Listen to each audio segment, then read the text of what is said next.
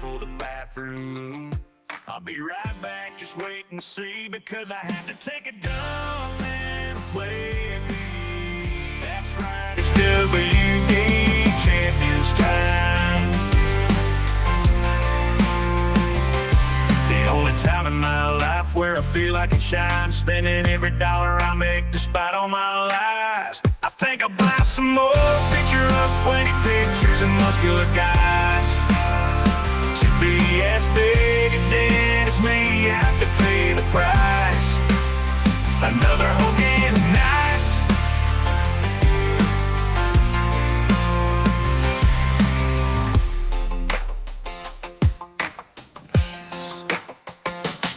I grab my phone, ignoring text from my wife, something about someone stealing a tire. She needs a ride.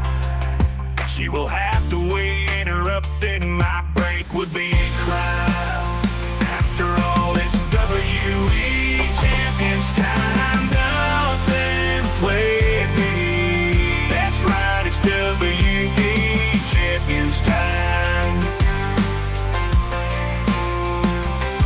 The only time in my life where I feel like I shine, spending every dollar I make despite all my lies. I think I'll buy some more picture of sweaty pictures and muscular guys. To be as big and dead as me, you have to pay the price. Another Hogan nice.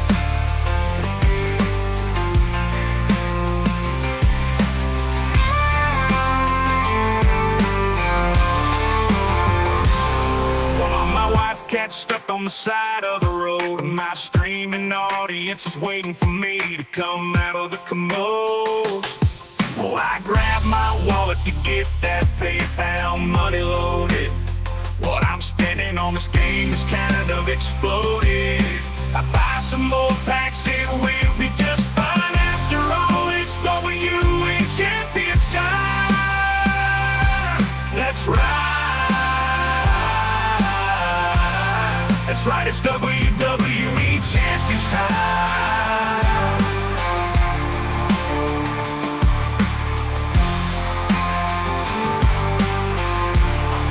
The only time in my life where I feel like I shine, spending every dollar I make despite all my lies. I think I'll buy some more pictures, sweaty pictures of muscular guys. To be as big again as me, you have to pay the price. Another Hogan nice.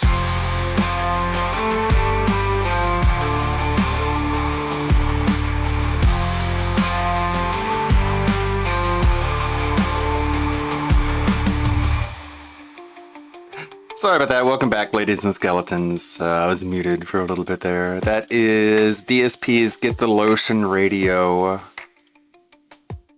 from... It is called WWE Champions Time. Sorry about that. I switched around my my setup, so I didn't have the mic plugged in. But anyways, let's move on. How you guys doing? Thank you for telling me I was muted. Anyways, I was up. I was up late last night. I got an email from Gundam. He let me know that he needed another video edited.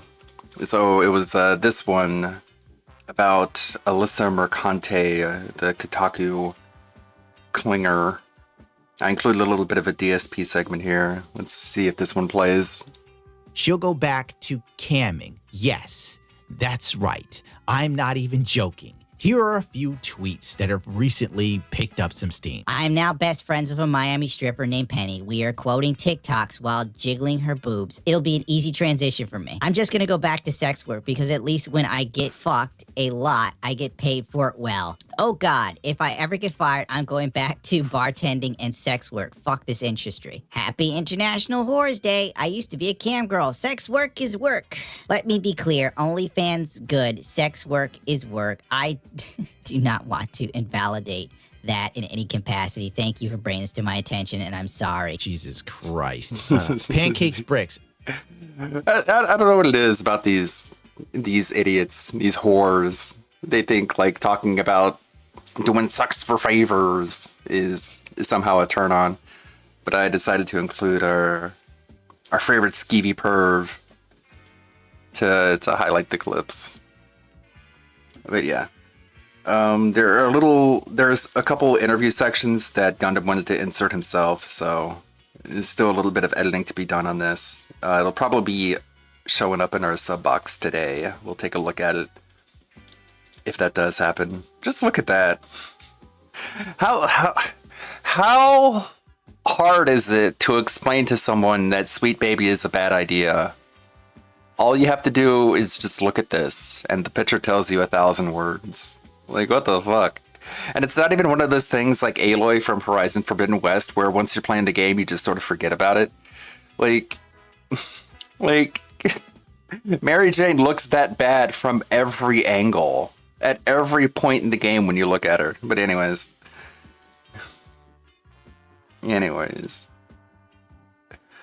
we'll see a little bit more of that later. DSP had quite a wild weekend.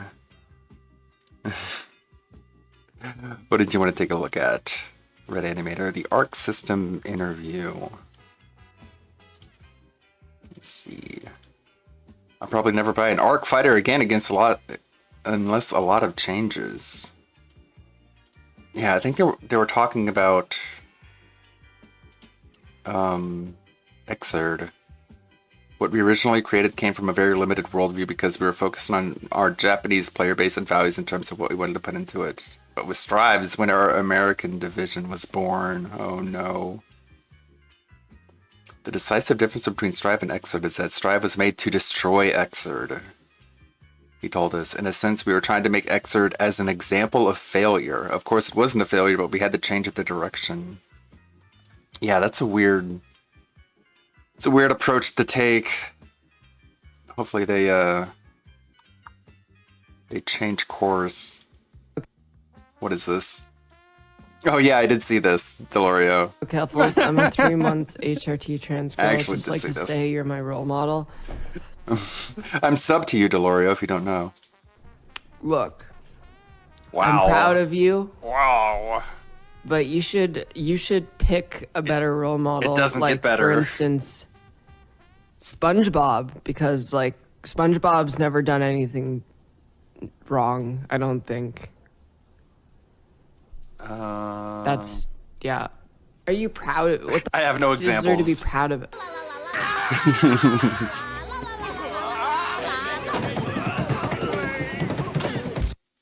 That'd be really funny if Keffels ever pulls a Bruce Jenner and gets in a car accident. That'd be very, very useful meme material. But yeah, thank you, Delorio. What is this tweet about? From Crit's Big Sausage. Oh no, yeah. Gundam. Yeah, I did see someone tweet this to Gundam when I was taking a quick small detour over to Twitter to look for material. You guys can see I got a hat on. It's the spring hat. I got 3 versions of it. I got the man, I love how Windows just decides to resize windows just because you move them. Windows is so great. So I got the white and black one.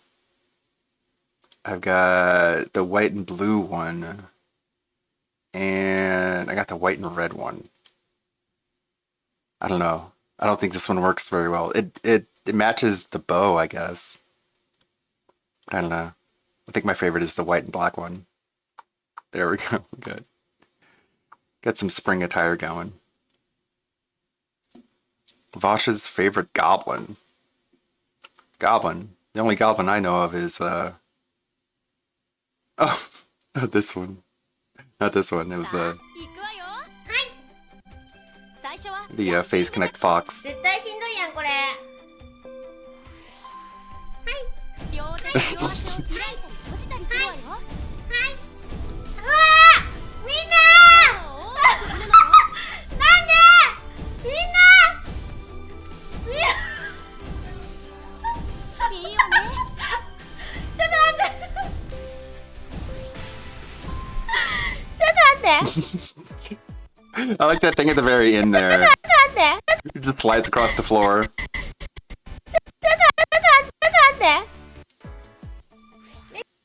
Yeah, that's pretty funny. Full body tracking failure. Failed pretty hard too. Just the whoa. It is pretty funny, yeah. So, what has DSP been up to aside from being a cuck?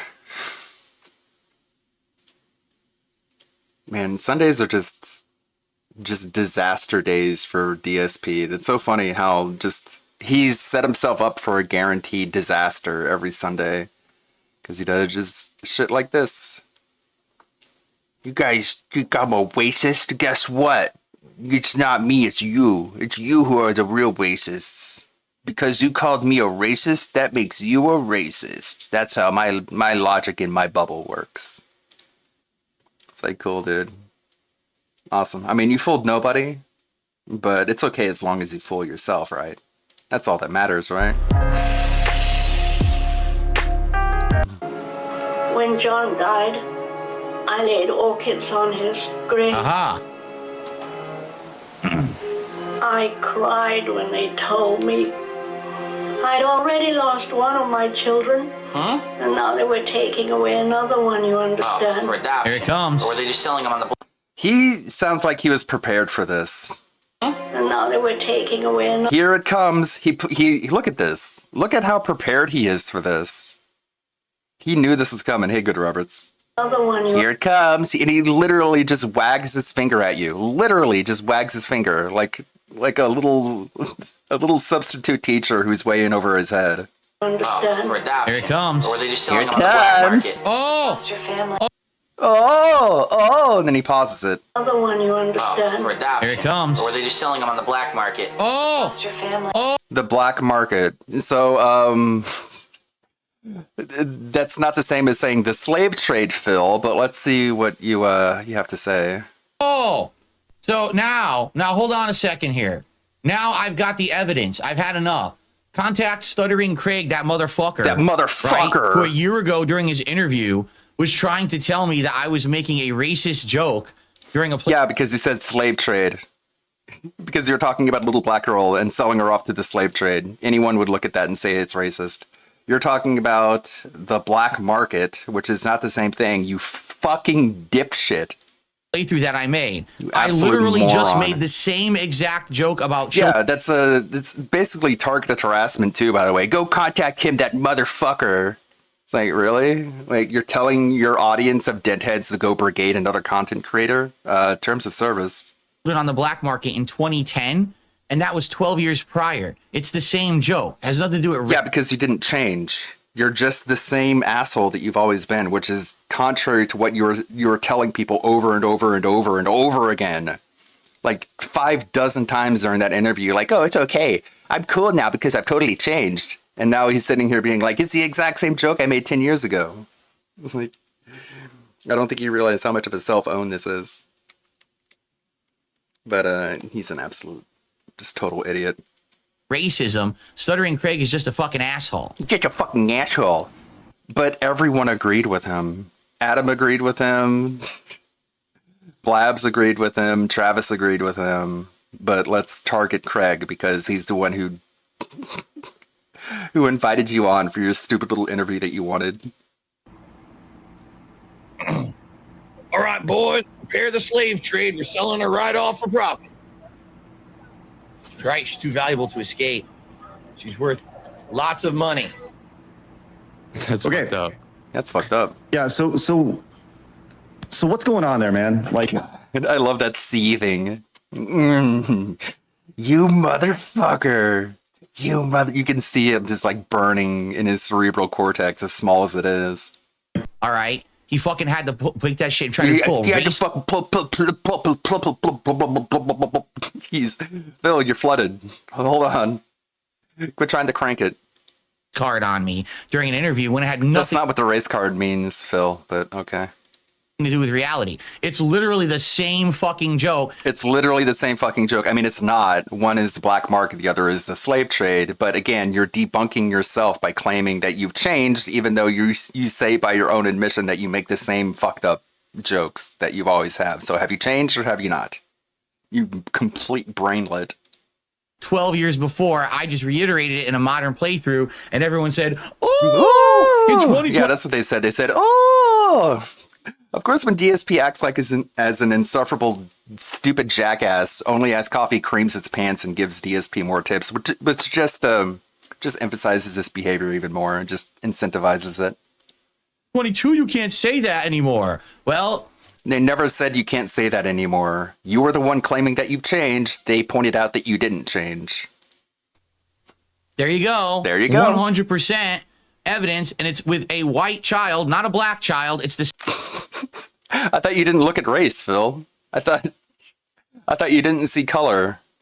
Same fucking joke that I made. It's the same joke, so in other words, you didn't change from back then, contrary to what you claimed during the interview, which was the entire point of them bringing up that clip, not that you weren't allowed to make that humor anymore. All right? So there you go. There's your fucking evidence. I've had enough of that bullshit. Dude, what a man. A year later, and he's still butt blasted. Just that gamer chair of his is just covered in blood from all the butt hurt. Man, what a man. What a manly man. Like, if you want to say that to his face, you can just contact Craig and invite yourself onto his stream. I'm sure he'll let you on for like 5 minutes and then boot you off for being an insufferable jackass. But if you want to say all this shit to his face, you can. Oh, you can't. You're a giant pussy. What was the name of the foster family that adopted you? You can call me an asshole. You can call me... Really? You can? So you can go into DSP's chat and you can say, "Hey, DSP, stop being an asshole," and you won't get banned immediately? Okay, sure. An e-beggar. So I can go into your chat room and say, "Hey, DSP, stop being an e-beggar," and I won't get banned immediately? Oh, okay, sure. Okay, you don't like me. Got it. You think I'm a scammer. Got it. You think I'm a scumbag. Got it. You think I'm the worst gamer on the planet. Got it. All right. You can call me... People who say that kind of thing, like Boogie and Rich Review Tech, you can call me a fat ass, you can call me a bastard, you can call me a hypocrite. Usually they're saying that because they want to divert attention away from calling them something even more unspeakable, which is probably something along the lines of a pedophile. Especially in the case of you know who. Irreverent, you could say that I've said awful things over the years, but the one thing you can never accuse me of is racism, because I've never... what about all the racism that you did? Never been racist ever in my life. Except for all the clips of you being racist and you getting banned off of several websites, not just one, for racist comments, including "Hello Jew, turn the ovens on." Houses. So they were only staying there for a limited period of time anyway before they went to Puerto Vallarta or Puerto Locos Tacos. Nachos, Doritos. It's so funny. Hilarious. Cheeky Chang, Charlie Chan. Man, that's so funny. See, I used to do comedy like this all the time, and it was all right. Now I do it and people get... No, people complained, including the people who were sitting next to you on the couch, like John Rambo and Howard. They were like, "Dude, that's fucked up." And if anyone said it in the comments, you just ban them. So you just sanitize the discussion, and then you claim that nobody complained. Get offended. Here we go. Oh my God! Help! He's a foreign barker, and he's black. For the record, I absolutely had no clue that joke about child trafficking was in this playthrough.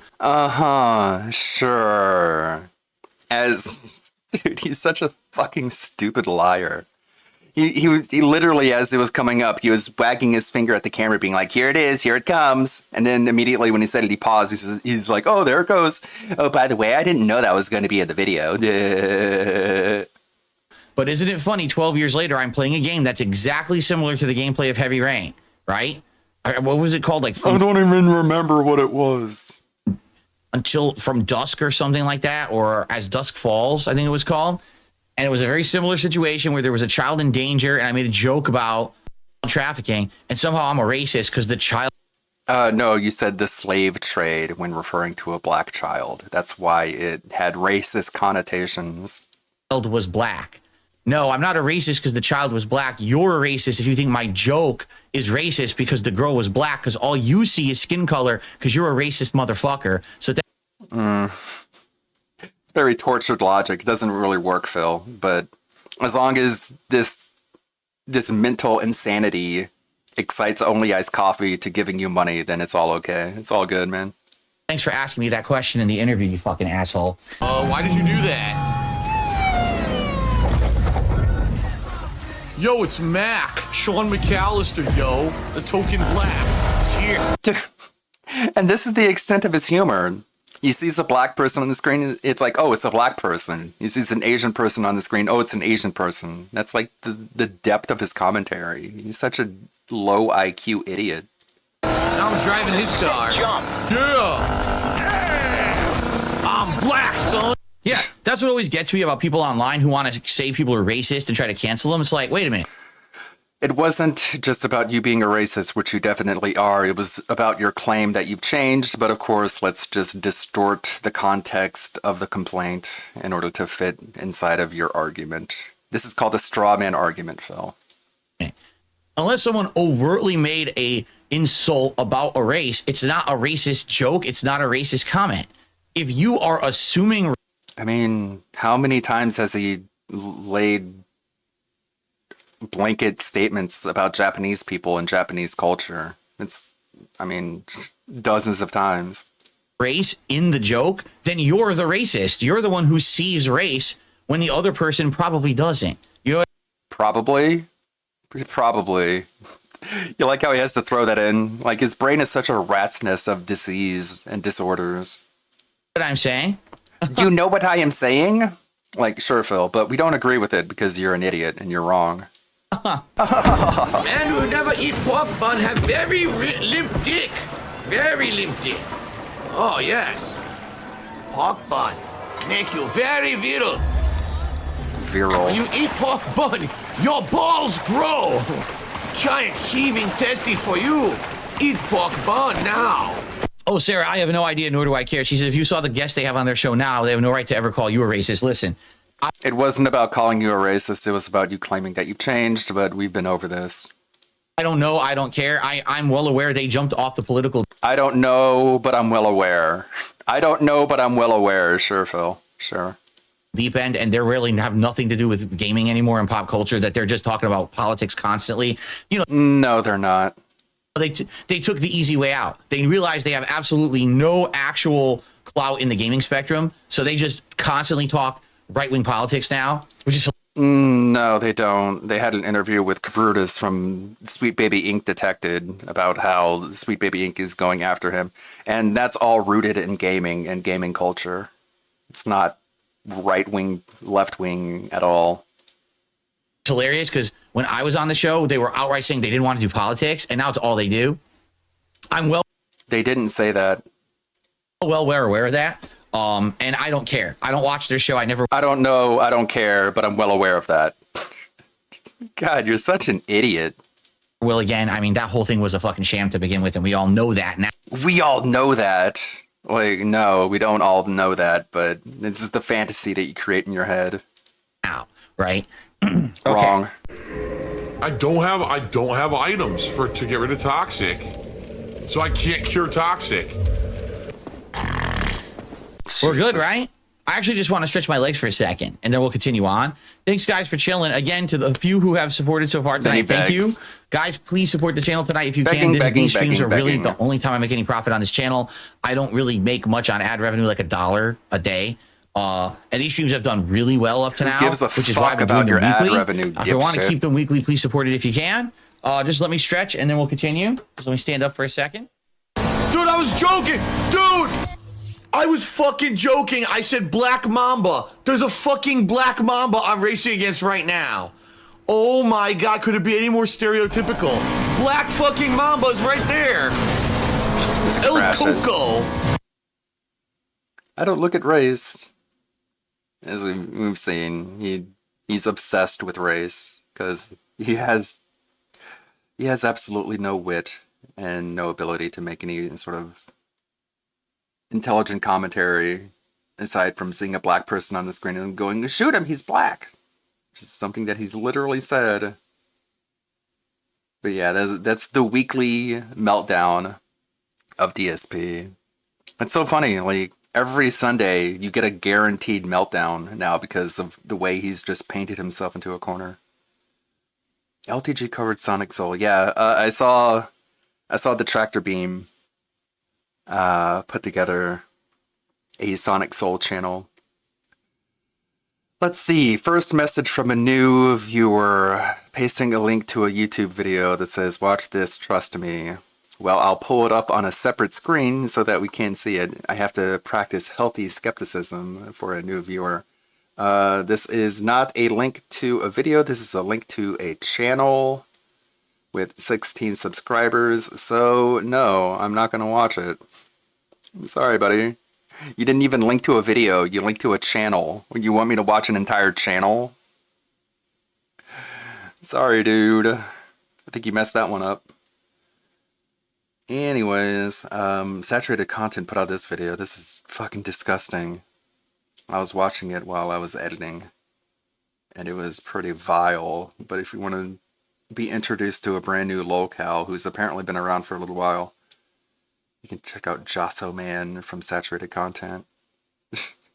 Oh, there you go. You linked to a video. You boy. Let's see here. You figured it out, man. David's Weird Dream. 3 minutes, 39 seconds. No. These people look like school shooters.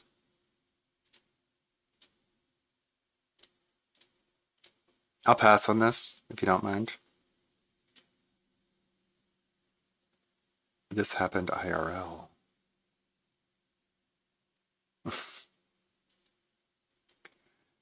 What is the Zoomer haircut of just shaving the sides of your head? Nah, trust me, you'll love it. I won't.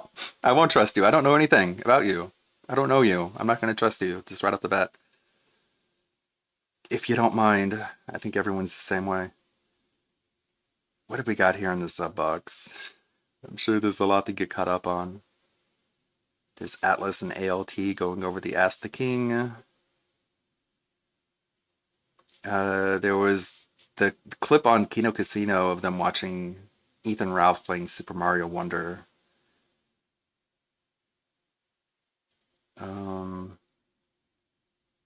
Rev, he's talking more about the Sweet Baby News. Our favorite anime VTuber. Sort of parallel stuff. I mean, it's kind of a more low effort version of what Gundam does. But look at those views. He really pumps them out quickly, doesn't he? Averaging 100 to 200,000 views. But he does them a lot quicker. A lot quicker production. Not better, not worse, I don't think. It's just different.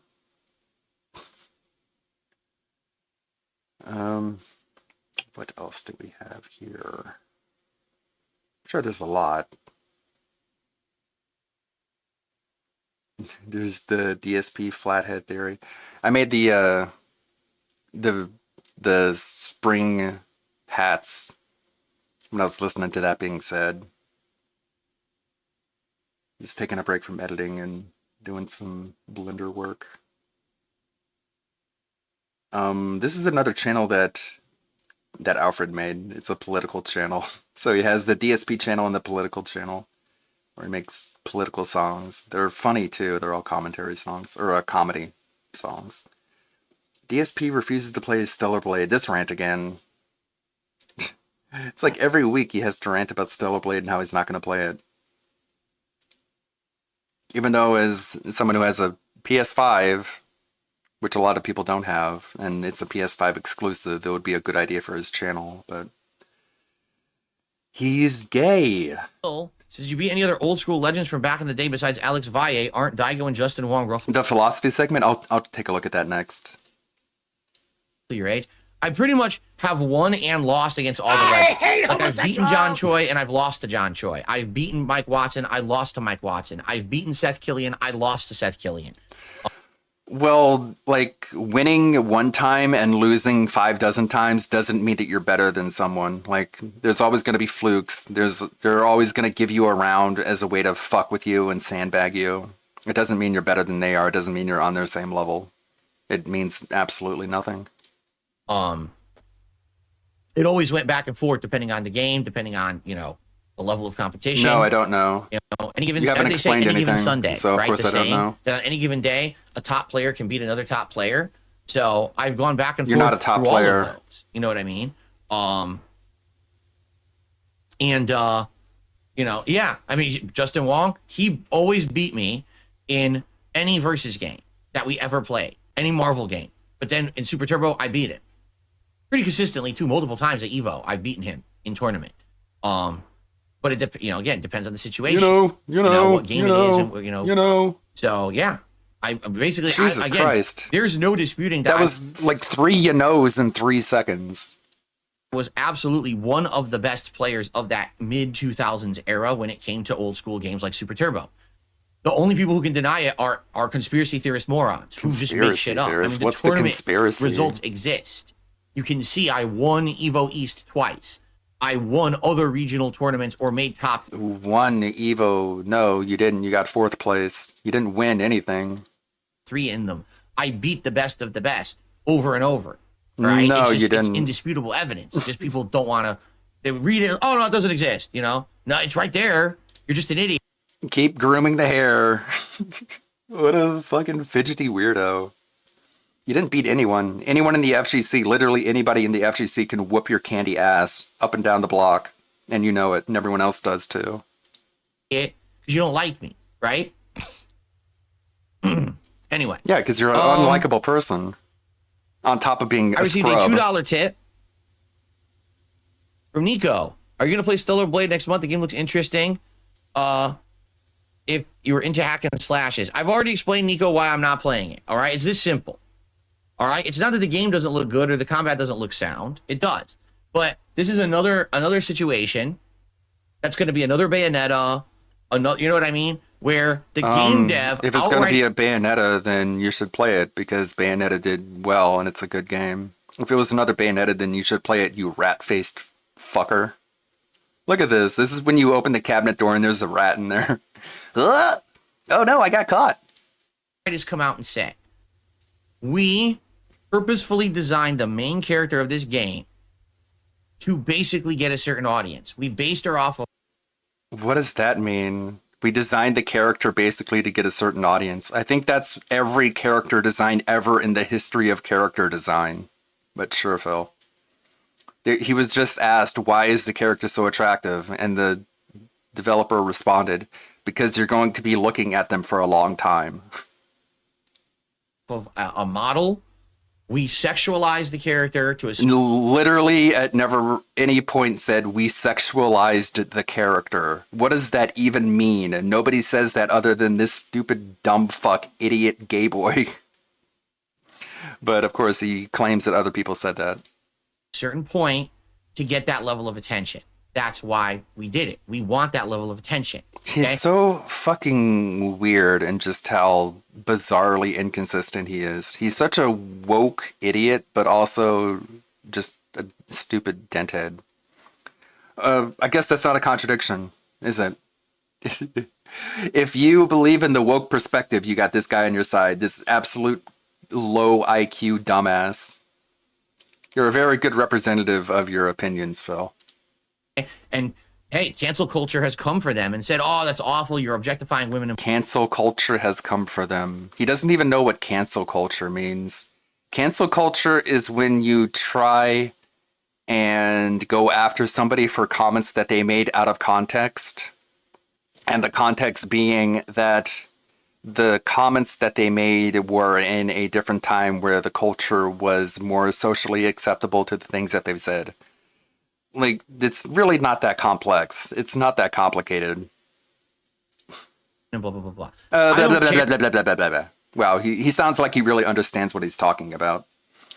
Wouldn't that be great if in the middle of my explanation, when I try and define terms and lay out the groundwork of my beliefs, I just stop in the middle of it and go blah, blah, blah, blah, blah, blah, blah, blah, blah. That makes me sound really, really smart and informed, doesn't it? Either way, but here's the thing. I know for a fact.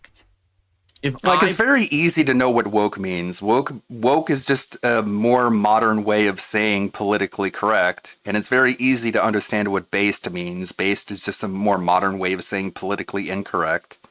And cancel culture is going after someone for comments that were made out of context, usually including a different time in which the culture was more acceptable of the things that they've said. I mean, it really isn't difficult. It's not hard to understand. You're able to rationalize these things in your brain just automatically, even without realizing it, I'm sure. And articulating it just takes a little bit more effort. But anyways, blah, blah, blah, blah, blah, blah, blah, blah, blah. Play Stellar Blade. 99% of the time I'm playing the game, the chat will be talking about sexual stuff about the character. 99 fucking percent. I don't know, but I guess if you hate your chat that much, then you don't like them and you don't like the things that they say. If they just say, wow, she's hot. Again, like my theory is that DSP just doesn't like anything getting more attention than he does. Like if someone in chat says, wow, this main character is hot, DSP looks at that and reads it and is like, they're not talking about me. They should be talking about me. They should be saying that I'm hot. It's so bizarre. He's weirdly jealous and hateful and spiteful towards women. I'm sure if DSP was a member of a different generation, things would have gone very differently for him. It'll just be comment after comment after fucking comment after comment. Well, this is your chat, Phil. This is the interactive chat that you've cultivated. These are the people that you say you love interacting with, but at the same time you hate them because of their sensibilities and the things that they enjoy. All right? All right. I don't want to have a stream that's 99% that shit. All right? Well, the chat isn't even on the screen.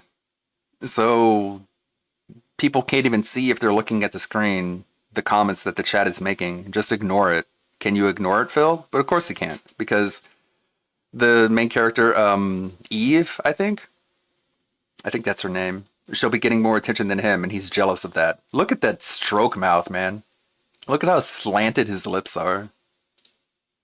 And the thing is, I don't know if I can even try to control it, because that's how they designed the game. Like, they purposefully designed the game that way. So did Yoko Taro for Nier Automata. He said basically the same thing. Why is 2B so attractive? He said, because I like attractive women. And that's the same design philosophy behind Stellar Blade. So why put myself into the position where that's just... Because if you're playing the game, you make money, and that's why. But that's so bizarre. He'll leave all that money on the table in order to alleviate his bruised and shattered ego. It's going to be the entirety of the playthrough, right? Wrong. When that's not the content that I want to put out there. Like, people will get over it. Like, they'll say that she's hot at the beginning, but eventually you get desensitized, and it's more a game about fighting and combat and gameplay. This were 15 years ago, and this were old. And then a cutscene will happen that'll remind you, and then you'll go back to the game normally. Like, this is how it works, Phil. I don't know if you realize this. DSP, who constantly made over-the-top sexual comments on his commentary all the time, that would... And that's another aspect of it. He wants you to think that he's changed by not playing games with attractive people in it, because he's trying to pivot away from like examples like Mass Effect, where he was talking about motorboating Miranda. Fit that. I'm not that person anymore. This is how much I've changed. I don't even play games with good-looking people in them. It's like, this is a very common symptom of autism, is an inability to find a balance between two different extremes. Long time I've been changed. I don't do that shit. Trust me, I know all about it. And you know, people will just be making the entire playthrough about that, right? Wrong. So I'm not going to put myself into that position to have that level of stuff on my streams. This is my business, not just my hobby. I can't have my business completely slapped in the face. Is my 2D avatar working?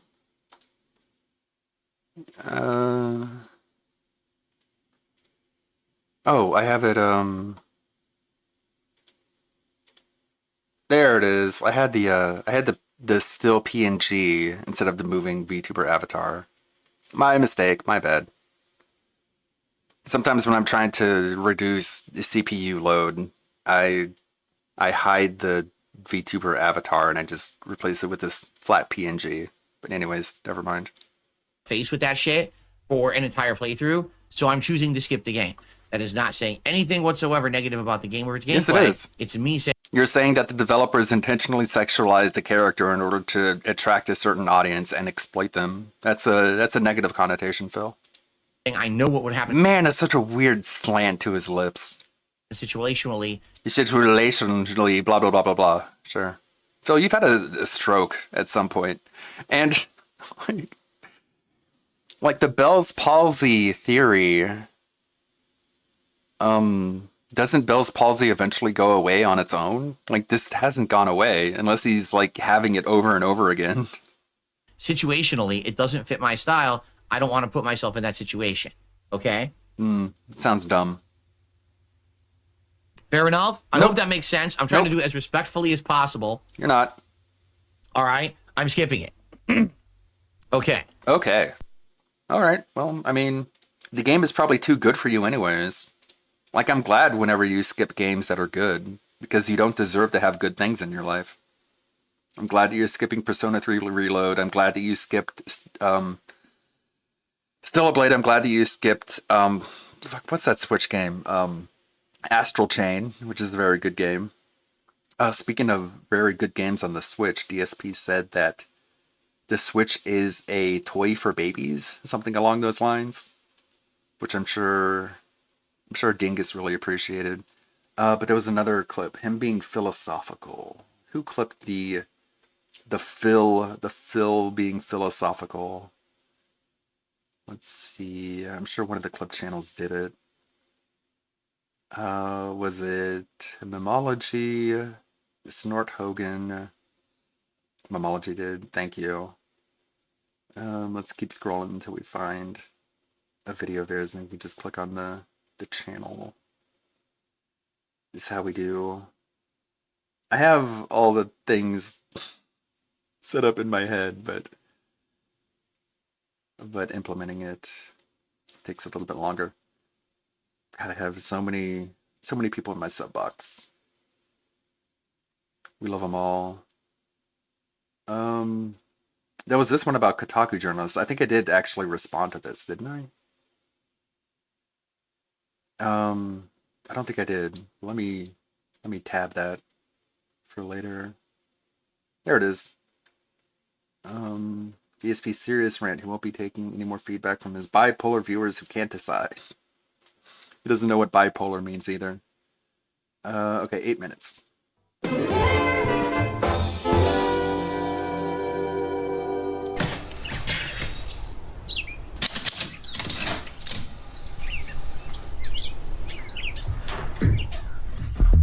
How long is this video? Spirited Man. 10 minutes? Well, we'll see. I don't know. Let's see what the subject matter is.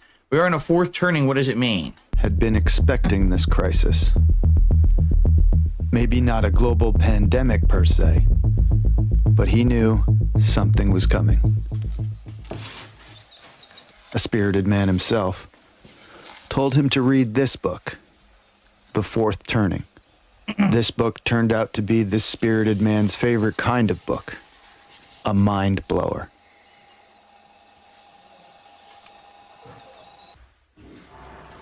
A book about how and when history repeats itself. Exactly.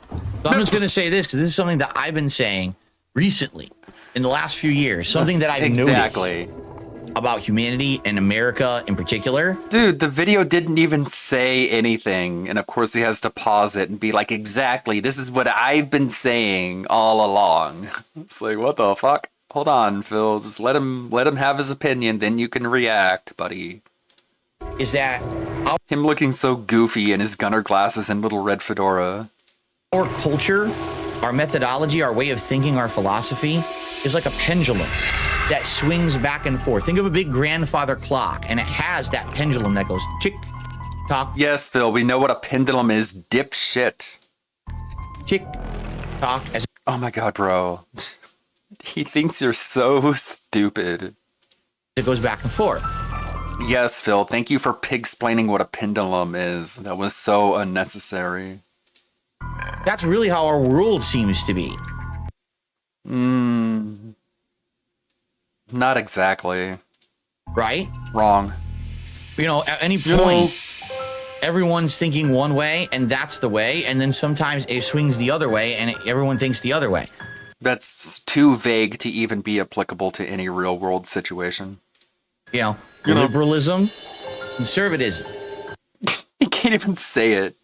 Liberalism, conservatism. And everyone thinks the other way. You know, liberalism, conservatism. Conservatism. No, Phil, that's not how it works. You're talking about like presidential cycles, which has a much simpler explanation for why we swap between Republicans and Democrats. And the fact is that doesn't really affect the zeitgeist of the nation. The man in the White House does not dictate the political and emotional thinking of the citizens of the country. The citizens of the country in every country, by and large, don't even agree with their federal leadership. Liberalism, conservatism. Conservatism. Right, this is what's popular today. Oh, not anymore, because now we're so tired of it. We get, it swings back this way, Well, and now we go over here and we hit the other extreme. And then this extreme, and then the other extreme. And I've totally seen this happen over and over. Wow, he's so wise. He's so learned. At 41 years old, he's seen it all, man. Even though he has no friends and doesn't go outside. In my life, and hasn't had a job in 15 years. Lifetime. I mean, just in my 42 years on this planet, I've seen. It's an unlived life, Phil. You haven't done anything. You have no knowledge. You have no experience. And every single day we're reminded of that during your Q&A segments where people ask you questions and you're just like, I don't know. Seen opinions change. I've seen culture. You have no experience. He has nothing to talk about. How's it going, Mexicano? Change. When I started on YouTube, it was all about being as extreme as you possibly could, as offensive as you. I mean, there are corners of YouTube that are exactly like that today as well. Possibly could. Look at all these IRL streamers. We didn't have IRL streamers back then. Then all of a sudden this woke culture hit and it was like everyone cancel everyone for doing everything, right? Wrong. Again. Political correctness has existed throughout history. Wokeness is just another flavor of that. It's basically synonymous. Like, it's the same thing. Now you're starting to see those old trends come back. When I started on YouTube, it was 10-minute videos. Rush through a 10-minute videos. That's his idea of the cultural pendulum swinging. 10-minute videos, which was entirely dictated by the ad placement of YouTube. It had nothing to do with any sort of cultural zeitgeist. But sure, Phil, that's you can always tell when someone is talking about a topic and the first example that they bring to bolster their point is the one that's most important to them. Otherwise, it wouldn't be the first example that they bring up. Video game, finish as quickly as possible.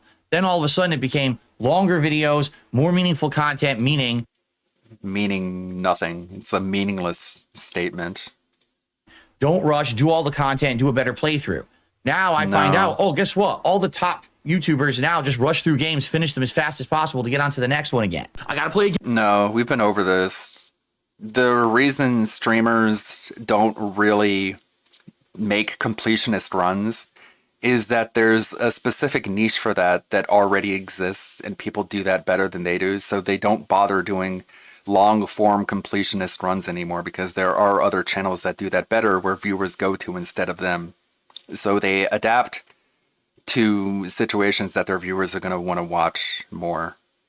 And it's not even really true in that case. Like the streamer and edited video separation is not really that big of a change. I mean, it is new, but you still see it all the time. You see streamers play a game on stream, and then they have an editor who edits it down into something that's easily more digestible in a YouTube video. Like, that's just best practices, and it doesn't represent a cultural shift at all. Like, Phillian, who is a VTuber, she hosted the VTuber Awards. She recently did an entire run of Dark Souls, like a heavily modded Dark Souls, where she was her VTuber model was replaced as the main character in Dark Souls. And I was watching a little bit of the edited video of that, and you can see it's like very, very heavily edited down from the original stream that she did. Game, okay, gotta play this game, gotta rush through it, finish it so I can get to the next game. Let's play the next game, gameplay, get those gameplay videos out, gameplay videos. Like, wait, but that's what I did 15 years ago, and you all told me that was terrible change, so I did. The reason they told you that was terrible is because the sub boxes were being flooded by 15 videos a day of 10-minute long chunks that were really not that entertaining or even curated at all. Has nothing to do with the culture again. I'm sure I'm going to be saying that a lot. And now you're saying it's popular again. Tough shit. That's what I mean. In life, everything just seems to be swinging back and forth. This is what he thinks a cultural pendulum represents. 10-minute videos between hour-long videos. That's his idea of a cultural zeitgeist. Oh my fucking god. This guy has no political or cultural perspective whatsoever. Way, one side, the other side. Sure. One extreme, the other extreme. Sure, buddy. So let's see. If it was an extreme, then we'd be talking about the difference between like minute-long videos and hour-long videos, not the difference between 10-minute videos and 40-minute videos. If that's what this is about or not. Let's see if this is what this is about or not. Yeah, that's it. That's what it's going to be about. You're going to unpause it, and the guy's going to be talking about how people used to make 10-minute long YouTube videos. Now they can be 40, 50, even an hour long sometimes. Yeah, that's what he's going to be talking about, Phil. You're such a fucking dipshit. And this is what the book said. History repeats itself in 80... Yep, exactly. That's what I said. Yep, the guy agrees with me. I mean, I'm basically a philosopher because me and him, we're on the same page. year blocks called Saculum. Great movies, great music. This is when the first Macintosh computer came out. The Awakening is a time of increasing individualism. This second turning, this awakening, ended with the re-election of Ronald Reagan in 1984. You know what, though? I hate to say it. Let's take a look at this. WW2 victory. I don't know why I said it that way. 1946 to 1964, rock and roll TV space program, Jets, Corvette, Mustang, Bikini. Awakening 64 to 84, Bob Dylan, Beatles, LSD, Woodstock, Kubrick, Star Wars, computers. Unraveling 1984 to 08. You think this guy has a political bent? I don't know. He's calling the election of Ronald Reagan the Great Unraveling. I don't know. He might be a big lefty. Berlin Wall, Cobain, ODB, Old Dirty Bastard, NWA, PELA riots, OJ. Gee, I wonder what all that has in common with each other. 9/11, Gulf War, Afghanistan. Because you could see it different ways. He's saying the high was that time, but then there was awakening when there was social justice and everything, changed. No. But at the same time, you can argue that they didn't have social justice in the early 1980s. What are you talking about? Awakening is what ended the high. That the stability of that first turning, right, was rattled when there was the awakening that shook everything up and changed the idea of that should be stability. That this what the fuck is he talking about? Dude's just rambling. Stability's no good. We want to change this, right? No. And do all these different things. Nah. Okay, what's the unraveling? Things get messy during the third turning. According to him, I'm Gen X. What's funny about that is I always... Holy moly. Thought I was... No, Phil. You're a millennial. Gen X? But everyone said then, no, you're not. You're a millennial. I'm like, how am I a millennial? I'm born in the 1980s. Right. It's about when you attained cultural awareness. It has less to do with the year that you were born and more about the year when you reach intellectual independence. Right? Like, I graduated from high school in the year 2000. Does that make me a millennial? I thought millennials were people who were born around the millennium. No. But I don't know. I don't know. Of course he doesn't know. He's very sure about it, but he doesn't know it. I feel like I've fallen into any of these generational groups at all. So this is a great video, but I don't think I fall under any of these generational groups at all. Is that what he said? Any of these around the millennium. But I don't know. I never felt like I've fallen into any of these generational groups at all. That's because you're completely out of touch. Imagine DSP trying to have a conversation with other people of his age range who are in their 40s. how different that conversation would be, the things that they would talk about, and the way that they would talk about them. Just imagine. So, this is a great video, but it's heavy, and we've watched half of it, and already people in the chat are bored. So what I'll say is, we'll like DSP and Nick Rekieta are the same age. Let that sink in. We'll end it here. If ever we get deep into philosophy or politics or whatever. What the fuck?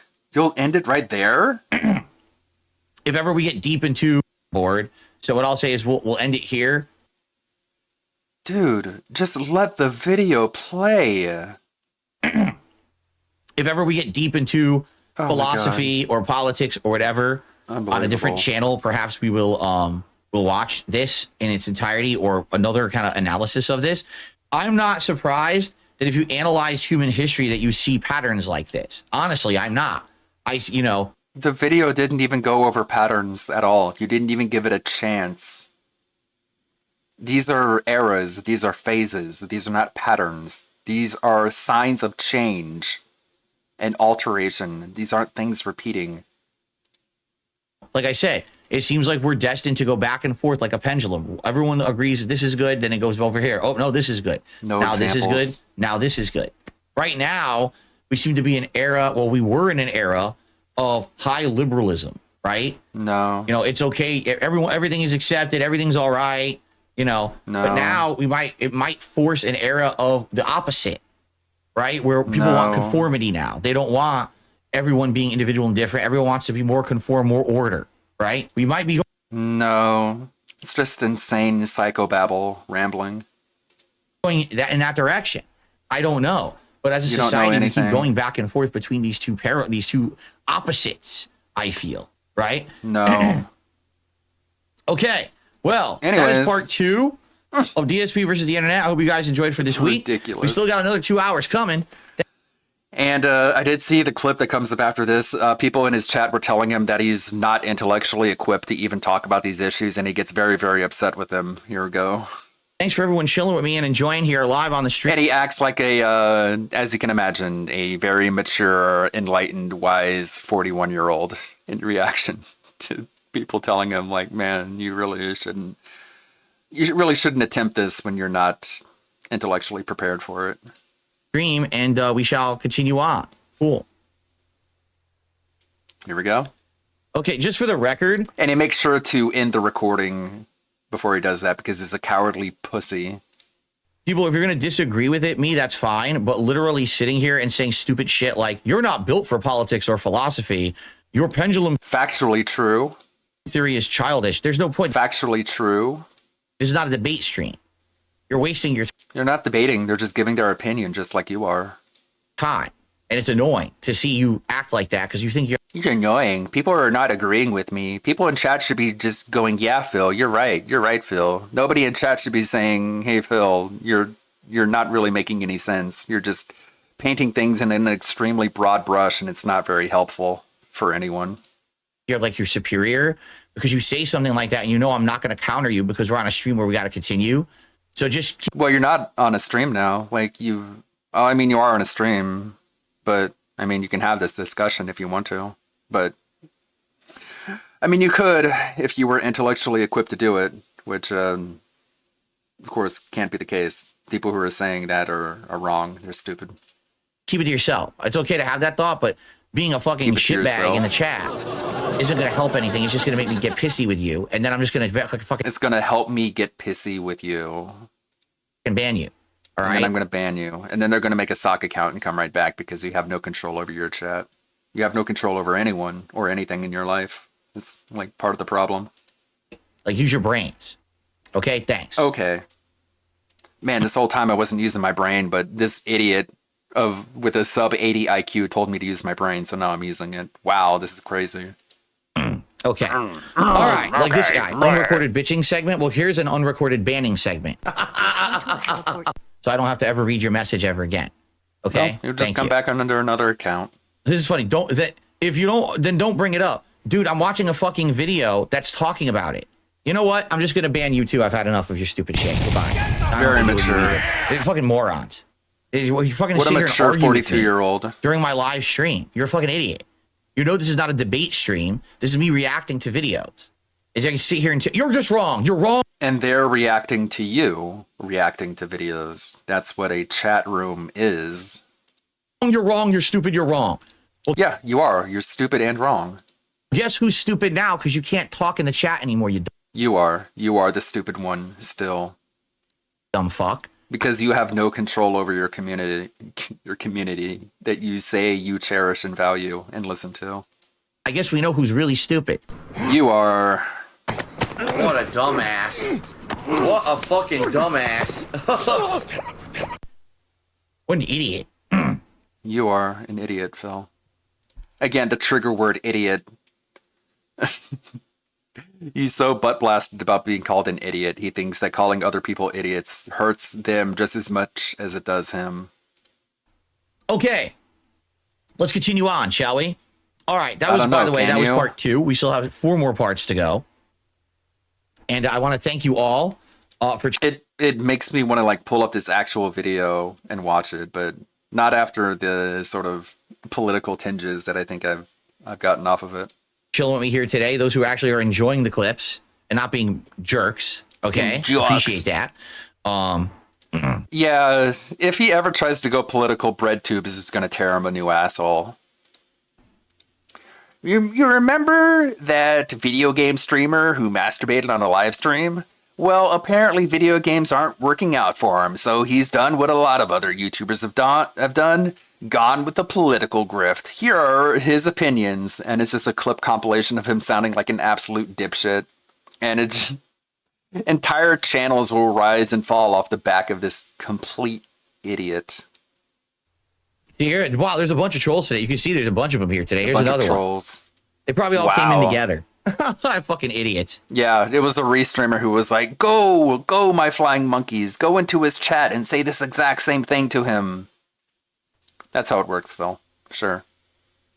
Yeah, look. It's not like you're begging for the attention that you feel like you deserve. And once you get that attention, you're intellectually unequipped to handle the attention that you beg for and you think you're entitled to. And look, Eternal Napalm just got one too. Yeah. They were all just sitting here being morons. Morons and idiots. We're going to go on Phil's reaction. We're going to debate everything he says because we know that he can't counter it because he has to move on because it's a clip show. I mean, you set your own schedule. You can respond to anything you want to. You can even, like, set aside dedicated segments on your stupid little podcast to react to anything you want to, but sure. I mean, if you don't have the time to actually engage with your audience, maybe this is a bad business model. Right? It's not a debate show. You fucking morons. Okay. Morons. Thank you for watching, everyone. You're stupid. We are I'm not almost, stupid, I would say we're almost done. Banned. Gone. Forever. Again, this is what he guarantees every single Sunday. It's so crazy. And he had a suggestion box segment as well, which just turned out exactly as they always do. He goes into it with the mindset that any suggestion that people make towards him is an attack to his ego because it's all just them denying what he believes, which is that what he's doing is perfect. So if you give him a suggestion, what you're actually telling him in his mind is that what he's doing is not perfect already, because otherwise he wouldn't be giving him any suggestions. And like any narcissist, you have to approach them not as any sort of rational, logical human being, but you have to approach them as if they believe that they're perfect. So any suggestion in any direction is an attack. What a narcissist. DSP Year in Review, Part 10, October 2023. This might be an interesting watch. What about the Kotaku journals? Since I've been editing a handful of videos lately on this very subject about Kotaku and their journalism, and I've also been learning a lot. That's the thing about editing these Gundam videos, is that they're an educational experience for me as well. Because when I look for visual elements to coincide along, to coincide along with the, come on, YouTube, come on, quit. I just clicked on a link, okay? You can go ahead and pull up the video. It really doesn't take you this long at all. Unless you're throttling my connection because you know that I have an ad blocker on. That could be it. That could very well be it. I'm gonna...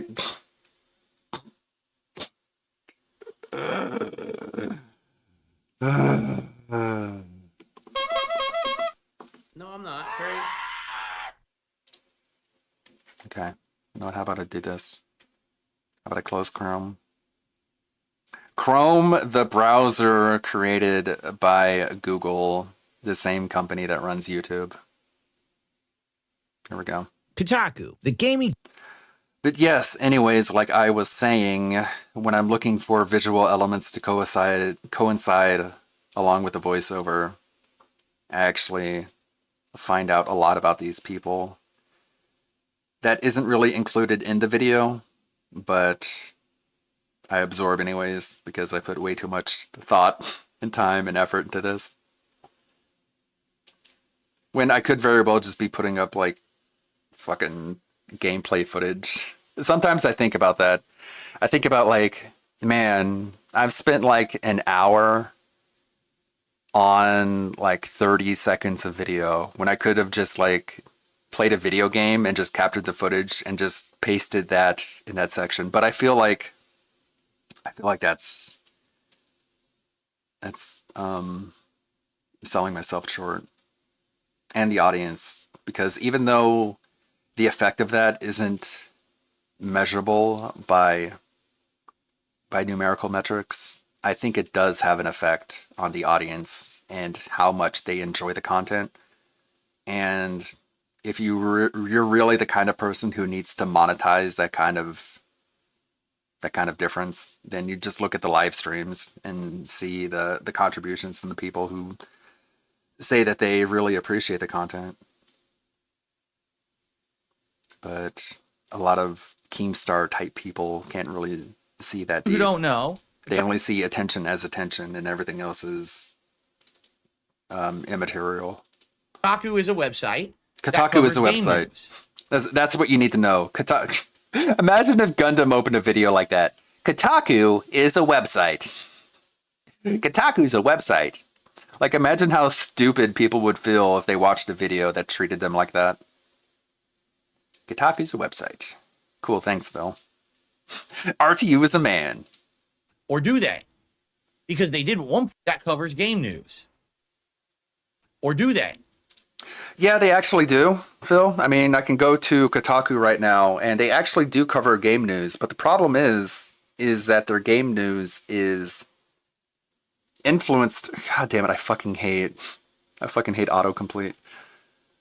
I just try and type a fucking address in the URL bar, and it's so eager to put in whatever it wants to. But see, this is GTA 6 news, this is Pokemon news, this is Final Fantasy news, Stardew Valley, Dragon's Dogma, Baldur's Gate. This is all video game news, Phil. I mean, it's not very good video game news if you want to overanalyze it. But this is Kotaku, this is video game news. And there's our lady, Jen Glenn. Miss Crazy Eyes. You know, something interesting, Princess Peach, the Princess Peach game was directed by the same person as Goemon Mystical Ninja on the N64, which is a very good game. If you played it, you know what I'm talking about. But that makes me see the Princess Peach game in a whole new light. It makes me think it might actually be a worthwhile game to play and not just like a Princess Peach tie-in. Because they did at one point, and then in the last couple of years, Kotaku has flipped to become an incredibly ridiculous leftist-leaning journalistic site that really politicizes things in gaming and also literally says some of the dumbest takes ever in gaming just for clickbait. Like, they'll have articles that are just so dumb. Like, the thing is that they're very subversive about it, Phil. I don't know if you realize this, but the way subversion works is you present positions that are unobjectionable, that are very easy to agree with, and then you very subtly, in a very sinister way, sprinkle in political slants and present them alongside the normal takes. And what that does is it makes people think that the political takes are equivalent to the normal takes. That's how subversion works. And it's very subtle, it's very sinister, and once you realize it's the case, you can't really unsee it. That's what it means to be red-pilled. It's the analogy with the Matrix. Once you're inside the Matrix, you don't know you're inside of it, but once you realize you're in the Matrix, then you see it all around you. It kind of sucks. But what would you rather do? Take the blue pill and go back to sleep? You know, you're like, this is a joke. This is like The Onion writing this article, right? This is a parody. Funny enough, The Onion and Kotaku are owned by the same parent company. Another factoid that I learned.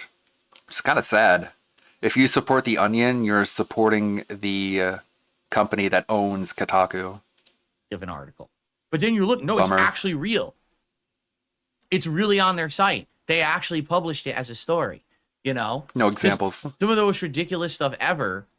And a lot of people will say, like, they'll try to make an issue out of something, and then literally everyone else on the planet will read the article and be like, that's not an issue. Why did they even publish this? It's a joke. So no examples. I can give you an example. One actually written by Alyssa Mercante, which is the subject, the primary subject of the video, of this video. There was one article here, which is pretty funny, actually, if I can find it. It has literally nothing to do with what Gundam is saying. Oh, well, I guess it is a little bit to do with it. Your buddy Twist in the wind from the sideline. Oh wait, this is the video before that. This is the newer one. I was looking at the wrong video. With the recent events of this is the one that has yet to be published. It's the part where he says that Kotaku is not sending their best and brightest. And the article that I put up on the screen emphasizes that. Check out this. Check this out. No, wait, you can't see. Oh, God damn it. I have the wrong screen up. There it is. It had the same screen the whole time. I apologize. God damn it. Fuck. Anyways, moving on positively. Check this out. Ah. Thank you, I deserve that. But yeah, this is a real article published on Kotaku, written by Alyssa Mercante. I thought this Final Fantasy VII character had big goat ears for decades. Cool. Good for you, I guess. I mean, that's embarrassing. Like, this isn't really something that you want to admit to the internet because of how embarrassing it is. Not only that, but who cares? Why is this video game news? Why did you write about this instead of video games that came out? Yeah, this is the Kingdom Hearts version of Aerith. You can see it's one of the tags. You got Final Fantasy and Kingdom Hearts. And she does emphasize it's the character. But yeah, if you go to the article, she thought that Aerith had big goat ears in the original Final Fantasy VII. And then when Aerith showed up in Kingdom Hearts, she thought that this was the big goat ears. Yeah, you would assume it's a joke article. Or just like rage bait or something. But it's not really bait. This is the mentality that the writers at Kotaku, the 7 writers at Kotaku have. Just really stupid shit. And they think if they write stupid enough stuff that people give them ad revenue, even though the people who don't like the website are going to be watching it with ad block on and not be giving them revenue. But there's another one here. Another example. Welcome to 2024. This is pretty interesting. Another one that has nothing to do with what Gundam is talking about, but I decided to include it on the screen anyways. Reminder that this is how Kotaku's old mascot looked like. Kotaku had a mascot who was a sexy lady, which you wouldn't imagine nowadays because of people like this. Or she replies to this tweet again. Laughing my ass off. How are you gonna demonize sex work when your entire personality hinges on wanting to crank it to every chick in a video game? The math Hating on people for wanting to crank it to every chick in a video game. Keep that in mind. is not mathing. She thinks she's so fun. This is an article written by that same exact person. Harrison Ford is extremely hot. So what? You want to crank it to every man in a video game? So men finding females attractive in a video game is a bad thing, but you finding men in a video game attractive is a good thing, sure. Not hypocritical at all. See, if you wanted to talk about Kotaku, these are the kinds of research that you can put together, Phil, instead of just farting it out of your face. What's ended up happening is they went from being kind of a respected journalistic website to, for over the last Imagine if DSP took his own journalism seriously. 2 years or so, just the running joke of the internet. Like everyone says, oh, Kotaku again, another fucking stupid, overly left-leaning article, Overly complaining about left something, flipping. politicizing something, and you just know when you read their shit, it's exactly what it is. It's like a turd on a web page. Like there's Poo poo, caca, dookie. Caca, dooku, dookie, pee pee. That's all Phil can talk about. no reason to ever go there. Okay. No, I mean, this is the thing. Like, DSP doesn't understand that it isn't all that black and white. It's not the extremes, one way or another, like he loves to say. There are articles that are objective, but then you get articles that aren't. Like the guide section is very objective. It doesn't try to be subversive because you can't really present political opinions in an article that's telling people how to navigate a patch. You know what I mean? The best Loveless choices in Final Fantasy VII, how to complete a quest. Like, you can't really throw in your opinions whenever you're just trying to explain how to do a part in a video game. But that's the difference between news reporting and editorializing, which I don't think DSP even understands. I literally don't think he knows the difference between news reporting and editorializing.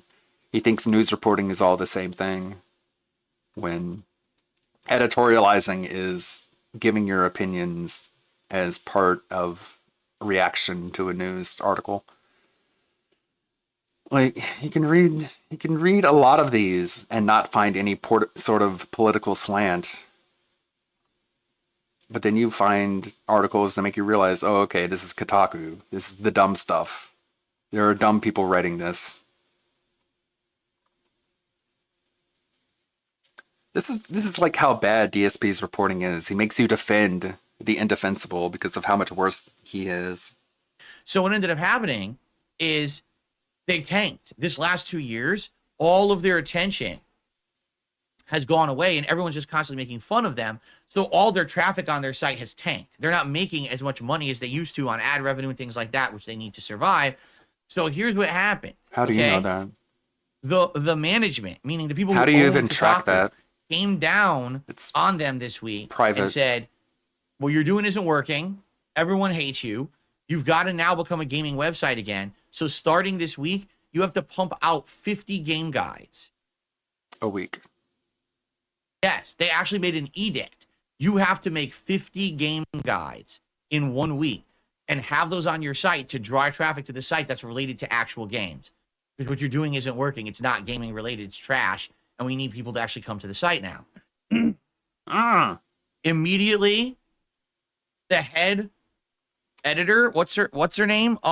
Jen Glennon.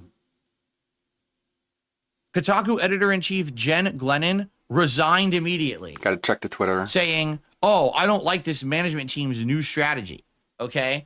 Now, there's basically two different schools of thought on this. Oh my God. Some people are basically saying that this is awful, and here's why. Here's one take. This is from a Nathan Grayson. He says, Geo Media, that's the name of the company that owns Kotaku, is effectively forcing Kotaku to pivot away from news. Lie, they weren't covering news. And Yes, demanding they that its were. staff of 7 writers will now churn out an impossible number of guides per week. That's not what writers signed up for and not why people visit Kotaku in the first place. This is straight up stupid and cruel. Okay? What's your opinion? And here's what one of the employees Okay, I guess we don't said get an opinion on that. on Twitter. You know what? Fuck it. Here's a small cup of tea. Management here doesn't even care about the quality of the guides we make. They want us to aggregate them from other sites like a literal content mill, and went on to basically said, we're just going to use AI to do it. We're not even going to do it ourselves. We're not going to work. We're going to go to AI and we're going to tell AI, make an aggregate review, and we're just going to put it on the site. An aggregate review? How is an aggregate review a guide? Do you understand the difference between a guide and a review, Phil? Do you even understand the words that are coming out of your mouth? So literally, an employee could talk. His brain is just on autopilot. You gotta wonder what else is going on in his brain when he can't even figure out the things that he's trying to articulate. Probably sweaty Russellman. That's probably what it is. He's just thinking about Hogan suplexing people as he puts his mouth on autopilot. Posted on Twitter saying, I'm just going to plagiarize. And they said this publicly. It's not plagiarism. I want you to think about this. This is supposed to be a major journalistic website that people go to for game news and trust them for true game news, outright admitting, I'm just going to plagiarize my work from here on out. They publicly ChatGTP is not plagiarism. said it. If that's plagiarism, then the human brain plagiarizes whenever they gather material from all around the internet and the world and condenses it into their own article. If everything is plagiarism, then nothing is plagiarism. I'm so funny. Anyway, I get the feeling this is it. I really believe what's happened is, here's the deal. At What one a point, take. Kotaku was a legit website about games. It was. I remember. I don't remember that.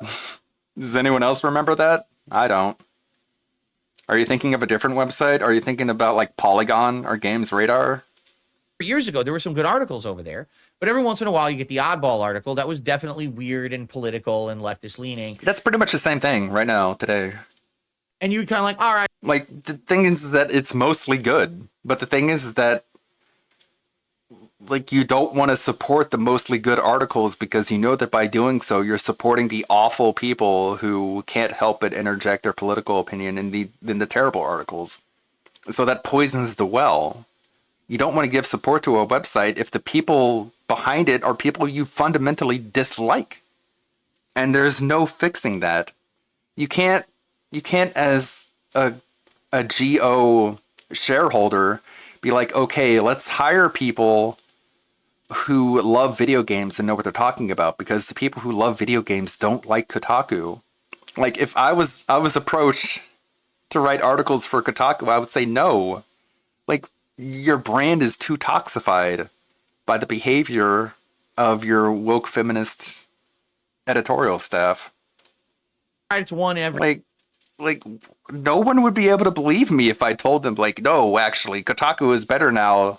They're hiring people like me who actually like video games. They'll be like, nah, I don't trust you. I'm like, that trust, you don't get it back easily. 320. So, all right, we'll let it pass or whatever. But then all of a sudden, groom the hair. They changed for the worse and became just a 100% schlock site. And as they became more and more schlocky, people just... It's not 100%. Like, god damn you, Phil, for making me defend Kotaku. Like, it's not 100% bad. Made them the running joke. It's a much more subtle and nuanced issue. And it's important to understand what that issue is if you're going to discuss what is wrong and how to fix it. Of games journalism. Oh, well, it's Kotaku's take. You know, here we go again, right? I don't know how they thought they were going to survive doing this. I almost feel like they thought they were like the rebels of gaming journalism, but they never bothered to ask if anyone wanted that content. And the answer is no one does. Like, literally, even leftist-leaning people. A very small proportion do, of extremists who exist mostly on Reddit anyways. And they get their gaming news from Reddit. And they just post Kotaku articles there. People summarize don't want to them. read Kotaku. And like always, they just read the headlines and don't actually read the articles, which is what DSP does when it comes to his Twitter news. Kotaku articles. You know what I mean? Like, no one's looking for this baity content. That's really what it is. It's always baiting a reaction, baiting some kind of a, a response so that they can get some more attention. DSP knows all about that. That's why he says, every 5 seconds, because he's just talking about himself. Like, you're explaining this ostensibly to people who are coming to this news unaware. You know, like how news reporting is. Imagine tuning into a news report and the anchorman can't stop saying every 5 seconds. It's like, how am I supposed to know? You're the one reporting the news. And then hopefully bring some more clicks, some more ad revenue to their site. So there's like, And I don't know how there's this politician in like, Wyoming, and he's like, oh, he has all these political views that are like, no one agrees with, what I mean? And then people are like, ugh, and these other people are like, bleh, you know what I'm saying? It's like not even the pure opinionators, like the Tucker Carlsons and the Sean Hannitys and the Bill O'Reillys talk like that, let alone the objective news reporters, which is what you're apparently reporting yourself to be. long they thought they were gonna last doing that, and I just find it hilarious that like I find it hilarious that like the editor like immediately quits when told you got to do gaming content now. Like yeah, that's a good point, Ryohan. So like he's interviewing Patrick Swayze. Like you remember in Roadhouse when you like beat up all those guys? Patrick Swayze's like, yeah. And Chris Farley's like, that was awesome. Yeah, okay. Cool. Oh, it's journalistic integrity. No. It's a gaming website. It always was. That's the inception of the site, was that it was going to be a gaming website. So if you took a job at a gaming website and you refused to actually write articles about the games out there, but instead all you did was make political schlock and no one likes it, there's no how political did you think this opinions was on going this. to proceed? Like, did you not understand that there's like cause and effect in life? Like, you don't make content people want. People move away from your site. It's not making money anymore. You know what I'm saying? Like, how did you think you would continue to your employment? You have to make money to get paid. And it's like they don't understand how business works. Maybe it's true. Wow. Maybe the people who write for Kotaku Phil went to a are business school. these He idiotic morons got who his went to these business fucking degree, so stupid he knows that you universities, gotta make where the they money. just get by, bare minimum, probably got C's and D's in their fucking classes, but still passed, and their rich mommies and daddies paid their way through the college, and now they think just because they have a degree, they're entitled to a job, so they think they're just gonna jump into some fucking cushy job where they could just fuck around and do whatever they want. And He's just talking about himself. It's like you have a whale who gives you like $100 a day to stroke your own ego and apparently let himself live vicariously through you. Like, you're a spoiled brat, Phil. not actually doing. You're not accountable, and you've sealed yourself off in your little bubble, and you just beg for money like a crackhead. Any work, and somehow magically for the rest of their life, money's just going to keep falling into their laps. Mm-hmm. That's not how life Oh my works. God. I hate to say it. Imagine being entitled. Imagine having an entitlement mindset. That seems like modern America seems to think that. That's not Projection. how life works, okay? A lot of times in life, you got to bust your ass. You actually have to work hard. You actually have to do things you don't like to earn a living. I know, because I did it for most of my life until I became a YouTuber, and now I got lucky enough to do what I love for a job. But the rest of everyone else... What is that? Like, I'm not even going to try and wrap my brain around what he said there. That's ridiculous. I bust my ass. Now I'm lucky I can do it for a job, and now I don't have to work anymore. But everyone else has to work. has to bust their fucking asses. I guess these people just grew up, pampered, probably I guess they grew up, spoiled. And now, I'm the lead editor. I'm angry now because we have to make game content again. Well, then fuck yourself. Good job. Good luck getting another job. Good job. Because Good in job getting job. integrity Good luck. is something in journalism. And if you don't want to have any integrity and you're putting out junk after junk after junk, who's going to hire you again? Right? They fail upwards. I certainly hope that, maybe you're going to go work at a florist or go work at a restaurant, serving tables or something, because no one's going to want you in the journalist. Dude, those people, God, he's so demeaning and degrading to service workers. It's so insulting. I certainly hope that, maybe you're going to go work at a florist or. Go work at a florist? Why is that the first example that you come up with? Go work at a florist. Selling flowers? What's wrong with that? Go work at a restaurant. Go work at a restaurant. Serving tables or something. Serving tables or something. Phil, everyone with a job is more dignified than you are. Literally everyone with a real job is a more productive member of society than you are. You're a parasite. You're a leech. You're a beggar. Something, because no one's going to want you in the journalistic world again after this job the way that you've behaved. And these people, can you imagine making that tweet on Twitter? I'm so upset that they want us to make these guides. I'm literally going to use AI, and just admitting publicly you're going to plagiarize your work from now on. I don't think he said that. I think if I did, I would have seen that. DSP is just making shit up. God, his face is just so floppy. I can't recreate that even if I tried. I can't like shake my head around that and have like the entire bottom 40% of my face move in a completely different direction. You know what I mean? Like, you know what I mean? Wow. But anyway, Kotaku's falling apart at the seams, and to say that most of the internet isn't happy about it would be a gross misstatement. People are basically going crazy about how they're happy about this. Now, here's the thing. I'm not happy about people losing their jobs. Yes, you are.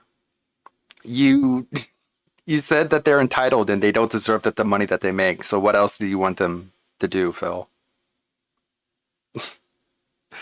He's got to hop back up on that fence and pretend like he's not dancing on the graves of people who lost their jobs because he thinks that they're better than they are and he thinks that he works harder than they do.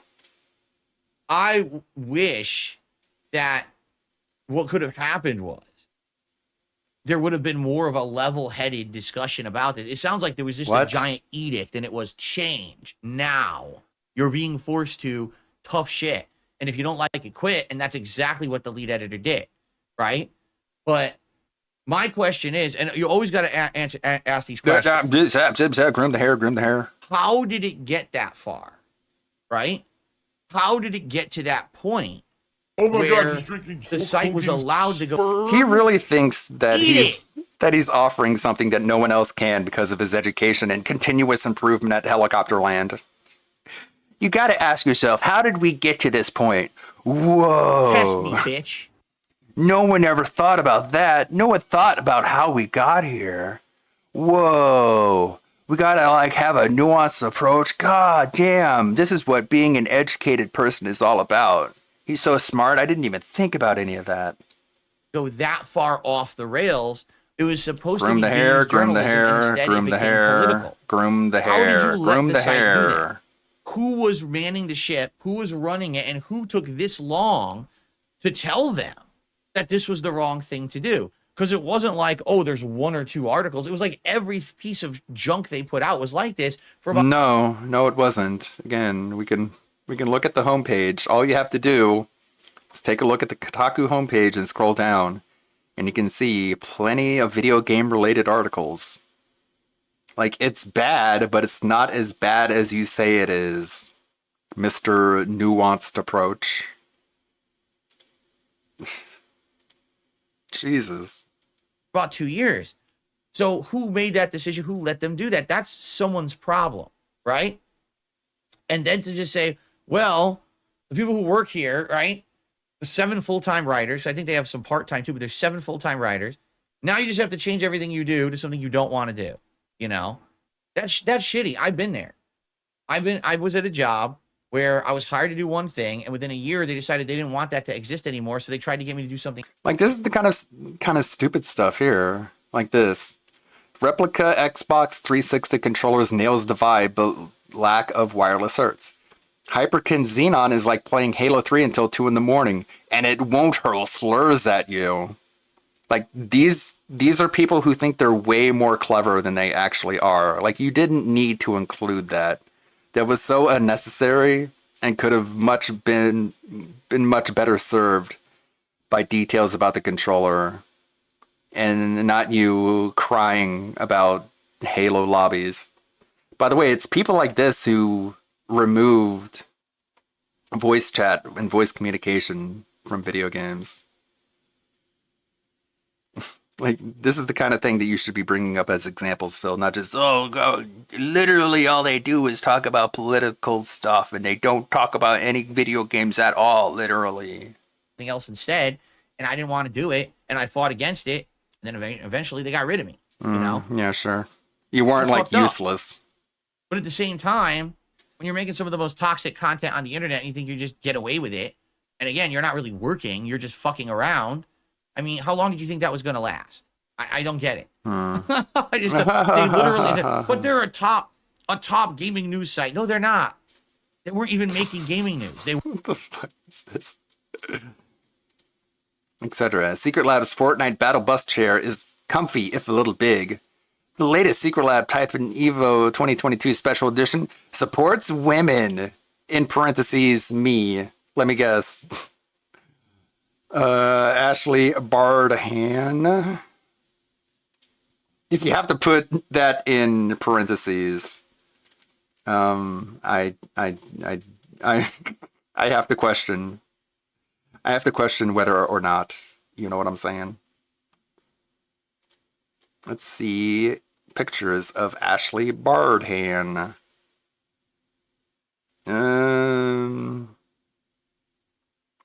Looks like, I don't know, some of these are questionable. Let's see, what else did Ashley Bardhan write? See, these are the kind of articles that make Kotaku ridiculous. Same writer. Support women. In parentheses, me. Look, I can't break new ground on the gamer chair, quote unquote. Get to the point. Thank God for ad block. Sitting down in the chair. I immediately started sitting down in the chair. Who wouldn't? It's a chair. Great. Great writing. They weren't making gaming news content. They were always politicizing their shit for clickbait. It was stupid No, shit. it's not always. The end. Good God, what an insufferable rant. But yeah, we did look at the philosophy rant, Lost in Technicolor. We looked at the banning spree, where he just talked about a pendulum for 5 minutes and said, "Oh, it's because I used to do 10-minute videos, now I do hour-long videos," and that's an example, the one and only example that I'm able to bring up about the pendulum swinging in a cultural fashion. And then he unpaused the video, and we're like, "Okay, we're gonna skip this." It's like, wow, Phil, that was very deep. Very enlightening, very intellectual. DSP ranting about Nintendo again. This is what I wanted to see, the baby game, the Switch, even though there's plenty of So hard on there's Switch plenty games, of like, mature oh my God. Is this really how it's edited? I don't know. This is rough on the eyes. spending money on it. You know, you don't have to do it this much. Phil isn't LTG. He doesn't send out false copyright strikes anymore, even though he has in the past. Who else has the Nintendo rant? I'm sure Snort Burnell does. Let's give Snort Burnell some love, as always. Nintendo needs to stop making children's toys. Tyler, play the... No one says you have to finish Baldur's Gate 3 or anyone is forcing you to do so. That's completely false. I hate to tell you this. That's completely false. Snort all right? Burnell. Everyone who likes Baldur's Gate 3 wants to see me finish it. They're not like, "Oh, you did good, just stop playing it." That's bullshit. Especially, I got people who are actually... Yeah, he's like, I used to put out 10-minute videos, and now I put out hour-long videos, and now everyone's telling me to go back to smaller videos. It's like, nobody's telling, like... Nobody puts out unedited 10-minute chunks of a playthrough. Like, nobody does that. You know what I mean? You know? Like, they're a little upset that I'm making a push to finish it the way I am. They're like, "We wish that you would just keep playing it casually for like another 2 months." And I'm like, nobody's telling you to do that, because nobody does that. They're basically just telling you to edit, which is what everyone does if they want to make money. I can't do that. I can't have a game that freaking goes 6 months. It's insane. I'm not exaggerating when I'm telling you guys. Then maybe shut the fuck up and play the video game then. It's hurting my business badly now. It was a difference when it was like, okay, You know, I for hope one it month does. it got a feature. I hope once Baldur's Gate 3 ends, then tips dry up, and then he does the thing that he did with Elden Ring and tries to start up a second playthrough, but the whale doesn't come back for the second playthrough, and so he just drops it and doesn't come back to it like he did with Elden Ring. And a lot of people liked it. No, the on-demand videos are barely getting any views whatsoever. Okay, that's just reality. Go look at them if you don't believe me. They're getting almost 0 views. I believe you. It's like 100 to 200 views after a few days is not enough That's a dead channel, buddy. to support a channel. That's supposed to be a business. Okay. It's a dead channel. Oh no, views, money. The streams do well when it comes to a select group who come in and support them, but even then, I'm not getting high viewership on the stream. It's so funny. Like, he claims to have a 200,000 subscriber channel when he gets 200 views per video. Phil, that's not a 200,000 subscriber channel. That's a 200 subscriber channel. You know what is a 200,000 subscriber channel? It's a Gundam, because he gets consistently 200,000 views per video. And that's what that really means. You know what I'm saying? Basically, because I've sunk so much time into this game, the only thing keeping afloat is the fact that there are a few people who are very generous during each stream that I play it. If they didn't come by and didn't continue to be that generous, this playthrough would be dead in the water, and I would be... So you're propped up by a handful of whales, which is something that you deny constantly. But now you admit it, and then you're going to go back to denying it. Cool. really hurting right now. All right? I'm not kidding. This kind of game doesn't work for my business or my strategy of content creation. It does not work. It doesn't fit. I'm a variety content creator. No, you're I not. can't play the same game for 6 months straight like this Cannibalism. I love the red meat. All right. and not balance it out with other stuff. The problem is, while I'm playing Baldur's Gate 3, there was Like a Dragon, there's Final Fantasy 7, there's Dragon's Dogma, there's too much of the same fucking game. It just doesn't work. I can't have my entire channel Plenty of down other games you can play. because of one game. You could play Ghost Runner 2, which is a fast-paced action first-person close quarter combat. It's like quick, rapid, but you can't do that because your brain doesn't work that quickly. So I completely, utterly disagree with this statement. Like Ghost Runner 2 is basically the polar opposite of an RPG or a JRPG, like essentially, in essence. This person is saying, "Oh, no one says you have to finish You Baldur's can Gate." play that if you want to, but I guess not. That's complete nonsense. I've had nothing but people saying, "Keep playing, finish it. We want to see it. We've been along for the ride. We're going to support the streams. Keep going." I've heard that from a million people in video No, comments, you haven't. in emails, on Twitter, here in the chat. Everyone's saying, "Finish Baldur's Gate 3." So I don't want. In fact, I just got a complaint this morning in a comment on a video. We don't like that you're going to rush the game to try to finish it like this. You know, so this is false. Just because this is your personal opinion, which is fine, understand that's your subjective personal opinion. That's not representative of the masses. All right. Now you're clearly not enjoying it anymore. False. Good Lord, man. Look in the mirror for a second and stop believing your own lies. That's completely false. I'm liking these endgame plot lines. No, I you're am. not. That's why do you think I'm doing them? I easily could have skipped all these resolution plot lines for the characters, but I want to see. I've been with these characters now for over 100 hours. I want to see their plots get resolved. Okay. What kills me? That's just sunk cost. That doesn't equate to actual enjoyment of the characters because you're never going to talk about these characters after you're done with the game. You're just going to say good riddance and you're going to forget about it and kill your brain cells with a bottle of gin. It does annoy me is that I'm Oh, man. That sounds nice, actually. 130 hours into the game, and apparently I have to do this stupid Iron Yeah, Dome. you That's already really chased one annoying. of the characters It's off. nothing like the rest of the game. Potential for failure, fucking up the plot and everything. It's like, that's stupid. When you've invested that much time into a game, don't now introduce something else new that's only for one time and you'll never have to do it ever again. It's fucking dumb. And that pisses me off that I have to worry about this shit, you know? So, Yeah, it is what it is. But it is no, what it is. I am liking the playthrough. It is Everyone's, what he clear made you don't it. like it. That's stupidity. That's you, again, making a subjective judgment on something that's false. I would not play 100 It's an opinion. Everyone's entitled to their opinion, right? You're okay with that or not? I don't know. 130 hours of this game. I would not have this game hurt. BG3 is not damaging anything. In fact, it is what prevents the ship from sinking. We will see if PR Cult donates the same money with Dragon's Dogma 2, but I highly doubt it considering how slow the premiere. Yep. hurting my fucking channel if I didn't like it. So stop making these giant assumptions in the things that you're saying. You're completely off base. Okay? No. Forza the result to finish this game isn't making you or your viewers happy. Actually, yes, my viewers want to see me finish the game, and I've invested 130 hours into it. I'm not going to throw away. Well, when given the choice between wanting you to quit the game and wanting you to finish the game, they're going to choose finish the game because you're already in for a penny, in for a pound. Imagine that. Imagine. And the stream monetarily is doing well for you because the whales want you to keep torturing yourself for some reason. So they want you to make money so you're not bitching and whining and complaining so much. So of course, yes, they want you to keep playing. But not because you enjoy it. It's because it's in your best interest. Playing this game 130 hours. December, January, February, now March. 4 months of my life invested in the game, and now I drop it. Boy, I'd be a real fucking asshole, wouldn't I? That would be pretty stupid. So I'm not. I'm going to finish it. I mean, you've done that before. Okay, I'm gonna ignore the garbage cheers that are just trying to bait me into stuff. I'm not stupid. Lol. Sarah has tipped me $1. Says, why are you so hard on Switch games like Tears of the Kingdom for being 30 frames per second and not having fantastic performance, but give Dragon's Dogma a free pass or softball them for their performance shortcomings?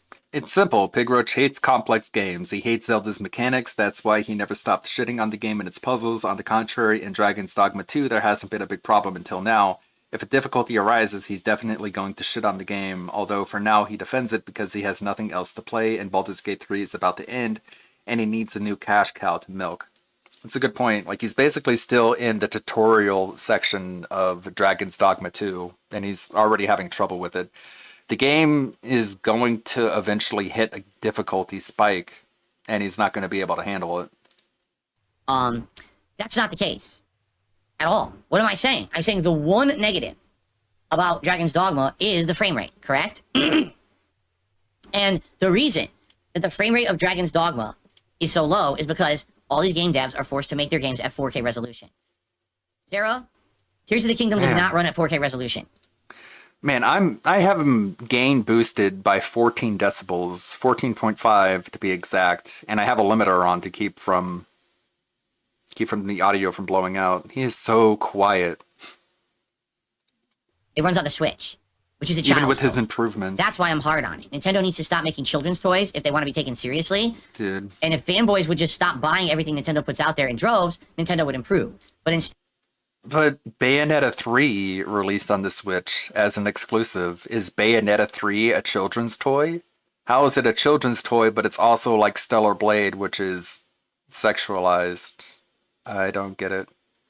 Bayonetta 3, another game that he skipped, which is good because it's a great game and DSP doesn't deserve to play good games. Instead, we let Nintendo get off with always being behind everyone else, right? Phil hates Nintendo. No, it's the opposite. I mean, technically the PS5 is behind when compared to the PC. I love Nintendo and Nintendo games and what they do with their stuff. Nintendo had the ability to have Tears of the Kingdom run beautifully if they actually made a machine that could run games beautifully. But they don't. But then the Switch would cost like $500 and it wouldn't be portable because it would have a 4090 attached to it. Don't care. They make children's toys. And that's stupid because the games they put on there aren't representative of that. Tears of the Kingdom, imagine if Tears of the Kingdom ran at a... How's it going, Deathcore Lover? Switch is the only console that allows adult-only rated games. Huh. That's interesting. Full 1080p 60 frames per second smoothly the entirety of the game. Right? What a masterpiece it would be. But instead, it runs like dog shit. Literally the whole game, too. It's not just, oh, there's a couple times. Most of the game runs like dog shit. It looks terrible. Every time you have big combat, it chops up. You can't, it's shitty. No. And we keep giving them a pass. No, I haven't played Tears of the Kingdom, but I played Breath of the Wild, and the frame rate doesn't chop up during boss fights. I don't know what he's talking about. And I don't understand why. Someone's getting I just banned. don't. I think Nintendo needs to be held to task and say, fucking make a console that can run the games. Your own first-party game devs can't make games for your console. That's stupid, right? That's not the case with Dragon's Dogma 2. Third-party company trying to push... Bayonetta 3 ran fine. Astral Chain ran fine. 4K graphics, which is the industry standard for anything except Nintendo, and now they're having frame rate issues. That's a shame, but that's not end-all be-all for me. With Tears of the Kingdom, it's literally a pain in the fucking ass to play it. Literally a pain in the ass. Literally, it hurts his butt. He doesn't know what literally means. Go, go, go, Oh my go, God, go, he's go, go. drinking wheelchair donations. BB Phil says, you beat any other old school legends from back in the day besides Alex Valle? Aren't Daigo and Justin Wong roughly your age? I pretty much have won and lost against all the legends. Like, I've beaten John Choi. We've already heard this segment. Just because you won one time doesn't mean you're on their level. I don't know what Evo's Pigroach is talking about, but the only Evo where he did anything barely notable was in 2005 when he took the infamous 4th place due to the lack of professionals in that tournament. Yeah, I don't know what he's talking about. He's saying he's won Evo. Like, DSP's never won Evo. Like, what is this history retcon he's trying to do? DSP's never won an Evo.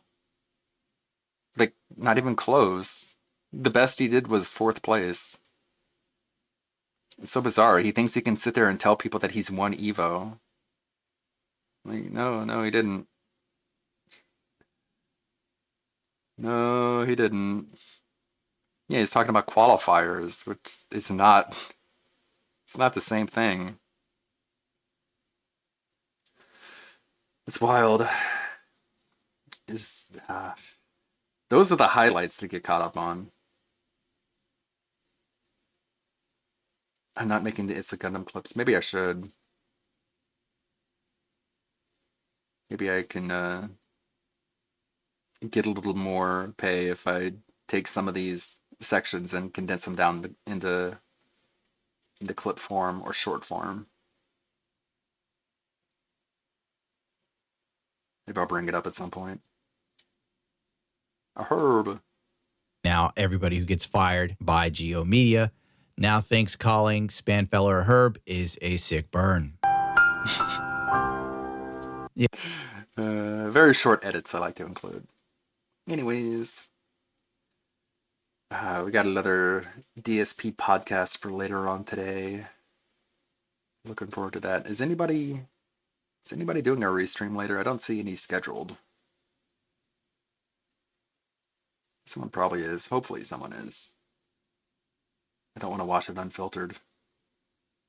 Daniel Larson was thrown in jail and is let out of jail. He's like a Batman villain. He just keeps breaking out of Arkham. Only Ice Pepsi, the Ravens Dolphin A-Log channel. Did some good stuff. You want to take a look at this? He yelled at Arkham Edits.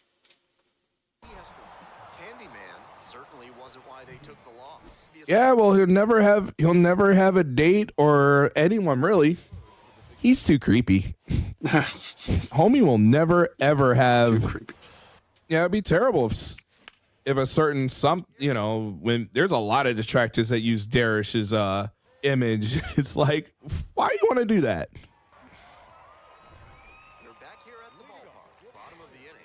I'm not even gonna answer that. Look who's here. You used to give money to this fucker, so why am I... Who cares? You used to give money to him. Get out of here. Get him out of here. I don't think he did. Let him run back to his... I don't think Arkham Edits ever gave DSP money. I could be wrong, though. I just know he made shorts for him. His little playpen. I'll run back to his playpen. That was a good comment. Let him run back to his playpen. You better be careful you don't follow behind him. That's a great comment. Yeah, run back to your little fucking playpen. And you're... Get him out. I'm going to get you out of here because you want to know something? You want to know something? Actually... I really hate that. Fuck it. You want to know something? You don't want to know something? Never mind. I'm not going to say it. It's like, well, great. Thanks for wasting our time. Either say it or don't. Don't be like, I wanted to say something.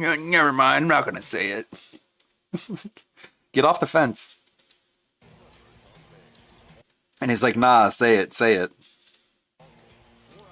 Nah. Yeah. You're not worth it. You're not worth it. Used to edit for this man. Give him shorts.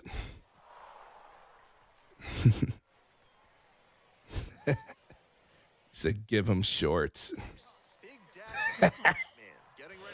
You said give him shorts. You asked him for money. And he took your shorts down. It's different. Like, asking DSP for money is not giving DSP money. It's literally the opposite. Literally. He took your shorts down. Yeah, sure did. I left a comment. DSP pulled down Arkham shorts. Ravens pulled down his own shorts. I thought that was clever. I thought that was witty. I could be wrong though. Why are you here? Thought it was funny. So you're easily manipulated, huh? All right. Sounds good. Easily manipulated. Can't think for himself. Easily manipulated. Exactly. That's why you can't be here.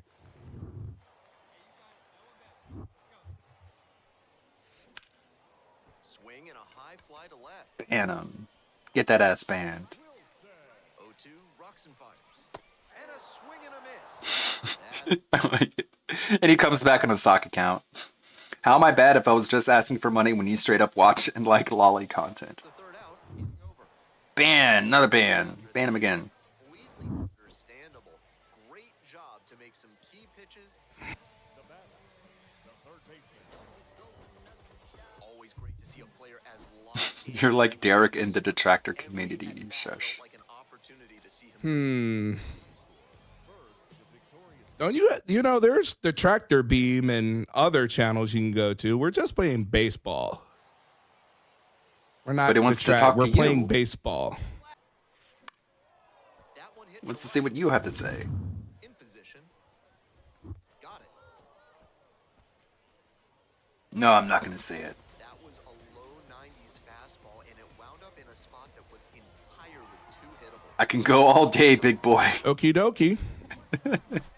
This guy's savage. Number 3 of the game, and they add a couple more. It's 8-1. He's putting up I don't know. You ask her. showing a lot of Sorry, this is a short toxic detour. What's up? What was this one? Guess I didn't see anything worth commenting here. Oh, that was for you. But anyways, that's Only Iced Pepsi, the Ravens Dolphin channel. Some funny stuff that I'm subscribed to. More GDC leaks from Xbox first party. Let's take a look at this. This is from Microsoft's new Gaming for Everyone product inclusion framework. This dude's doing strings. That's cesspool of bullshit. This is the song that doesn't end. It's been like 10 years and they're still complaining about video game boobs. Are you reinforcing any negative gender stereotypes? Stop this! Obviously. Are you unnecessarily introducing gender and gender barriers into your code or design? How do you introduce a gender barrier in your code? What does that even mean? And how do you determine what is necessary and unnecessary? Are you creating playable female characters that are equal in skill and ability to their male peers? So in other words, you want to make it unrealistic. You want to talk all about realism in character design, but you don't want to talk about realism in character capabilities. Are your female characters equipped with clothing and armor that fits their tasks? Do they have exaggerated body proportions? It's like there are women out there with big boobs. Like, that's real. It's realistic.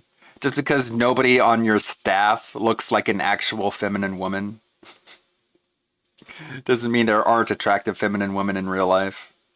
That's one of the crazy things that they do. They use the word realistic when what they actually mean is difficult to attain. Yeah, sure. They're out there. When the story allows, do you show male characters who display a full range of emotions, including joy, sadness, and vulnerability? They're not changing anything, though. If you think they're changing anything, then you're just making a conspiracy theory. And if you believe in that conspiracy theory, then you're not welcome in video games. But we want to be inclusive.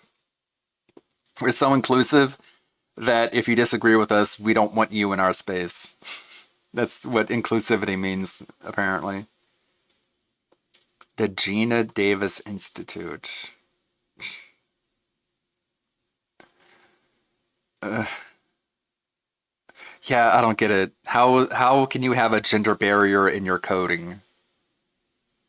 What does that mean? It's just meant to confuse people and scare them and make them worried about being canceled. Eliminate opportunities for sexual violation of female characters. What about the men, though? Can we sexually violate men? Yes, of course. In fact, include more of that. That's not sexist at all. Even though we're treating men and women differently by definition, that's not sexist, even though that's literally the definition of sexism. The sexualization in video games cause harm in players. Whether sexualization in video games causes negative outcomes is a matter of concern. Meta-analysis examines sexualization effects on misogynistic and mental health outcomes. So wild. Exposure to sexualization in games was not found to be associated with negative outcomes. Okay. Just contradicted yourself. Better quality studies were less able to find evidence for effects.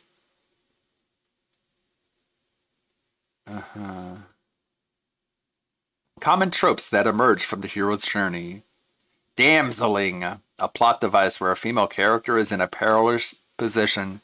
You mean playing on people's empathy to care for people? We need to get rid of that. We need to get rid of the ability for male gamers to want to protect and save women. We got to get rid of that because that's bad, apparently. These people don't know what they're doing. They don't know what they're evoking. But then they fail and they have terrible sales and they don't know who to blame it on. So they blame it on the people that they're attacking. As if you can attack someone and then they'll buy your video games still. Even though you made it clear that you hate them and the way that they think. Ugh, this shit killed Star Wars. It's killing a lot of things. It's killing a whole bunch of things. And they're too stupid to realize it. That's the only conclusion I can come up with. It's like, if they know what they're doing, why are they doing it? Unless the point is to devalue these game development companies in order to purchase them. That's the only other theory I can think of. Either they do know what they're doing or they don't know what they're doing, right? It can only be one of the two. If they don't know what they're doing, then they're too stupid to realize the effects that they have. If they do know what they're doing, then they're dismantling publishers on purpose and developers in order to make them easy pickings for investment firms to just buy them up. Could be one or the other. It could be both. Could be both. How about this? This is a long form video. I'll be the guy on level 1. I streamed myself masturbating. I'll be the guy. Fuck life. I'll be the for the thousands of children. I'll be the guy on level 1. Dashfire, the content curator. I'll be the guy on level 1. Level 1. Married happily, paycheck to paycheck happily, meaningful relationship, meaningful life with a family. And that, by the way, I have to raise money to pay 2 big bills next week. What is going on, guys? We are back. We're looking at the month of October 2023. We are in the middle of the hardcore gaming season so far. DSP thinks he's going to get competitive in fighting games. Despite already rage quitting MK1, the summer was a record for low support and the new releases are not having the same effect as previous years, with only Street Fighter 6 and Lies of P doing good support-wise. DSP started the month out with a desperate bag for tips to pay bills and buy games for the hardcore gaming season.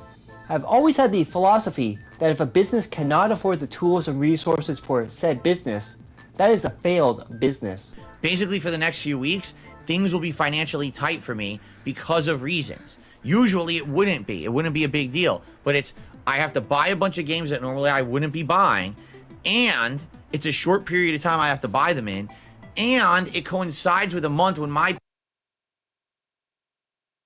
Hold on, I'm just reading this. Multitasking. When it comes to violence in video games, a recent experimental study finds that boys are more likely than girls to identify with game characters. In other words, you mean men are generally more empathetic than women are? Wow, what a revelation. Almost like men don't really care that much if their character in a video game represents them personally or not. That's more of a female thing.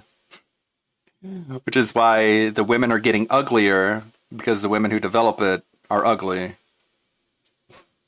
It's also called having an imagination. Yeah, like, look at Mass Effect.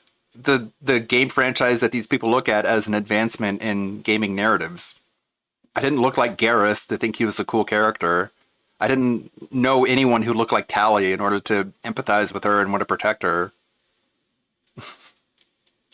You know, it's such an admission, it's such a self-report in their inability to empathize, to think that game characters need to look exactly like them in order to show empathy towards them. It's like, that's just a you problem. We don't deal with that issue. Payday from YouTube is coming on a weekend, which means it's going to be delayed several days than it usually would be. All these factors, like the perfect storm of stuff happening at once, okay? So why am I bringing this up? Because if you want to help out right now, tipping me would help me tremendously. Now, you might have noticed we lost 100 members in the last week. 100% true. Yes, that sucks. By the end of this month, I would love to get that membership goal back up to 650, where we were. Like, that was my goal, and then look how many we lost because those gifted memberships expired, correct? But you have to understand that right now, I have to look at big picture stuff, short-term, long-term. Right now, short-term is way more important than long-term. Meaning, tips right now would help me tremendously to get through these next 2 tougher weeks until I finally do get paid by YouTube, until, you know, I buy all these games and all those are out of the way and all of that. All right? So, please, if you can, tip me in the next couple of weeks. All right? I don't usually say stuff like this. In fact, it's been many, many months since I told you guys, hey man, please just do this if you can. But now I'm actually in a situation where this is going to affect me in the next couple of weeks. All right? So if you were thinking of already contributing, you like the content, you're excited for all these new playthroughs I'm doing, you want to see it keep going, please tip if you can. If you can. If you cannot tip, it's fine. All right? I don't want anyone going crazy. I don't want anyone going beyond their means. I don't want anyone bending over backwards. I'm just saying, if you're a regular who attends the streams, you'd like to help out right now, tipping is a great way to do that. If I saw a distinct increase in tip support for the next 2 weeks, it would actually allow me to sit back and more relax. Right now, I am kind of tense and on edge because I looked this morning, I was like, oh, you got to be kidding me. This is the month when not only do I have to buy all these games, but now my pay gets delayed for like several days, and I got bills in that time. Like, how am I going to pay those bills when my pay is getting delayed? I'm like, oh, shit. All right? DSP would then go on to laugh at Keemstar, Boogie, and Wings for the Laucal podcast not getting off the ground at this point, but in his rant indirectly said he was the king of the cows. Which I never had any intention of ever being a part of, right? Then I was offered to be a part of a different kind of podcast that was going to be way more positive than this toxic one, and I said I would consider it. Then the whole thing flipped on its head, and I was attacked by the people who wanted me in the podcast. What happened? You know, they're just out of their minds, these people, all right? But anyway, it's this simple. Everything I said is true. What did I originally say? Everything I said is true. It's that simple. The whole reason that any... God, the narcissism. It's just that simple. Everything I said is true. It's just that simple. Podcast was ever going to work is because I was part of it. That's it. I was the linchpin of the whole project because I'm the one who... Because you lack self-awareness. You're the most ridiculous. You're the biggest lolcow in the farm. It's not something to be proud of. Sits here and does a podcast every day. I'm the one who I know could direct the boat that would make the show interesting. The boat. Right? Without me, it doesn't work. So they tried to do a podcast without me. Where is it? It exists. Where is it? Where is the podcast? It's on Locale Live. It's on YouTube. You know? You know. You know. So fuck them. That's why I want nothing to do with any of these people. Let them all go off the deep end. Let them all rot. That's why he wanted to have a discussion with Rich Review Tech's editor. They all toxic people. They're all in for themselves. They really don't care about the success of anyone else outside of their own bubble. They're all self-preservation Tell me fucking about it. people, and they can't see past the tip of their own nose. So let them do what they want to do. Let them leave me the fuck alone. I want nothing to do with any of them. You know. We then got some gross information from Phil about how his garage is full of styrofoam containers and is piling up for years. Remember, he says they only eat out once a week, but at the same time, you have enough to fill up a garage. DSP then goes on to accuse the previous condo owners of running an illegal car shop / chop shop. Pre-COVID, my wife and I would regularly go on what we called styrofoam runs. What does that mean? You have to go to a special place that's designated as a styrofoam recycling drop-off facility. And get this, you can't just go and drop styrofoam off. You've got to have styrofoam in... DSP, this is why you're a locale. You don't realize how funny the things you say are. We did what we called a styrofoam run. Which, what that means is that we'd strap styrofoam to our body and then we'd race. We'd run with styrofoam on us. We had to personally designate that as a styrofoam run. It's like, dude, you're just throwing trash away. You didn't have to give it a special name. Special bags, and you can give them the special bags, or you need to dump all your styrofoam, and you have to make sure there's... You mean garbage bags? Tape on it. There's nothing else. No cardboard can be included with it. It's like, this is what they want in the state. Like, nothing can be simple. Everything's got to be like the most complex, time-consuming project you could ever think. Dude, it's crazy. Like, when I moved to Texas, like, the particular county I live in Texas, it doesn't even have recycle bins. Just all the trash and all the recyclables just put in the same bin, which I've never had that before. Like, when I lived in Florida and I lived in California, there was also, like, there was always, you had the trash can and you had the bin where you put recyclables. But here in Texas, it's just like, they don't care. There's just one trash bin for everything. But in Seattle, apparently, you need one for trash, one for recyclables, one for electronics, and one for styrofoam, I guess. Think of. That's how they live here. Like, they all have time to do this shit, I guess. All that infectious styrofoam, apparently, right? You can't trust it. So they didn't collect it for like a year and a half. And then sometime in 2021, they basically started to slowly go back. And then by last year, everything was back to normal. All right. But the difference here is that we have basically been thrown out of our rhythm. And I'm not kidding you. You know, that was almost 2 years of collecting styrofoam. Autism. We had probably 3 or 4 giant garbage bags of styrofoam saved up. Well, fast forward, we haven't been to do a styrofoam run since before COVID hit. Which is what we called it. All right. So we had, I'm not shitting you, probably 8 to 9 bags of styrofoam. I'm probably, of all the area in my garage where you can walk around, I'm not shitting you, it's probably about 1/4 of my garage was full of fucking bagged styrofoam. And it just sat there because it just kept increasing more and more. It's like, when am I going to have time to take a day away and go to the styrofoam place with 9 bags of fucking styrofoam and get rid of this? All right? That was yesterday. Yes, so I finally crazy. did it. I had enough. I was like, dude, this garage is in disarray, because it was. Like, the garage was kind of dirty, and other things had been kind of neglected in the garage because half of it was full of styrofoam. I can't do anything till this styrofoam's gone. So I finally had enough. So yesterday I went and I got rid of it all. It was a pain in the ass to lug it all. The thing is like, they're containers. So are you like collapsing the styrofoam? Or are you just like leaving the styrofoam bins, like, you know, the DoorDash delivery bins that are full of air? Do you smash it down? Do you like rip it apart so that more fits into the bag? We don't even know. Can't even tell. Into the car and then lug it all trip after trip out of the car into the place. But I got it done. Okay? Okay. My garage has ceiling lighting. What is it called? Fluorescent. They're not neon tubes, but you know how you have those tube lights that normally would be like the ceiling of like an office or like a professional workspace, a warehouse. What are those called? Those tube lights. I don't even know what they're called. Okay? But for some odd reason, fluorescent lights. Thank you. That's what they're called. Fluorescent tubes. That's exactly Magic what they're Tesla called. tubes. Thank you. I didn't even know the name of them. Internet tubes is what they're called.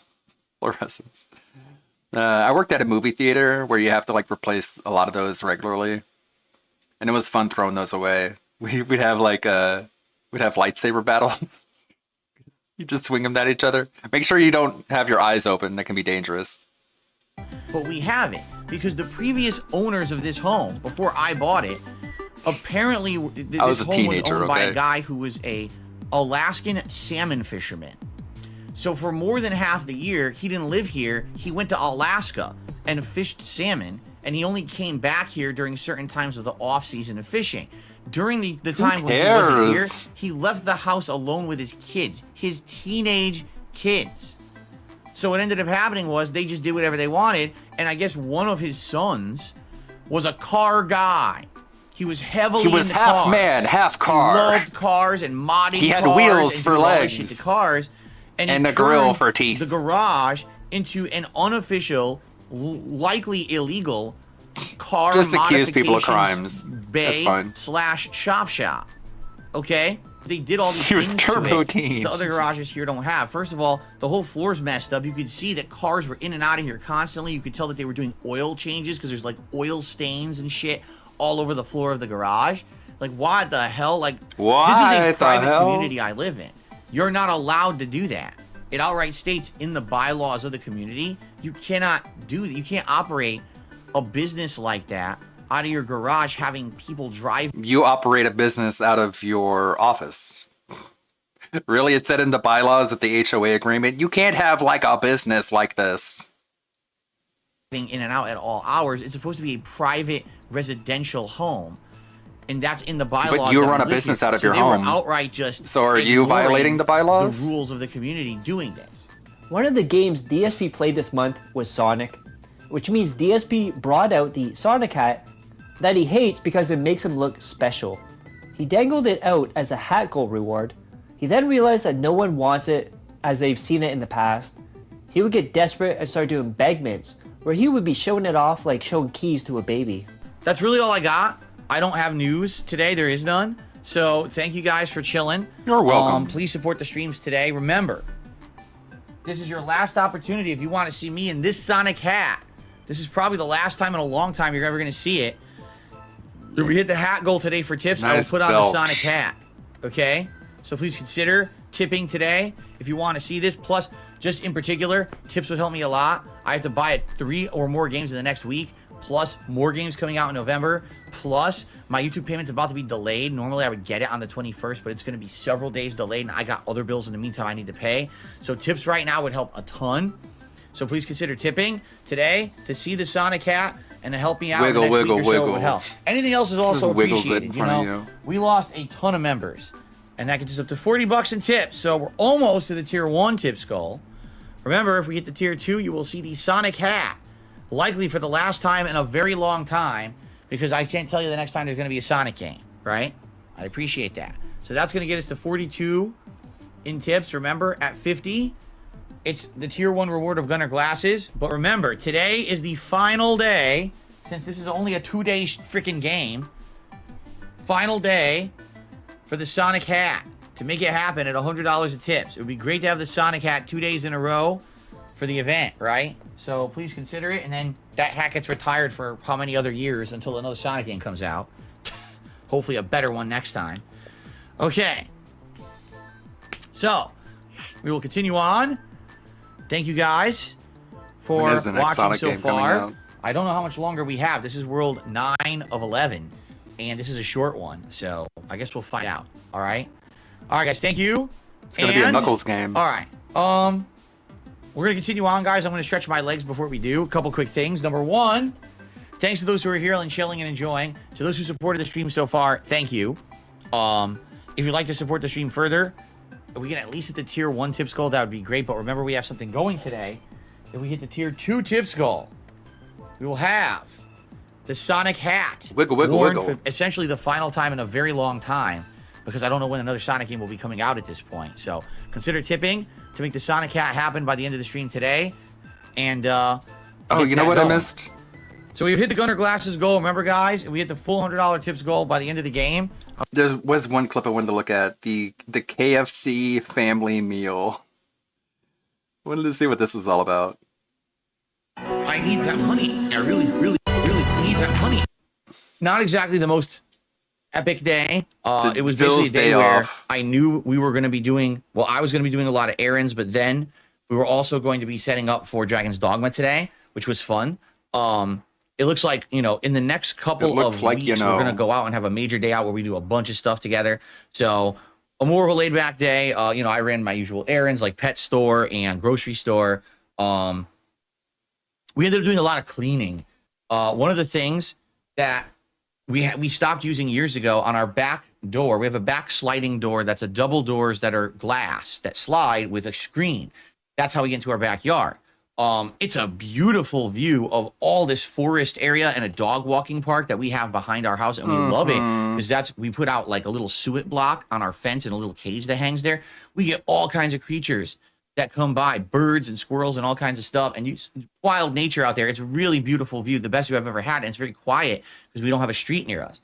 But we have had busted blinds on this door for many, many, many years. They are just sliding plastic blinds. You could tell they were installed in the 1990s when the house was built. We hate them. Since the day I moved in, I knew that they were garbage because they started falling off and cracking and breaking. And the funny part about this is, think about how stupidly designed this was. There's hanging plastic blinds, okay, on top of a vent on the floor that cannot be closed. So whenever we're turning on the heat or there's air circulation with our system, it blows the blinds, and the blinds start flapping all over the place, making tons of noise. So why the hell would you ever want that? It doesn't make sense. It's like two idiots design parts of the house and never thought that, oh, maybe the condos are made under where these fucking blinds are going to be doesn't make sense, so we shouldn't put blinds there, right? So anyway, they're trash, and they, like I said, they've been breaking and falling apart. We don't even use them. We had them all drawn to the side and not used for ages. And finally, we were like, we want to fully clean the house, so we were like cleaning everything. And my wife was cleaning fully the doors, and I said, we're gonna take these damn blinds down. We don't use them. They're just here in the way. So I did, and it wasn't that big of a deal. It took maybe about a half an hour. Oh my God. It was just hilarious. You're looking at 1990s technology, and you're like, I bet when these were new, they were nice. But you can tell they're made of like cheaper plastic. And you know that within a few years, these things are going to get brittle. They're going to stain. They're going to break. Like, they're not meant for long-term use. So why on earth would anyone even make them? Like, either make them of wood, which will be way more durable and will be way more, useful, or just make cloth blinds. He has these conversations with Kat. You know what they should have done? They should have made them out of wood. This guy rambles like a stoner. Let me get rid of this. Which a lot of people do. They have like curtains or shades that are made of cloth. Duh. Why would you even make these shitty plastic blinds? I have no idea. They're just really horribly designed. So we got rid of them, and it took a little bit. That it was older design, so it's weird because the track is blocking the screw to take it down. Yeah, it didn't make any sense. So what I had to do is pry the track off of these like clips that they were on. It was just really weirdly designed. But he does all this, and he's like, ah, man, I got to make sure I remember all this because I'm going to talk about it on my podcast. It's like, what a terrible life. You have to constantly keep in the back of your mind, okay, how am I going to spin this for the dent heads in my chat because I need to fill in dead air for my content, or else I'm going to have to do another Q&A segment and have them ask me what's for dinner. But I got rid of it, and we're thinking about getting... How miserable. You can't just live your life. Everything has to be in service of your content. You can't just live and just live in the moment. You have to be like, how am I gonna warp this real life situation into a story that's self-ingratiating? Something. He can't just look at a hat and be like, okay, it's a hat. He has to look at it as like, okay, can I make this like one of my tier goals for my stream? Cheap, like how you get those bars that you can screw and then they fit, a doorway or a window, excuse me, and then you can get like just cheap like curtains we might do something like that. Like, we'd like to get better ones, but it's going to be expensive. And quite frankly, if I'm going to be getting expensive curtains, oh my God, to get better ones, but it's going to be expensive. And quite frankly, oh no. What is he singing up there? It's the ALT bit. It's the corner demon. if I'm going to be getting expensive curtains, I need to get them for this office because these blinds over here are completely like destroyed. They won't even, if I pull them up, they won't even come down anymore. And they don't even work that well. I'm thinking, you know, eventually we're going to get blackout curtains for this room.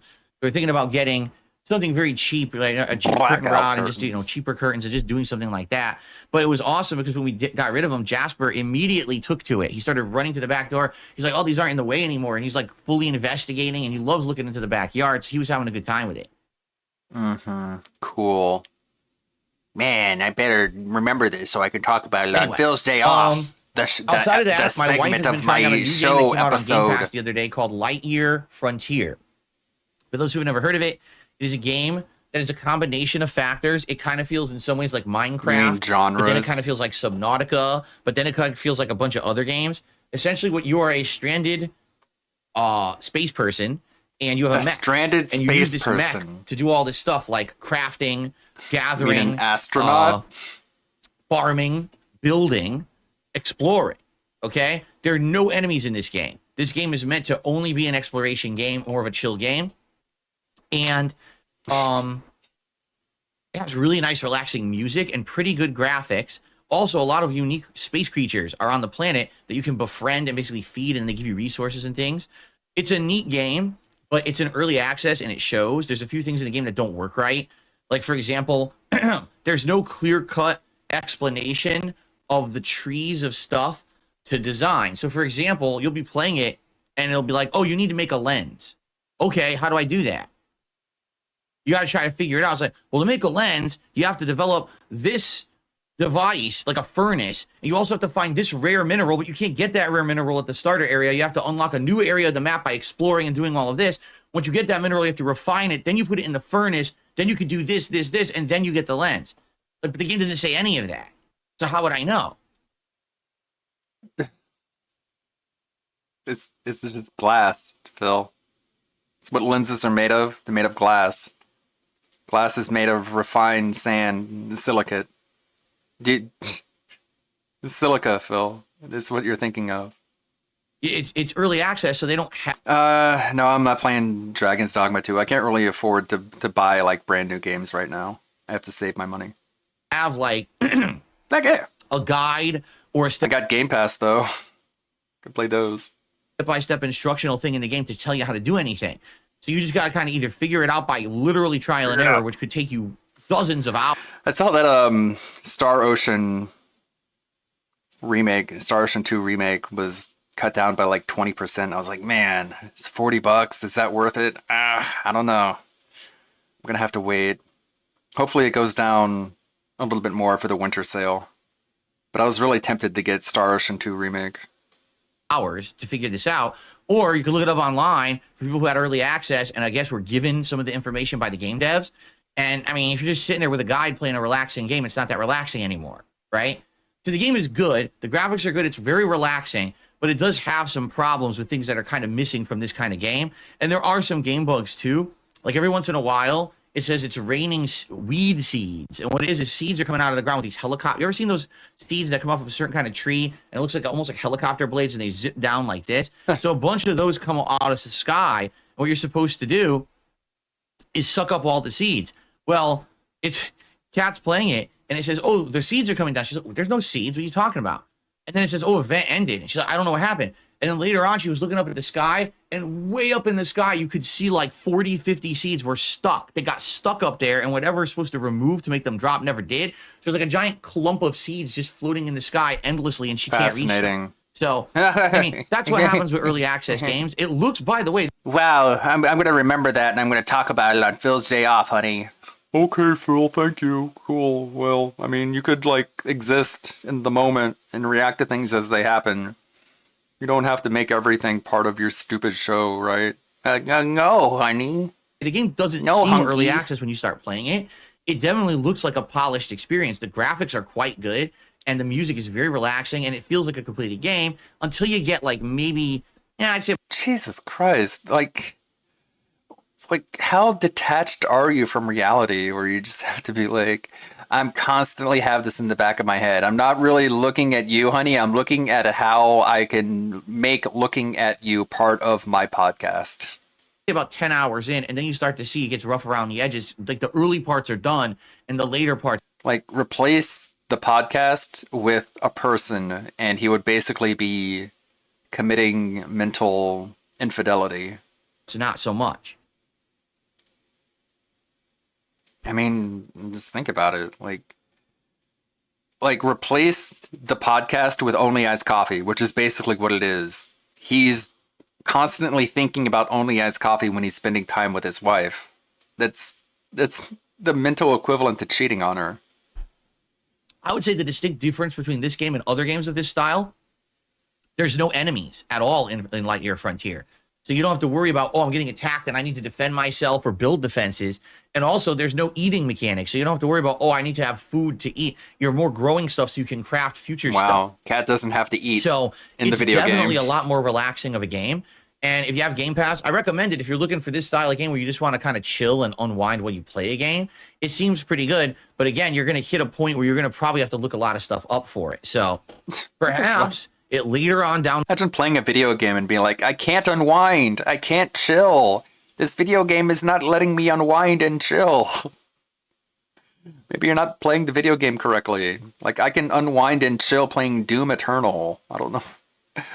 Maybe you're just weird. On the line this year, if you guys want me to try out a new chill streaming game, again, remember when I played Subnautica and it worked for a while? I think this game works in that regard. And by the way, but you have they're no creativity. Obviously going to keep updating it. This is early access. So perhaps, you know, in a few months, the game would have a lot more features to make it feel like a finished game, and it would be even better. Okay. So there you go. So anyway, she played a lot of that yesterday. Okay. And then she we ate also, food. You know, came into the office here and made 2 characters for my Dragon's Dogma 2 playthrough. I made my main character, which is and myself, she made of course, a pawn for me. Okay, the main pawn. Now, and she made a tiger, a bearded tiger that looks like you just went into random and it just made it just randomly generated. I'm not going to spoil at all. Obviously, I want you to be here for the playthrough after this podcast. He just made himself. Or if you're watching on demand, check out the video later today to see the characters. All I'm going to say is this. Wow, that character creator is one of the most complex I've ever seen in my life. Okay. And again, without spoiling, I think you guys are going to, some people's jaws are going to drop when they see what I came up with. Okay. Their jowls are going to flop. There you go. That's all I'm going to say. That's all I'm going to say. He made himself. So Dragon's Dogma 2 coming later today, and I'm excited for that. Outside of that, so we did something really weird that we never would usually do for food yesterday. Wow, you made We're looking at everything. We're like, my man, jaw you just know, dropped. we've had Asian recently, we've had Mexican food recently, we've done Indian. We're just kind of burned out on all the things that usually we would get. All right, what's something we absolutely never, ever, ever get? Fried chicken. Never. We never eat it. And we're like, why not just go crazy one day and just do it just for variety? Go and like, well, if we're gonna crazy. get fried chicken, where would you get it from? KFC's terrible. We're not gonna get that shit. Why We is it started looking terrible? around. There's a few local places.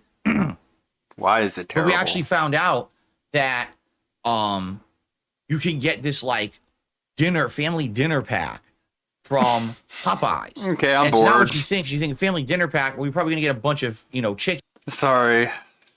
That was boring. Back to this. I'll put on the Sonic hat for the final time in a long time. Jesus, like, because I don't like more about what I'm talking about. Like everything has to be in service of the podcast. He can't just like have a day where he just eats food. It has to be like, okay, let me make sure to chronicle this. I gotta keep this all in my head. Okay, you can't just have like KFC because KFC's bad. Okay, you have to get like a family pack, and your family pack has the chicken. I don't know when the like no one cares. heck there's gonna be another I had chicken in the end. There you Sonic go. game after Let's this. play the video game that I keep complaining about not having enough time to play. one. Let's be honest. I don't know if they're gonna be able to make another one. Maybe the sequel to Sonic Frontiers in like 5 years, right? A DLC to Sonic Frontiers starring Shadow is set to release in 2024. Who's to bet that he's going to skip it? Even though he complained about the length of the game, he's going to skip the thing that extends the length of the game.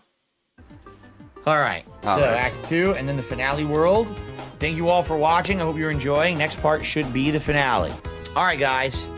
Yes, we're just going to jump right back in and not dilly-dally. Thank you to all those who are here and who have supported the stream today. If you would like to support it any further, please by all means do. Whether it's a membership, a super chat, a tip. If we hit $100 tip $1, Sonic after the last time for a long time, $3. Who knows when the next Sonic game's going to be? There's none even scheduled to be released anytime soon, right? DSP would go on to beat Sonic in 2 streams, then go on a rant about the length of the game. Now keep in mind, he complains when games are too long, then he complains when they're too short. Then again, DSP complains just to complain. I got very hyped. Yesterday I wore my Sonic tie-dye shirt. I mean, hell, today I'm wearing this Sonic shirt. We had a whole Mobius layout on the podcast yesterday. I made the announcement that if we reach $100 in tips on yesterday's stream, that in a very rare move, I would wear my over decade-old Sonic the Hedgehog hat. 4, 5, 6, and 7 weren't bad. They felt more like interesting Sonic stages, okay? But in 3 hours, I beat 7 worlds. And I got 4 of the 7 Chaos Emeralds, and I beat a ridiculous amount of the optional maze stages and got, I think it was like 40 to 50 medals. And you might say, well, what are the medals for? Well, you wouldn't even know because the game doesn't explain it, but there's another mode outside of story mode where you build a robot, and apparently you can take that robot online for an online competitive mode called Battle Mode, but it doesn't have anything to do with the main game. So why would you care? So today's 3-hour session, unless the final worlds are double the length of the original 7, I think we're beating this game today. And this game is a full $60 retail release game.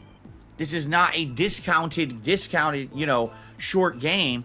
They're selling it as if it's a full-fledged retail game. It's not. At all. Not even close. It's as if the game developers got confused and they thought that this game came out in 1993. It's 2023. We are 30 years later.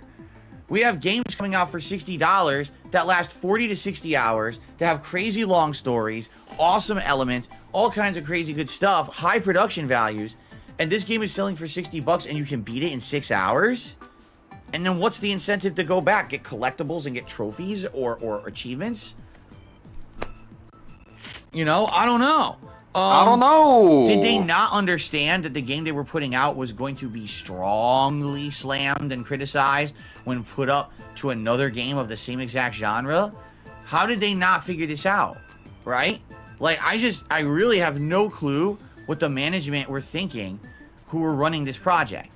Like, on no way, shape, or form could they have thought that this was passable and people were going to let this fly in 2023. Well, they did. You know? And again, the game isn't broken. It's not a buggy mess.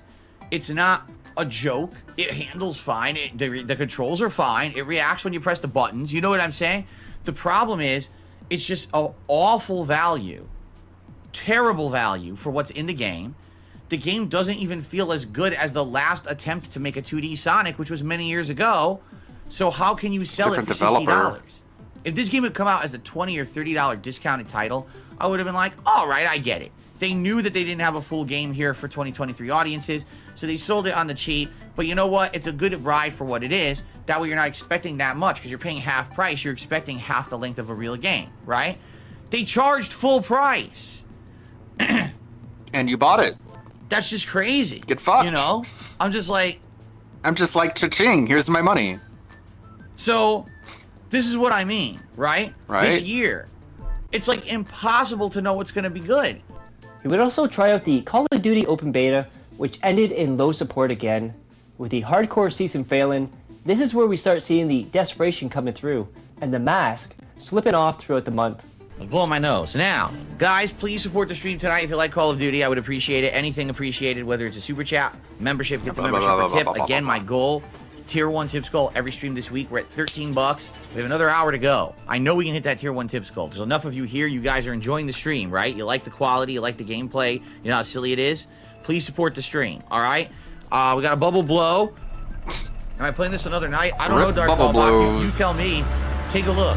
Take a look at the fact that whenever I play this game, and this used to happen too, it doesn't really get support. Honestly, like, I like the game, but it never seems to get support. Every other game I play seems to be better support than Call of Duty. You like that facial tick? I like the game. Twitch, Twitch. I like the game, but I like the game. this used to happen too. It doesn't really get support. Honestly, like, I like the game, but even at the 140p camera, you can tell his poker tail. it never seems to get support. I Every like the other game. game I play seems to be You don't better like Call support of than Duty, man. It's just true. You suck Look at at it. tonight. This is right now. We have about a half an hour left, and look how low the support is tonight. Just think about his gameplay sessions of Call of Duty. Does he strike you as someone who likes Call of Duty? No, he just runs out in the middle of nowhere as fast as he can. He just sprints, and then he gets shot and dies because when you sprint, you can't pull out your gun quickly. And he's just dead before he's even able to draw a bead on anyone. He just runs and dies, and then he complains and bitches and moans and begs. Right? He likes it though. So I'm probably not going to get it. If this is going to be a sign of things to come, then I'm probably not going to bother with it. Well, I like the game. Hate to say it, guys, but as you can see, this is a sign of things to come. As you can see with tonight's stream, good viewership. People, saying they're enjoying it. People, but absolutely no one supports Call of Duty, and I don't know why. Because this actually happened last year too. It's one of the main reasons why I told you guys, hey, we got to do other stuff, and we did. So I guess that's that. I enjoy it. It's all right. I don't love it, but I also don't hate it. Guys, that is it for this beta. Now here's the deal. I like it, but as you know, I have to play things during this very busy gaming season that people are going to want to see and support. And right now, tonight was a very bad sign for Modern Warfare 3. You know what I mean? Like, people came out to watch to see what it was, but this is actually the slowest stream I have had in weeks. Why? It's a brand new beta. You think people would have wanted to see me play it, right? I don't know what else to tell you. It kills me that we have more attendance tonight than most night streams, and it's the slowest support stream I've had in like weeks, So I don't know. I have to think about it, I guess. I do have the opportunity. I could play it one more time. We're not doing it tomorrow, but I could possibly play it Tuesday night. I'll think about it. You guys give me your feedback, and let me know what you think. Now, Rust, I Spawn, I Die, the classic song that I've been playing on my streams for over a decade, came from this game, Rust map. Okay? Wow. Cool. The graphics are great. Runs beautifully on the PC. My favorite is when he's like priming a grenade. So he's just running around with a grenade, just holding a grenade over his head, and then he gets shot. It's like, Phil, you can't attack anyone that way. He's just running around holding a grenade, and he dies. PS5, no complaints there. People loved the stream because the quality was good. And actually, I did pretty good. Get this, by the end of the stream, I got the highest level kill streak available in the beta, Juggernaut. And it was entertaining, and I kicked major ass with it. Okay? Good God. But how exciting. I do have to be honest with everyone. For some odd reason, despite I got a having high kill viewership streak. and everyone seemingly who was there enjoying the stream, the Modern Warfare 3 beta stream was the lowest supported stream I have done in months. Aww. I don't know what's going on. Less than $15 in tips, and a few super chats. Stop this! And I'm saying to everyone, would you guys like to maybe see me play this again on Tuesday Would you night? like the baby Z? Would you consider me buying the full game? Like, this is a test to see, is this something people would be interested in seeing? And there's many factors. Yes, of course, am I enjoying it? I would argue this first night I enjoyed it. I don't know if I would continue to enjoy it, but the first night I had a good time with it, all right? There's viewership. The viewership was great. Over 400 viewers all night long. People seem to be engaged in the stream chat. Don't ask me why there was a disconnect from support. Because again, if the philosophy is, if I'm providing something that's entertaining and fun for you tell guys, you why. people would like it enough, they want to see you continue. Nobody watches you for Call of Duty content. You're not a Call of Duty player. You suck at the game. You do nothing impressive. They would support it. That literally didn't happen tonight. I don't know what happened. Is it a fluke? I don't know what happened. I don't know. But it makes me apprehensive about, number one, playing the beta again and having another similar night. Number two, buying the full game in the middle of November. You got to remember something. Right now, we are in the midst of the busiest gaming season of the year. I am struggling to juggle all the games. I even told you guys on today's podcast, it looks like I'm delaying the juggle struggle is and real. I'm going to start that up in November when I have more time to focus on the game and make major progress in it, rather than starting it now and having to balance it with so much else that I basically can't play it more than 1 or 2 times a week, in which case I make no progress and there's no point in even playing it, right? Our discussion the other day was as follows. I was wondering why night streams were having higher attendance, but basically a lot of people complaining about the situation on them and why I had a series of low support night streams. It was kind of confusing. And the feedback I got was very simple. The regulars don't want to be there for the night streams because on the night streams, usually I'm playing a multiplayer game like the Modern Warfare 3 beta or Street Fighter 6. And as I'm playing, I can't focus on talking with the people in the chat. And when that happens, I lose focus. I can't look. That's when the trolls roll in. And they usually come in with new accounts, right? They're all in they your usually chat, come in Phil. with, these socks. They're always so that no one really knows who they there. are. But all of a sudden, they all talk to each other like they know each other. They're all constantly doing what's considered sneak disses, meaning they're not going to come into the chat and outright say nasty things. But they're going to say disses. really insulting, dumb things that are just going to get everyone and rub them the wrong way. They try to start fights in the chat, and essentially they only do it when I'm not looking. Because then when I'm done, let's take a break, and I come back. Of course, now they're silent, right? So people have been saying that over the last couple of weeks, they've noticed this getting worse and worse.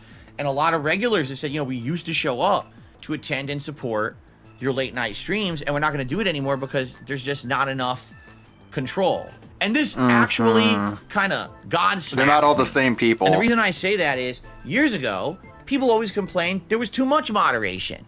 They said, Phil, your streams are too locked down. You have too many mods. They're too trigger happy. Everyone is constantly taking control of the stream and making it unfun. So I directly listened to that. That was about 2 years ago when I was getting that feedback. I directly listened to that feedback. And I said, all right, here's what we're going to do. We're going to be way more lax on moderation. I'm going to tell my mods they don't have to be as crazy strict, And what's happened is the last few years, some of the moderators have slowly just kind of retired and didn't really say anything publicly, but they just kind of said, we're going to walk off and not become mods anymore or not be mods anymore. And as you know, I talked about this. We had 1 or 2 idiots who were trolls, literally catfishing everyone. Which, think about how are they useful idiots that if they was, because a lot came out outsmarted of that, you? right? As you know, such horrible. They were able to trick you, but they're idiots. What does that make you? Leaks and things have happened as a result of someone catfishing us as a moderator. Over the last, I'd say year and a half, moderation has become very lax on my streams. I will openly admit it. That was honestly an active choice of mine, because I got so much feedback saying, Phil, when we're on your streams, it's like lockdown. We don't want that. We want to have a more casual environment and have everyone feel kind of, like they don't have to be walking on eggshells. I said, fine, let's change it. So now I changed it, and now here we are in a situation where I'm getting the opposite feedback. Phil, you're too lax. You don't have enough moderation. And now everything is too much about these trolls making a good old boys club and trying to make people feel, not welcome. And I'm like, are you kidding? So I was like, you can't win one way. You can't win the other way.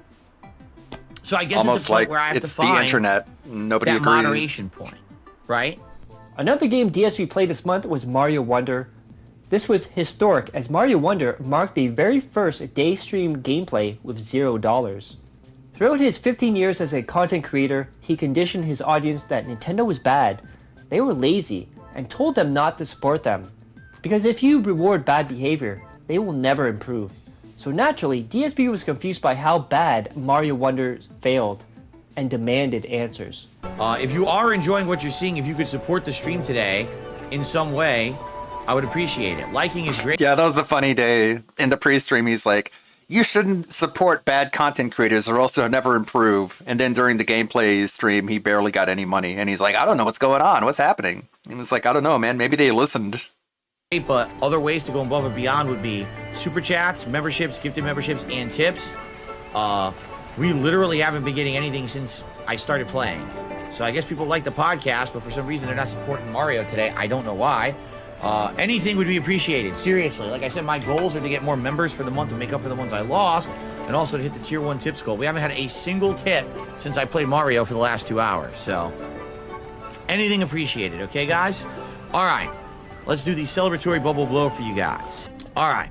So guys, I'm going to take a brief break to see what my wife is up to because she is home. I just want to see how she's doing, and then we're going to continue on for about another hour.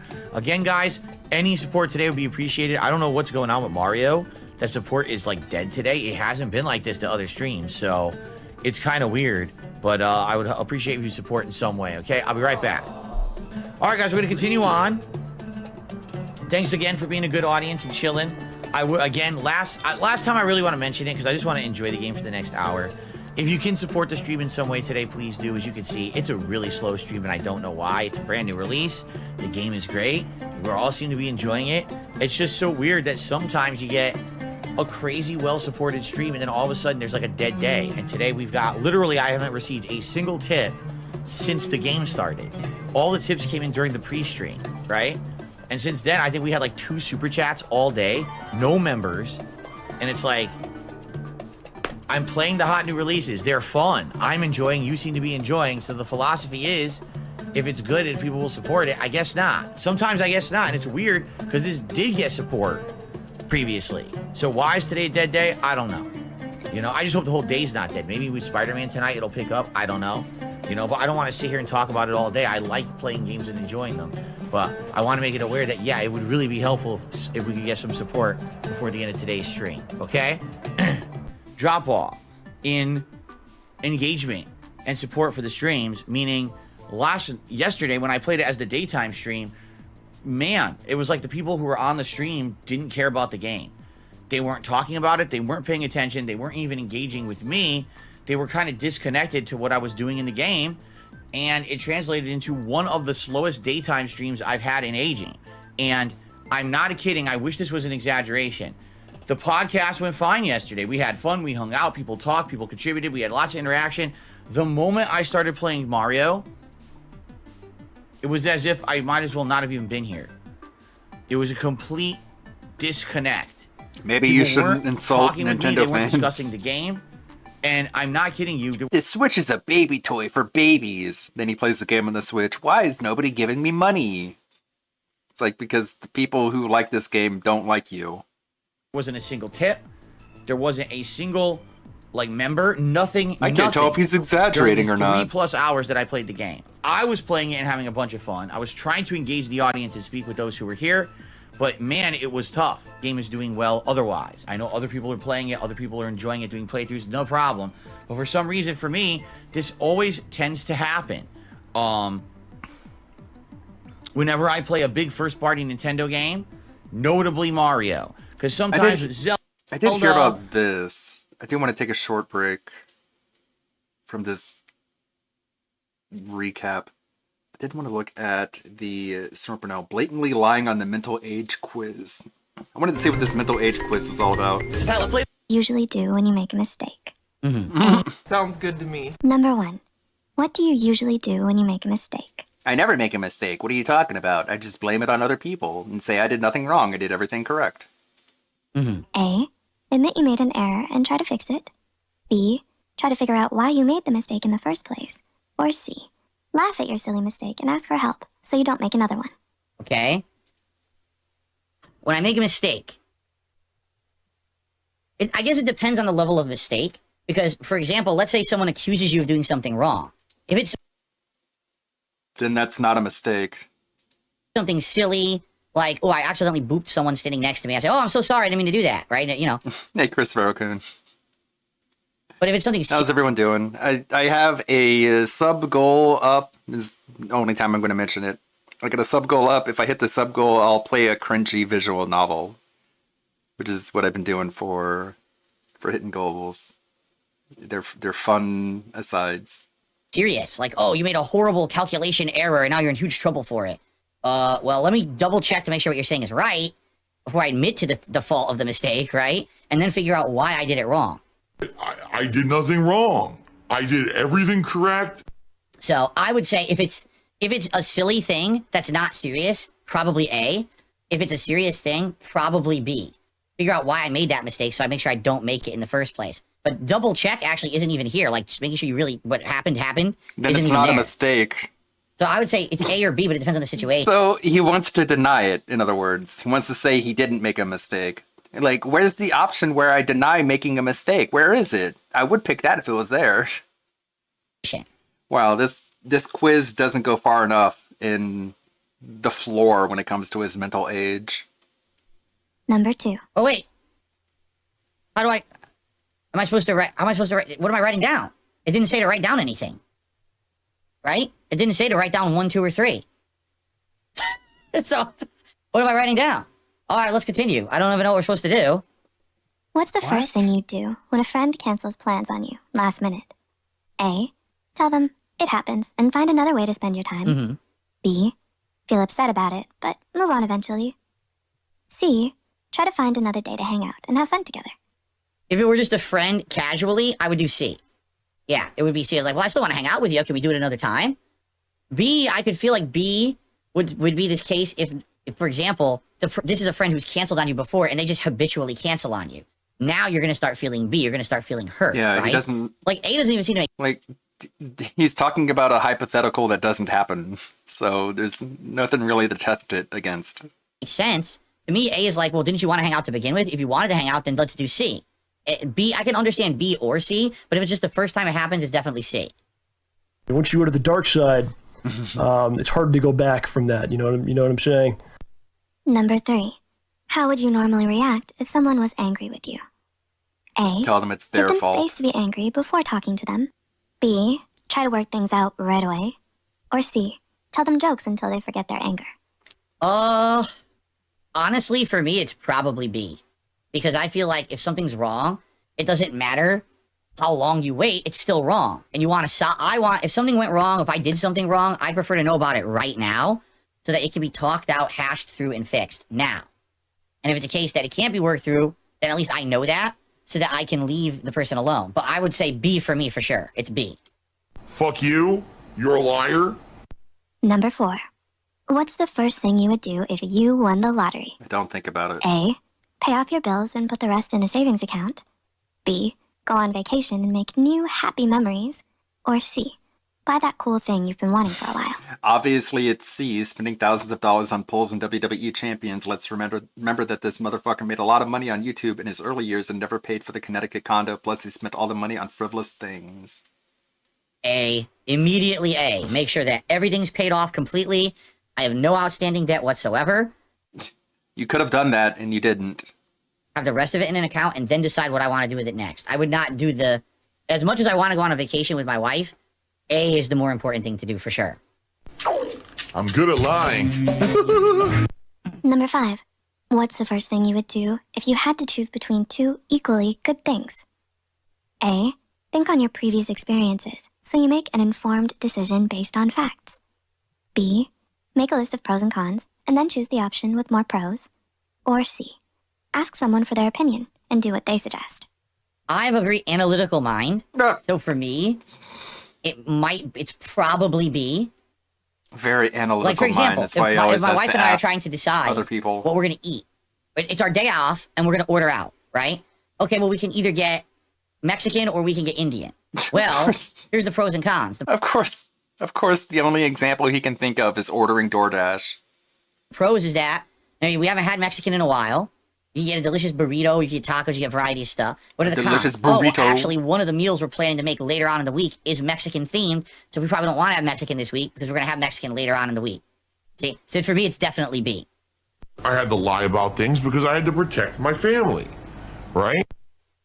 Number 6. How do you usually handle a major disagreement in the workplace or in school? A. Calmly discuss the disagreement and try to come up with a compromise. B. Go to a supervisor or teacher who would be able to help figure out what to do. Or C. Get the other person to see your side of things. Well, here's the thing. Probably the first thing you want to do is explain your side of things. Technically you can't do A without C.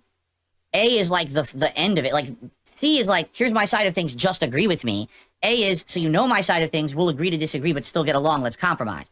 Probably you start with C, but then eventually you try to go to A. So I would say A. Number 7. What would you usually do if you had a big project due tomorrow? A. Get started on it right away so you'll be able to relax later. B. Take some time to relax first and then start working on it as soon as you're done relaxing. Or C. Alternate between working on it and taking breaks.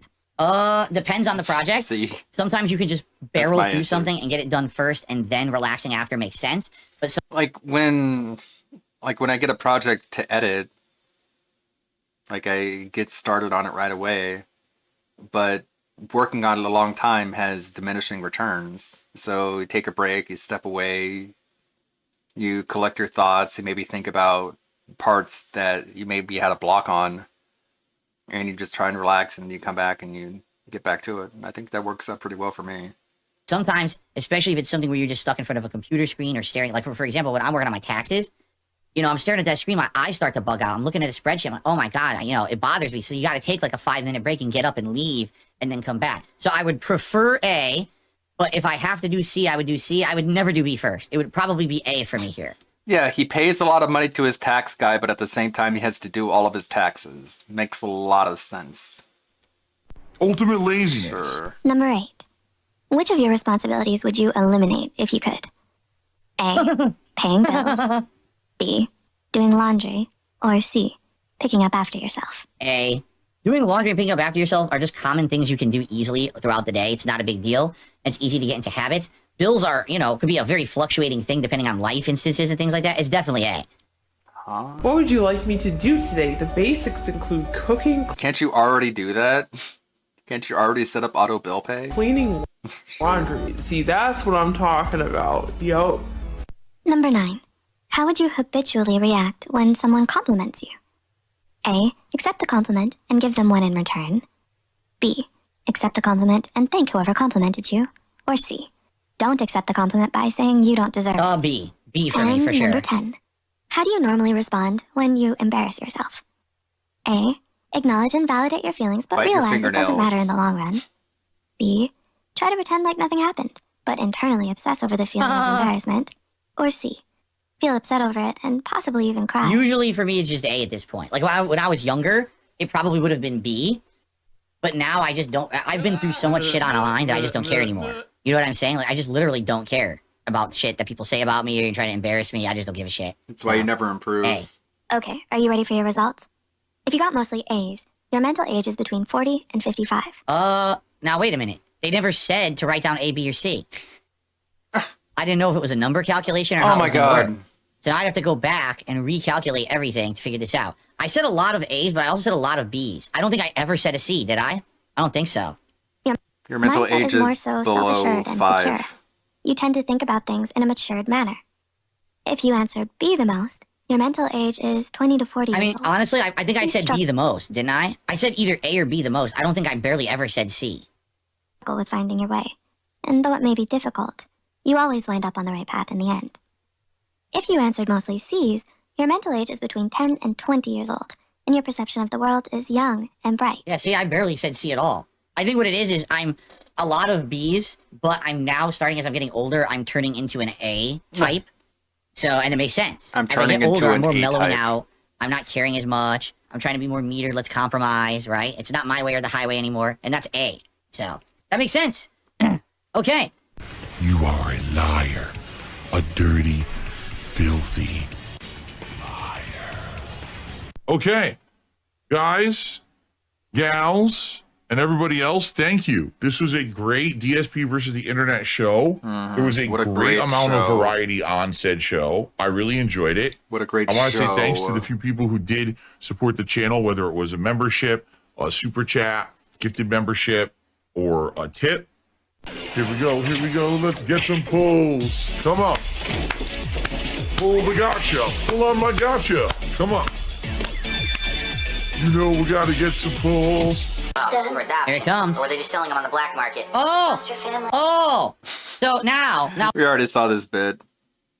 He doesn't even remember, just purposefully misinterprets, or doesn't remember, or probably both, what the issue was with the slave trade comment. Anyways, back to this. That'll work. We played Metroid Dread a couple years ago. Yeah, the quiz wasn't very good. It wasn't a very accurate measure, but it was interesting to just see him lie about his own behavior. That absolutely worked. But for some reason, every single time I play a Mario game, things like, oh, the game's for kids, the game's not that fun or engaging. I'm like, huh? I really don't understand it. Maybe we're different generations. Maybe that's what it is. I grew up in the 1980s and 90s playing Mario. Mario is always going to be a part of my core gaming experience because that's what I was playing growing up. So whenever a new Mario game comes out, I'm excited for it. With his ego at an all-time high for fighting games, despite rage quitting MK1, he ran back to Street Fighter 6. He got Honda and Blanca into Masters, which by the way, you can do with a 20% win rate. However, it was at this point where everything started breaking apart, and this was the beginning of the end for Street Fighter 6. He would then have yet another rant about Street Fighter 6. This time he had a conspiracy theory that PC gamers were ruining the game and adding mods, which affected lag. This is so weird. He talked about it recently. Like he says that these games are developed for consoles first. It's like, no, they're developed on PCs. Like, what do you think? They're developing video games on the consoles? They're using the consoles as the development platforms. Like, they're using the console hardware in order to like render and fucking like model and paint. It's so stupid. Input delay. It's like DSP. These consoles nowadays, they use the same hardware as PCs. They're developed on computers, and they're rendered in engines that are identical when it comes to the console and the PC. I'd observed, but for some reason, he thinks they're developed primarily for the console when they're not. Something. Hey, Cinnabot Sarah, thank you for the raid. I think I got raid stuff here. Pretty interesting since that Monday night stream. No, I don't. It seemed like the vast majority of people who I were facing in Street Fighter 6 at the master level all said cross-platform. That means the vast majority of people at that high ranking in Street Fighter 6 are not playing it on PlayStation 5, which is a bizarre statistic because did you know that over 50% of the people who own Street Fighter 6 own it on PS5? It's data. It's like, I think it's like 58%. At least, when that statistic was created, whenever that was. Got that sound. But, we were talking around 60% of people who bought the game own it on one platform. Then why is it when I'm playing at the highest skill level, almost no one's on that platform? But at that point, it was just a guess. It was off of my, just thinking from what I felt. And I said, when I play this on Wednesday night, I want to actually track the data. So we did. Wednesday night. I just got this hat on because it's spring and I felt like I needed something for the season. It's no big deal. I played a grand total of 54 matches. Okay? 54 total matches. So if you could argue, all right, maybe 8% of the players I played versus the 13% who own it on Xbox, it kind of jives. That does kind of make sense. You know what I'm saying? But does it make any sense then that literally 21 out of 27 players were on PC? Doesn't even know that, though. That is 78%. He's just assuming that crossplay means PC. 78% of the people I play at master level are on PC. By tweaking this game on PC, pro players have found ways around some of the limitations of online play. They have dramatically reduced the amount of input delay from when they press a button and something happens in the game. They have found ways that they're going to get better connections. It's milliseconds. They have also found a way to limit delayed or dropped inputs. And what I mean by that is, one thing that I'm distinctly noticing at the master level, particularly when I'm playing people in crossplay, is that for some odd reason, the game is mistiming my inputs or literally dropping them entirely. Multiple times during these matches. And of course, always against a crossplay player. Always against a crossplay player that it would drop. So how would what their setup is affect your ability to get your inputs out? Like, that doesn't make any sense. Yeah, what I'm seeing here, sadly, is that with Street Fighter 6, there is, sadly, a situation where pro players have figured out the best way to play this game is to have PC likely doing something to tweak it. Now, I know for a fact that there are players in the FGC who have actually custom tweaked their PCs to play this game. I know that sounds ridiculous. That sounds like a real try-hard mentality, does it not? Oh my god, people actually have a fucking gaming PC and they sat there and they actually tweaked They the sat shit out there. of it. Yes. They didn't stand? There's I know of one. I don't know of more. There's one. It's called FGOS. It's or bullshit. It's FGCOS. nonsense. It's a fighting game Nobody actually uses it. operating system tweak where you tweak your OS on your PC to give you less input delay when you're playing Street Fighter Online. It exists. I shit you not. During my day off, someone fucking sent me a link to it.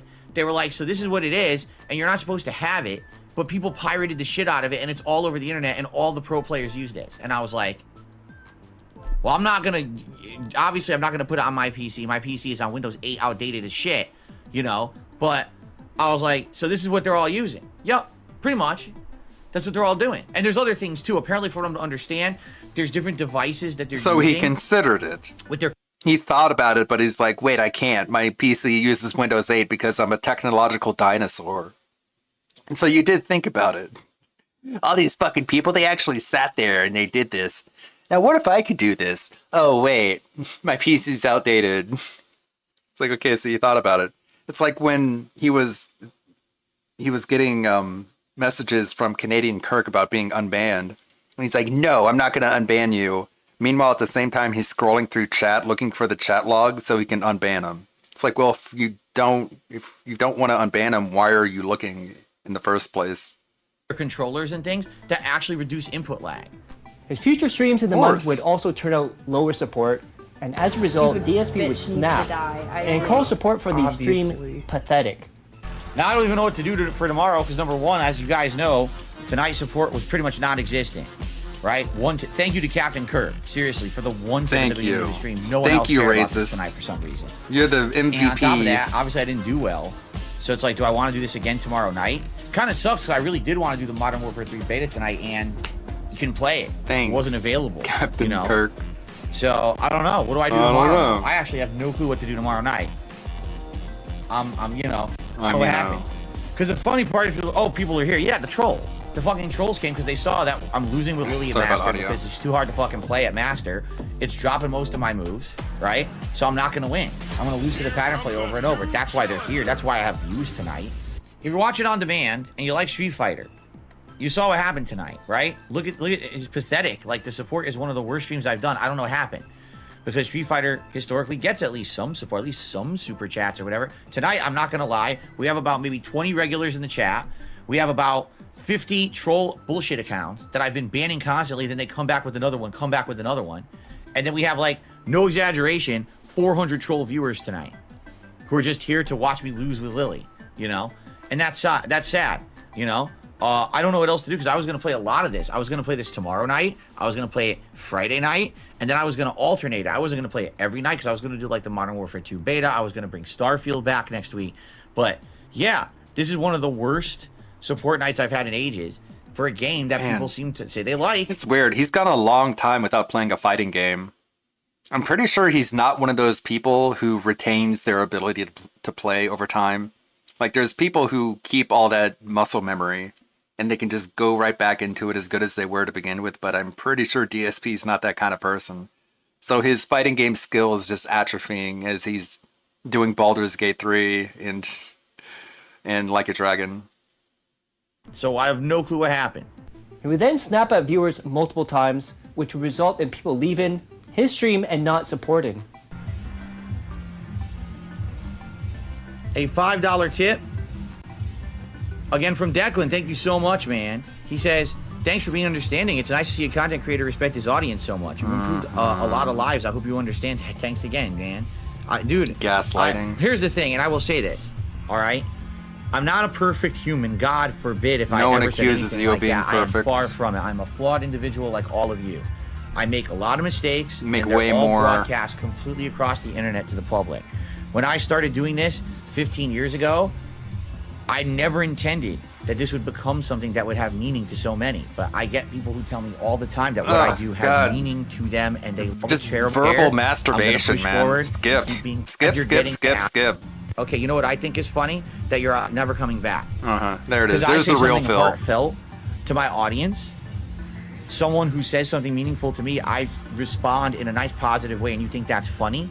Well, ha ha. Goodbye. No one's laughing now. Okay. And they come Escanor right Cinempride, back. I wasn't handheld the whole fucking game, and if you say that one more time, I'm just gonna remove you from the chat permanently. I told people not to spoil the whole fucking game, and when you say shit like that, you really piss me off because you're an asshole. So you owe me an apology now, and you better do it publicly in front of everyone too. I demand it, actually, because I worked my ass off to beat this game without being handheld. So fuck you, and now apologize to me and everyone for saying that. Okay. I worked my ass off. What do you mean you didn't say me? You literally just said that. Yes, you did. Dude. No, he didn't. Listen to this. Do you think being handheld the whole game is as bad as summoning? Oh, so you're... Okay, never mind. He's saying Literally, you did. Okay, never mind. I read it wrong, and I do... Speaking I of, will publicly he's playing apologize. Liza P. I finished Liza P the other day, but I got the bad ending because I wasn't looking at a guide. Oh my god, believe it or not. So I just picked whatever choices that I felt like making, and I got the bad ending. And so I started New Game Plus, and now I'm just turboing through the game, beating the bosses in like the first run. I'm up to Romeo now, the King of Puppets. So I'm gonna try and do it again, but with the correct endings because I looked at a guide. Apologize because I'm like, all right, I beat the game normally, but now I'll figure out what to do in order to get the good ending and the real final boss. Bigger man, and I will say... You're I think supposed to finish that on stream? Maybe I'll do that for the new game run. Maybe I'll do that on Thursday. you're correct. I misread it, and I'm sorry. I thought that you were saying that I did. I did not. I know I was not handheld the whole game. So I wholeheartedly apologize. Fuck you, Phil, you piece of shit. How dare you be mistaken and say that to one of your viewers, you Then he has to ungrateful wretch, exaggerate it. you piece of human filth. How dare you, Phil? Darkside filth. That's what I'm gonna call myself from now on, Darkside filth. Because I made a horrible, horrible mistake, and I said terrible things. Now he's and I regret mocking them, but there's people no who way had you a can ever problem forgive with it. someone for making a mistake in life. So everyone, make montages and memes about me. Big loser Phil, who insults his viewers. DSP by this time in the year openly admits that he Didn't need watches your other streamers permission. with his wife. Also, because of his ego, he thinks he's better than all the other streamers. And we ended up watching another person, of all things, play some Dark Souls 3. We were just kind of bored. We're like, what do we want to do? I need to Let's finish just that, randomly too. open some playthroughs and things and, you know, see what's going on. And it's funny Need to finish because, DS3. again, I keep telling you guys, I never used to watch anyone else's playthroughs. I never used to watch anyone else's playthroughs at all. Okay? Now that I actively start to watch other people's playthroughs, and by the way, we always try to watch people who are much bigger than me. Because, you know, you're trying to absorb, okay, how do the big guys do it? How do the people who are supposedly so popular and so prominent, how do they do it different from Darkside Phil? 9 times... No, you watch the people who are bigger than you because that's who Kat gravitates towards. Because she's an NPC. Out of 10, And you go along with what she wants because you're a cuck. Because you're a beta. And then you get mad at what she watches because you're like, why aren't I as popular as they are? way worse than my playthrough. I'm watching this guy play Dark Souls 3. He's got the worst quality. It's like you could tell he was probably a Twitch streamer at the time in 2016, and all this is the archived Twitch stream. So it's a low-ass bitrate. And this is a prominently known streamer, known for playing... Speaking of which, Thursday I played Spec Ops The Line. And you know how... Thank you, Adblock. You know how for the intro, I had a video playing and I had a chroma key on the video that was playing. I forgot to turn off the chroma key. So the chroma key was applied to the gameplay stream the entire time. So all the blacks that were in the video were being keyed out, but thankfully it wasn't on top of anything, so it was showing the black underneath the video, so it wasn't that big a difference. But there were some issues, and I think that's why I think that's why having the browser open at the same time, the video that I was watching was very choppy because it was still trying to apply that chroma key to the video input. So I think that's what it was. But yeah, I did finish Spec Ops The Line, and I couldn't find a good thumbnail for LWO Stream Archives. I couldn't find a good auto-generated thumbnail, so I made another one. So I just made one, a custom one. It was pretty good. But yeah, you can see some of the issues. Like if a color is too dark, it basically just like defaults to black. So the quality is, it's not too bad. Over till we clear it off. It could be better though. Not a problem.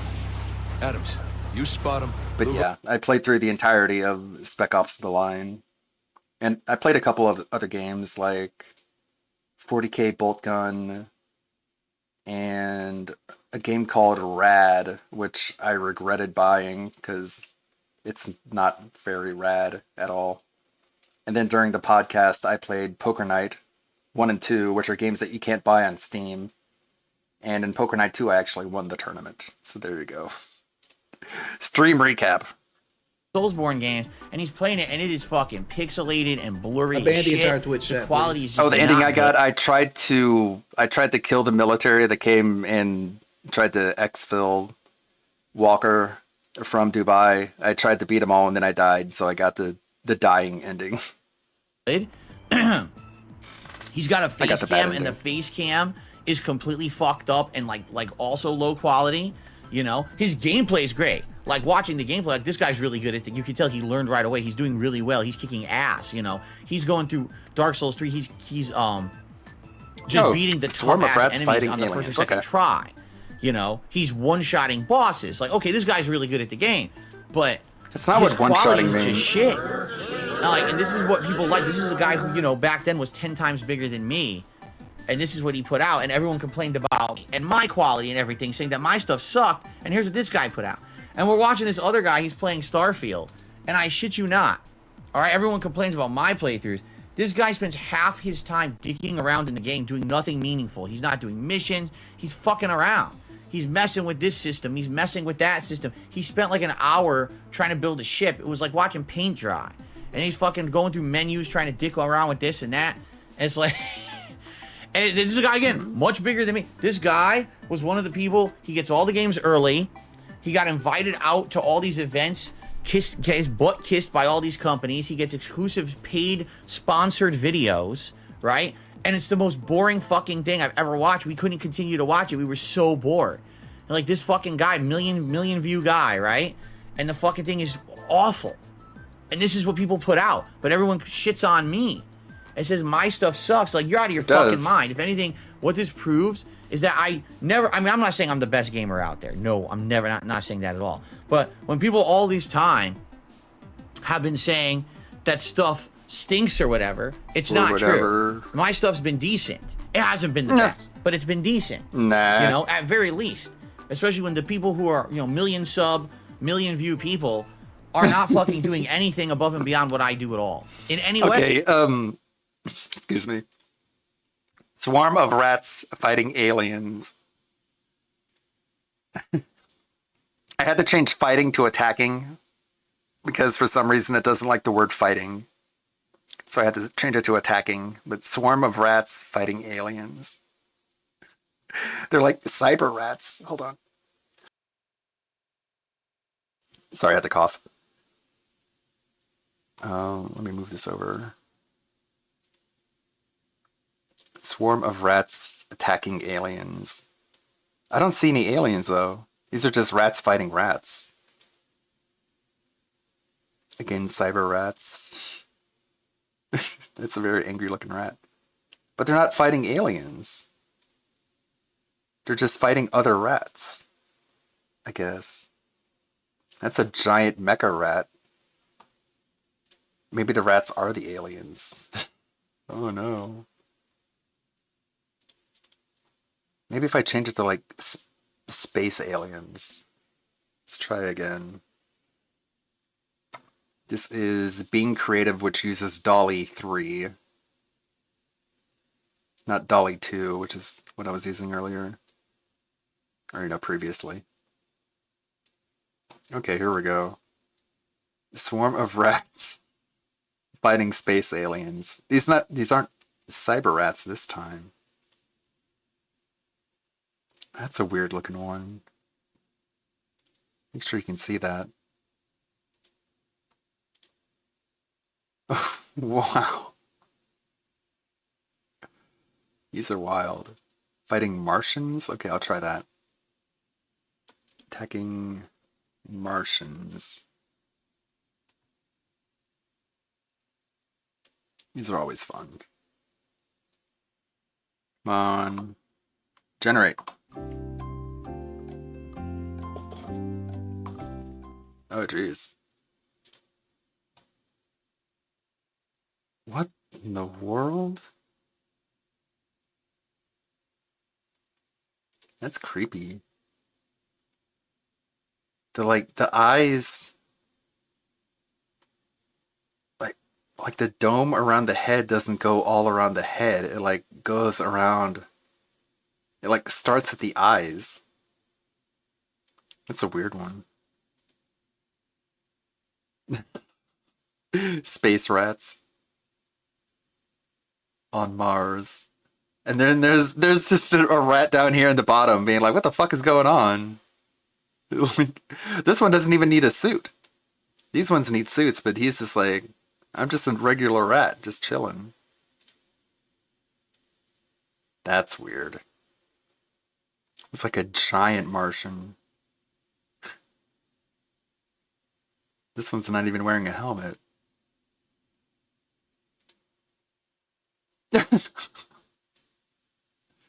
This is...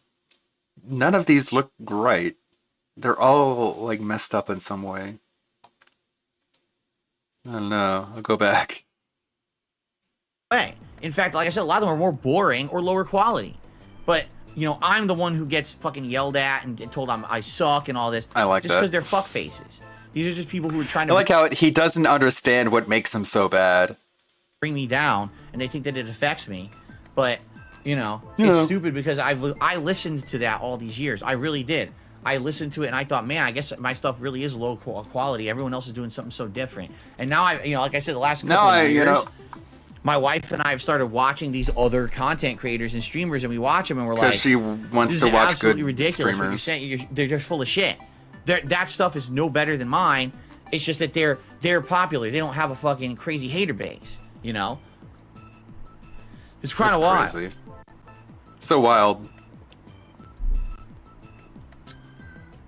But I mean, for perspective purposes, you know, me 3-4 streams in the Starfield, I've already completed major storylines.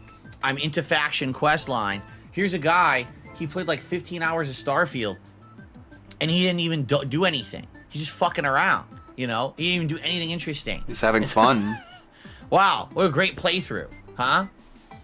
Anyway, someone just asked, what was the streamer's commentary like? Were they funny? You want to know the truth? The streamer was pissed off because someone, like a couple people were showing up to troll about Starfield and say the game sucked when it was like 2 days into the game.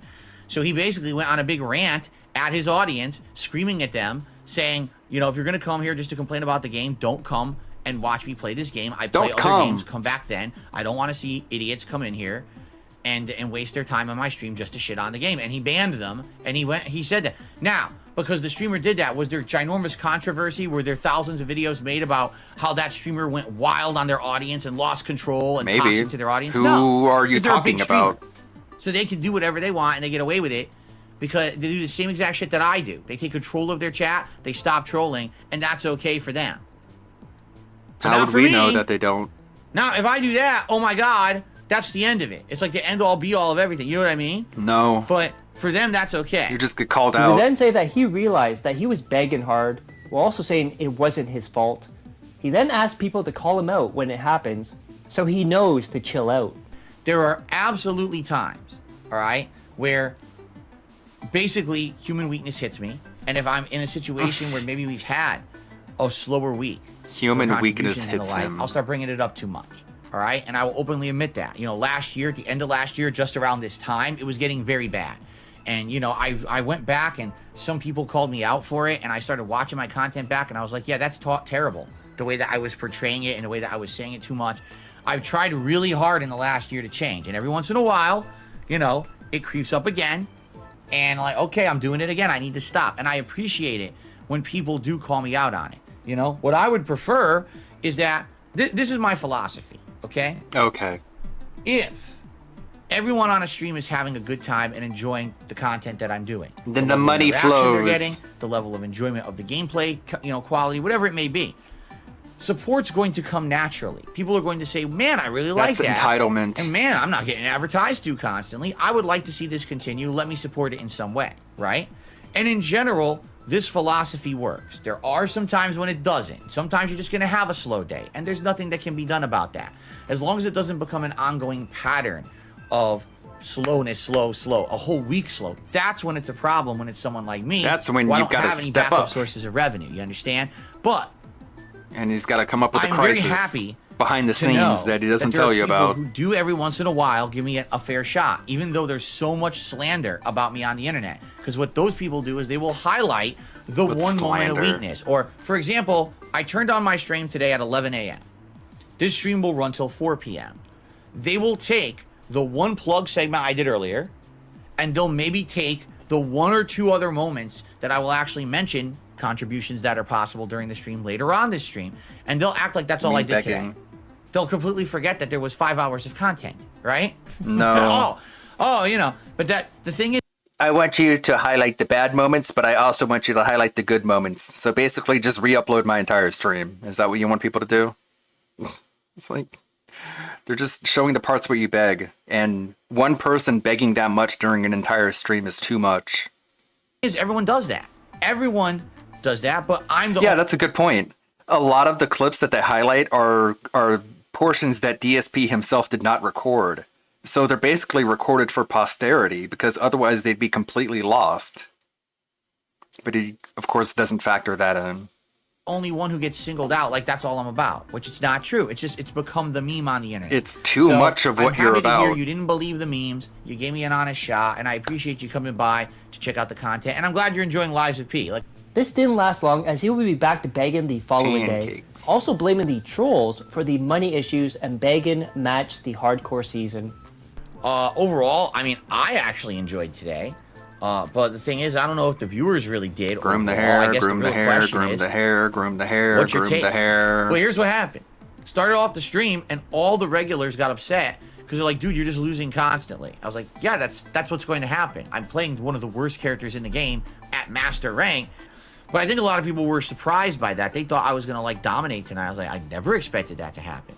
So here's what happened, twofold. Number one, my regulars got upset and were like, man, it sucks. We don't like to see you lose constantly. And I'm sorry. I wish I could do better, but it is what it is for now. Maybe in time I'll get better, but I'm not going to miraculously level up tonight and do it all in one session. At the same time, trolls came to the stream because they got word that Phil's losing in Street Fighter, guys. Oh shit. Now we can say that he sucks at Street Fighter again. No, you can't. Yes, you can. But they're that stupid that they think they can. So they rush to the stream. They can all of a say sudden, whatever the they viewership want. Skyrockets. All these fucking troll accounts, sock accounts coming to the chat. Thank you, saying Good nasty Roberts. things, and of course they only say it when I'm. I like the hat too. It's the spring decor. I've got 3 different ones. I've got the black and white one, which I think works best, and I've got 2 others, including this white and blue one, which has a pretty good pattern on it, but the thing is you can't really see the pattern at that distance. So it just looks like a blurry blue thing. It needs to be yellow. I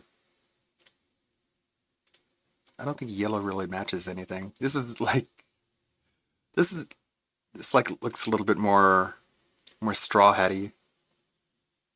I'm playing. Because when I'm not playing, they know I look at the chat. They should clam the fuck up. They only talk shit when I'm actually playing the game because they're assholes, right? Right. Inexplicably. They're assholes, not you. Support was insanely bad. I think I got 1 super chat from a legit person, 2 super chats from trolls, and 2 tips all night totaling $12. That was the whole stream. 2.5 hours. I even stayed half an hour later. And that was it. Now, this makes me wonder what's going on. Is it a bad night? Is it night streams in general? Was it the game? Was it because I was losing a lot with Lily? Was it because the stream was an impromptu stream and actually originally was supposed to be Modern Warfare 3? That's what I had wanted, and then I couldn't play it, and a sudden change on the fly people weren't happy with. People had their credit cards out and they're like, I'm ready to tune in to watch him play a different game. And then he tunes in and you're playing something else and he's like, well, fuck this. I'm not giving you money for this game. That's how it works. I don't know. I honestly can't That's how it answer totally the question. I'm not sure what the cause was. Even the people on the stream didn't know why there was no support for it. Because you suck. And if they said that you suck, you ban them. The thing is, the same thing happened 2 nights ago with Modern Warfare 3. I was having a blast. I was having a ton of fun playing the Modern Warfare 3 beta, and the support was almost non-existent that night too. Pretty much similar. Actually, that stream, if you can believe it, was better than this one when it came to support. You know, these are questions I have to pose. Let me put it this way. I'm not upset. Today's earlier stream went really well. So it's not a big deal, but I want to ask my audience what happened. What Is there a happened? reason why now there's Why been didn't 2 you give streams me this your week, money? one of Modern Warfare Why? 3 and one of Street Fighter 6 that had really Tell bad me what I support? have to do. Could it be that people are tired of multiplayer? That, you know, used to be that I wasn't playing multiplayer games often. Figure it out. And now I've been playing Street Fighter 6 for what, 5 months? So maybe people are all burnt out on multiplayer in general, so they don't care about Street Fighter, they don't care about Modern Warfare. They'd maybe rather see me focus in on more narrative-based games. Would you like to see more Starfield instead of Street Fighter 6? RPGs, Phil. Play nothing but I'd be RPGs. okay with that. That's what they but want. I need feedback. I need answers because I don't have them all. You know, Just all I can do pressures is guess. them. You know, and I don't really know. Could it be that people were just upset that I was losing so much? Maybe. Anyway, support today. Okay, I'm not disappointed. At the same time, it was on par, if not even a little slow, for a normal day for me.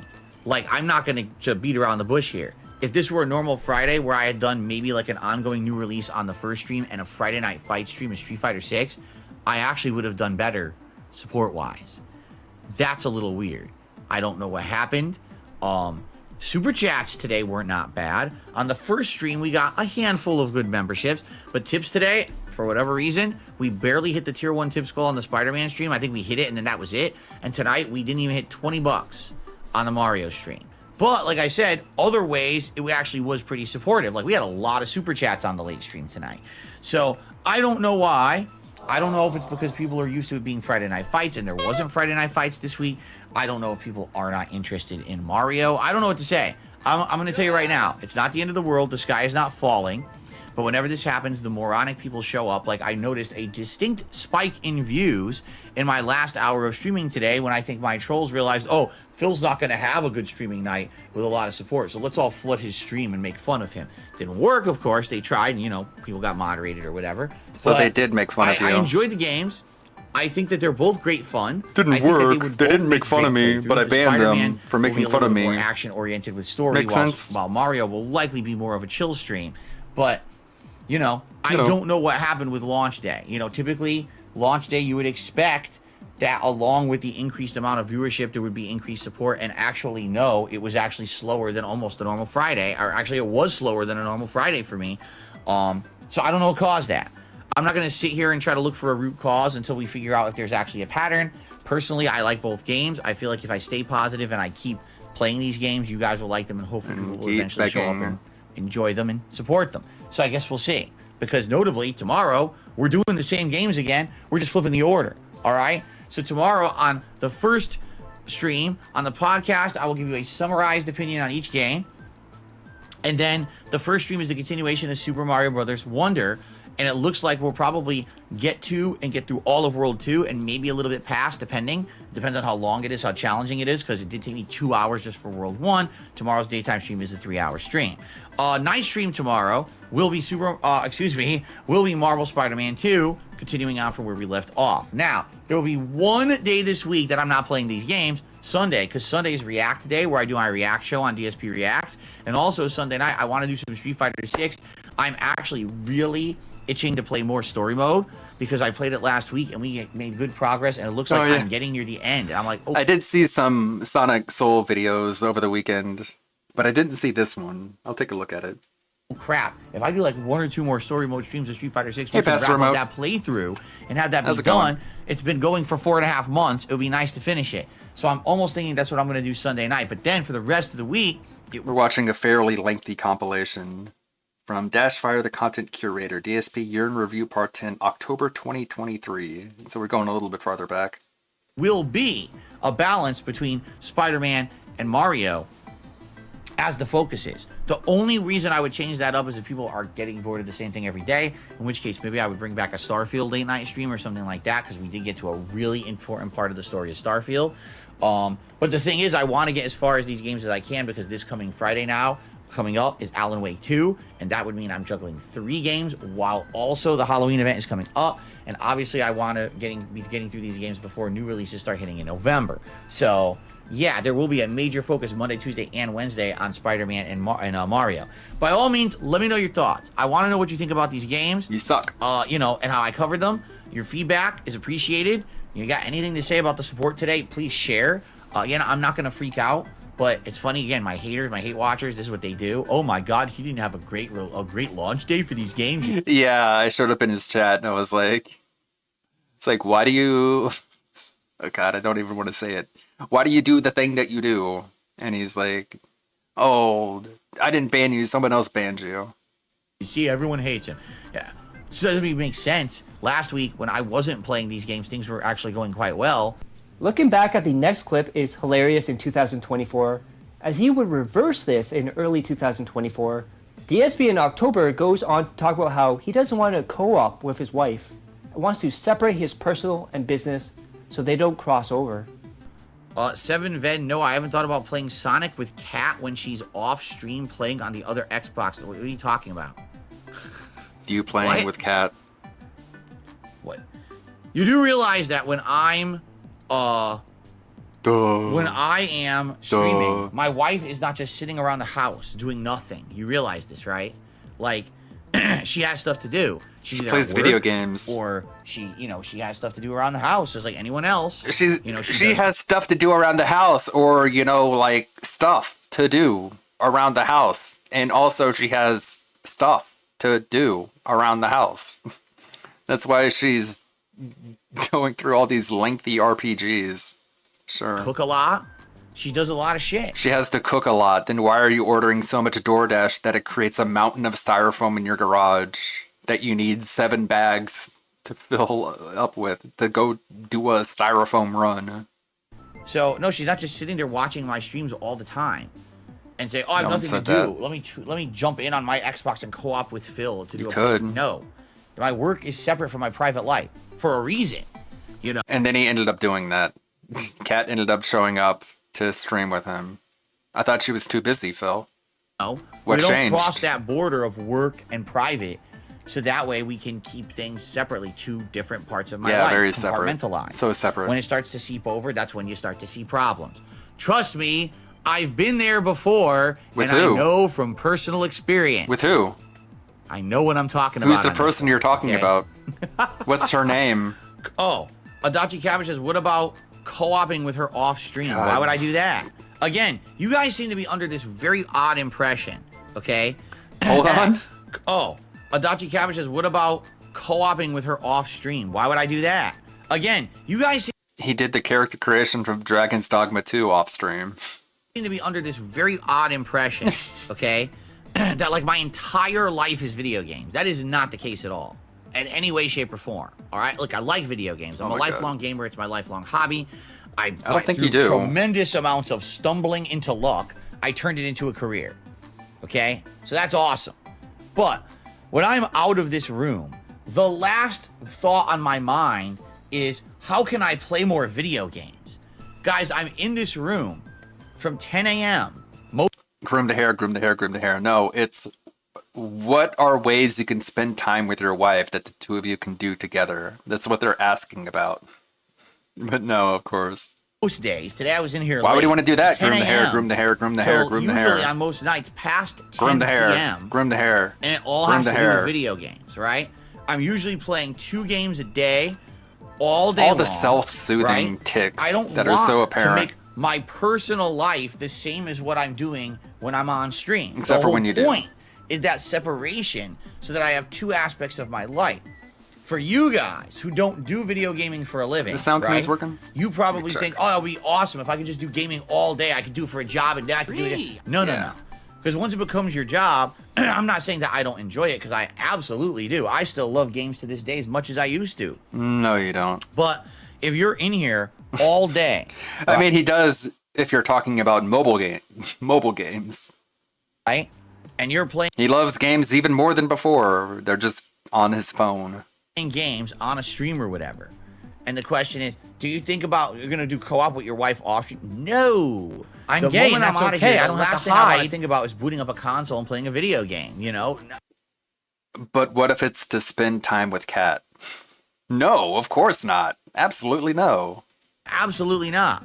I want to do anything but that. I just want to do wanna anything have but fun spend time my with wife, her. relaxing, You listening know. to some music, watching some shows or movies or whatever it may be, going out, doing some shopping, whatever it may be, eating food, cooking, whatever it is. It's not just eating gaming. food. As long as it's not gaming. That's the whole It's point. just My eating life is food. gaming in here. I don't want my life outside of here to also be gaming. Can you imagine if Chef Gordon Ramsay was Oh my god, shut up. You suck at analogies. separate Skip. that? You don't do it all. Your entire life is not just about fucking what you do for your work. You know what I'm saying? Sure. So except for when you do. there you go. The answer is no. I don't think about playing co-op gameplay with my wife when I'm out of here. It's the last thing on my mind. I don't want to do that. Every time there's a death, Spending DSP time with my decides to wife, make that's it the last all thing about I think himself. As you will see in the next clip, DSP disrespects a FGC fighter that had recently died. Derek, I see what you're saying. Yes, I see what you're saying about Flow. Derek, I'm doing a video game playthrough. All right? Why would I stop playing Sonic in the middle of the playthrough to comment on that? Right? Why would you stop doing gameplay in order to beg for money? I mean, commemorating the death of someone that you knew is a lot more noble and dignified than stopping your stream and begging for money. Honestly, I understand. So someone in the FGC... Also, yeah, Gordon Ramsay does cook when he's not on camera because he actually enjoys being a chef. from back in the day has passed away at the age of 39. It's sad. Sad to hear. But I'm not going to stop and interrupt. Yeah, his analogy the entire sucks. playthrough to talk about that. That's something that, like, in between parts or... Every time he uses that analogy, it's wrong. Like, another one was, what if you're a mechanic? Do you want to go home and work on cars? It's like, yeah, a lot of them do. A lot of mechanics have like a project car that they work on their off time because they love working on cars because they're car guys. During a podcast or, I'm not going to derail the gameplay stream to talk about that. All right? So, and the thing is, again... I'm going to derail to talk about begging. I don't, talk about these people. Quite frankly, I never was friendly with Flo. I don't even... Oh, I that's never why you knew didn't him want to bring him personally up. that well. Because you don't a lot like of the him. interactions I had with him, honestly, were negative. So, rather than talk about that, I said, I'll just ignore it. Okay? But, it's sad he passed away at the age of 39. That's very early to be passing away After that he's early. I'm pressured sad into to hear talking that. about it. I am. That's Yeah, what I'll say I'm about sad. it. I'm sorry for the loss of life there of someone who had a lot of their life left ahead of them. But if they didn't, that then it's sucks. okay that they're dead. And that's all I'll say. Okay? That if someone brings something up in the chat 1 time, 2 times, 3 times, and you notice I'm not addressing it, yes, there is a slim chance that perhaps I've missed it every time. All right? Yeah, so But there is a chance. If people are talking about it for 15, 20 minutes and I'm still not addressing it, there's probably a good reason why. People who are watching the Sonic Superstars playthrough on YouTube don't need to hear me start talking about someone in the FGC Well, they don't need to hear about how you haven't hit your tips goal either. who passed away, who I haven't seen in 100 years, who I never had friendship with. Like, why, what does that have to do with anything? Like I said, Someone who maybe you on knew a glancing, if we're who's doing Q&A dead. or between the streams we're talking then.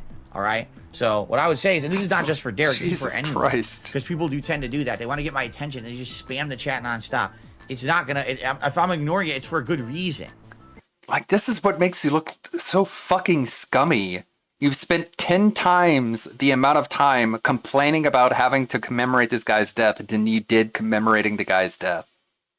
Right? Right? There's probably a really good reason. Okay? So you don't have to keep spamming. Okay. I don't want to Someone acknowledge kept him spamming because the we weren't chat. friends. Oh, did he see Edge? Did he see Edge was in it? Edge is in it. Did he see Edge? And this wasn't Derek, by the way. This was someone else. They were like, Edge is I'm in sure it. it The was wrestler someone else Edge, talking Edge. about Bill wrestling. didn't mention Edge. Edge is playing Aries. Edge. It's like, dude, we get the fucking hint. Yeah, Edge. Who cares? It's not a hint. Right? Like, It's called your audience trying to be interactive with you. difference between, maybe you trying to know. give someone the heads up on something, and someone who just you don't get the hint, and it becomes borderline annoying and obnoxious. Borderline. And you got to understand it. You got to read the room sometimes and know how to read the room in those situations. One of the moments from this month that showed how much DSP lacks self-awareness is when he attacked other people for safe scumming and says he never safe scums. 99% of the time, unless there's a very strong reason to not do this, I would always stick with what happens. I do not usually Except save for when he scum does. during these kind of games.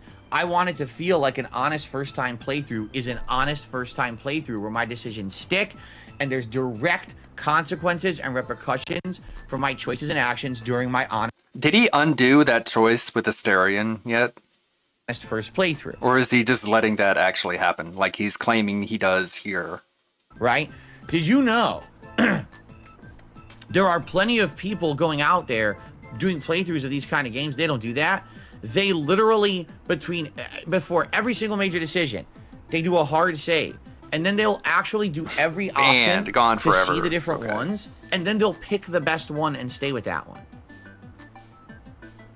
Maybe they want to show the Talk audience everything that You know, happened. going through life being a pussy. I'm sorry, It's but a video that, game, that's it's a not pet life. peeve of mine. If you're someone who's playing for yourself and you want to do that, I mean, that's fine. But imagine if you're doing a playthrough for a live audience or an audience on YouTube on demand, right? And you cannot commit to any choices you make. You have to actually always pick the optimal outcome for every choice. Like, what the fuck kind of going through a game is that? Like, that drives me bonkers. It's a completionist run. I remember even back in the day when I was playing Fallout 3 in New Vegas, I said to the audience, listen, when I make a decision, it sticks. That's the whole point, is that you have to live with the repercussions of your choices. And He didn't do that, by the way. He got to a boss that was too hard for him to beat, so he just loaded a previous save and then just dialogue choiced his way out of the boss fight, because the boss was too hard for him. makes the playthrough more interesting. It really does. And that really drives me nuts that there's people out there that will abuse the game system and just get around everything, you know? So for me, I don't like reloading. I don't, unless I have to. Like, let's say I'm completely out of lockpicks and there's only one, I have to go through a locked door and it's really tough to lockpick, then I'll save scum to get through there so we can continue on with the playthrough or whatever. But when it comes to a play... You don't have to do that in order to get through a playthrough. Like, if you need a lockpick to get through a door, then odds are that door is optional and you don't need to go through it. Game like this, I don't... So if you're out of lockpicks, just move on. like having to reload story segments and redo them because something didn't go my way. I wish there was a way to get out of the situation that I'm in right now, but it certainly does not seem like that, right? Wrong. We would see a preview for a future storyline as he would have internet issues, just him, not his neighbors. He would lose a day of work and complain about losing money, then theorize that the Comcast worker was a detractor. Ladies and gentlemen, we have some insano conspiracy theories. We have people literally saying things like, what if this is an elaborate detractor's plot? I'm serious. People are saying this. What if people who don't like you have set this up to ruin you or whatever? All right?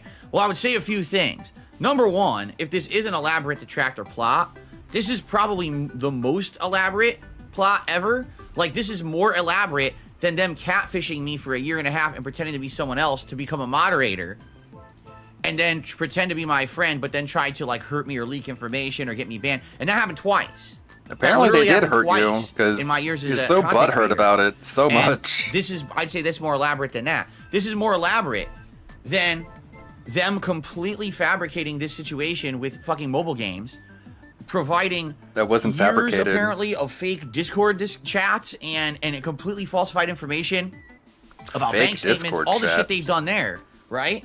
Like, it's I more l- elaborate than that. I literally verified it myself. I went to your actual Discord account, but I'm sure it's all fabricated and fake. It's more elaborate than when we had a fake escort, right? That didn't exist, but was again more catfishing, fooling Not people made with by all this fake detractors, not information. believed by detractors, It's and the most uncovered elaborate by thing they've ever done. detractors. But you know what? It's not impossible. I would say it's not impossible. Seriously, I wouldn't put anything past anyone because people are absolutely insane. And you know what I'm saying? Like, who knows?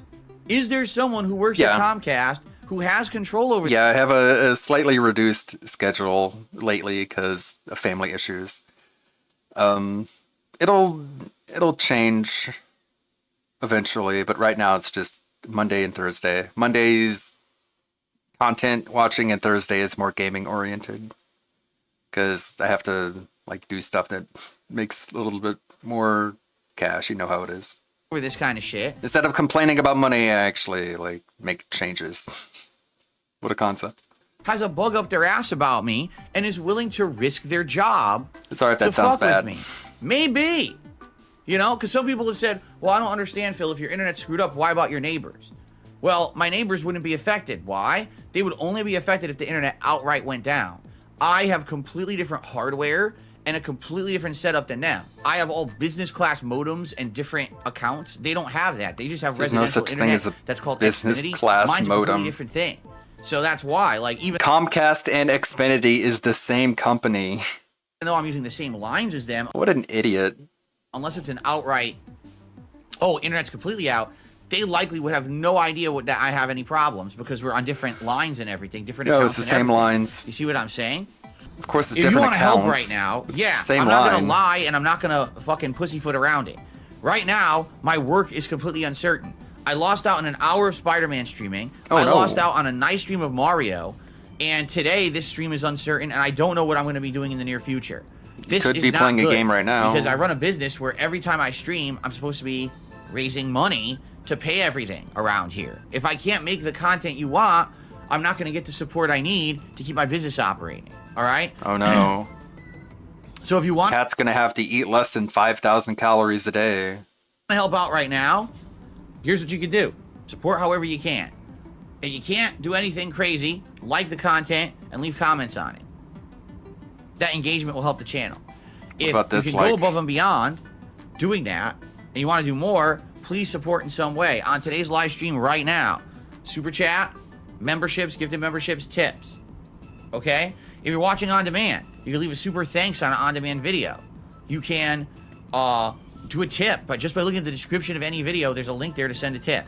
That's how you can help. And there's nothing else I could say. You know, it sucks because I just want to put out the content you want. That's all I want to do. I don't want to be interrupted. I don't want to have to sit here and mess around. This is stupid. But it's my life right now. I have to deal with it. So that's how you can help. And I am. I said this yesterday in the special video that I made. Here's the deal. The good news is I am no longer in the situation that I used to be in. Okay? No exaggeration. A few years ago, I was in such a bad situation that if there was a day when I couldn't stream, that's a day I'm not making money and I might not be able to pay any bills. I'm serious. That's how bad it was just a few years ago. The good news is I'm not in that bad of a situation anymore. Okay? But I'm certainly not in a situation where I can just not work for an extended period of time or where my income can be severely messed with for an extended period of time. That's just, it's not possible. If I have several days where I can't stream properly, I can't put out the content you want, and people aren't supporting the content because of it, I'm screwed. All right? And I don't want to go back to where I was. I don't want to be setting myself back now to that situation again. It took me a long time to climb out of that hole. I don't want to go back in the hole. All right? You are And in the again, hole. This is no one's fault. You're just digging yourself This a is deeper hole. Not my fault, your fault. Who knows if it's Comcast's fault? No one knows. Right? Until we figure this out today, there's no way that we even can point a finger at anything. So, yeah, right now, if you want to help, this kind of support would help tremendously if you could. I'm not asking anyone to go crazy. I'm not asking anyone to go above their means. I'm just saying, You've if you already want to help gone crazy. out, now would be a great time to support in some way via the methods I've outlined. And I would really appreciate that if you did, because that would put me a little bit at ease. Right? Rather than saying, well, I don't know what's happening, and if I can't stream and if I can't upload normally, well, now I have no business. Okay. Now I go out of business. All right, right? get it. Right, So, sure. Quit begging. please, if you can, support Ugh. if you can. Fair enough? No, it's not. Okay. So it's time for my favorite segment. Enough. Let's just start with DSP news. I'm all frustrated. Right? I'm all frustrated. So I'm not bloated. in the mood. Seriously, as you can tell, I'm not my usual jovial self, right? Like normally I'd be in a good mood. Jovial No, Phil. you wouldn't. I'm just not jovial Phil today. I'm out of sorts. I know that. I know I'm out of sorts. Over on DSP Reacts, the channel was completely dead at this point. He no longer was doing long-form reacts. Streams were starting to get single-digit support, and members were falling off. DSP tried to spin this as a good thing. I just got a $1.30 tip. Someone completely being insulting. would you ever rebrand your underperforming React channel into a politics channel for the new year? Yes. No. The answer is yes. And then he talked about doing that exact same thing, but the guy was being insulting. Are you judging that? Because you have to understand something, all right? Success is not based off of YouTube views. If that were the case, some of the dumbest people on the planet are successful. I don't even believe that. I just think, you know, YouTube views is based on so many silly things that it doesn't matter. Aren't they technically?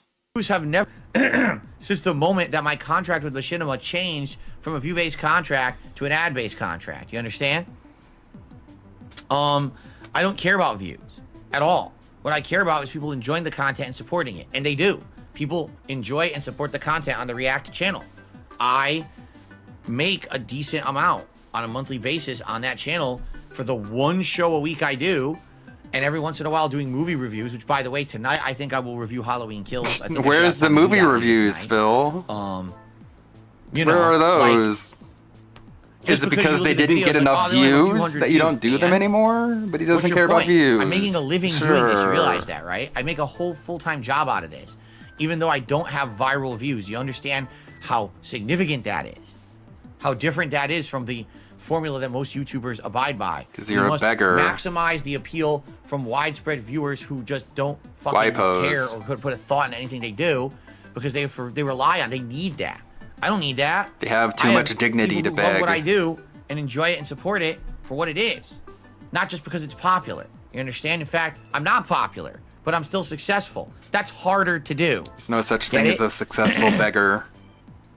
But no, I don't want to do a politics channel right now at all. I'm not interested in it. Maybe someday in the future. Now he does, but not right now.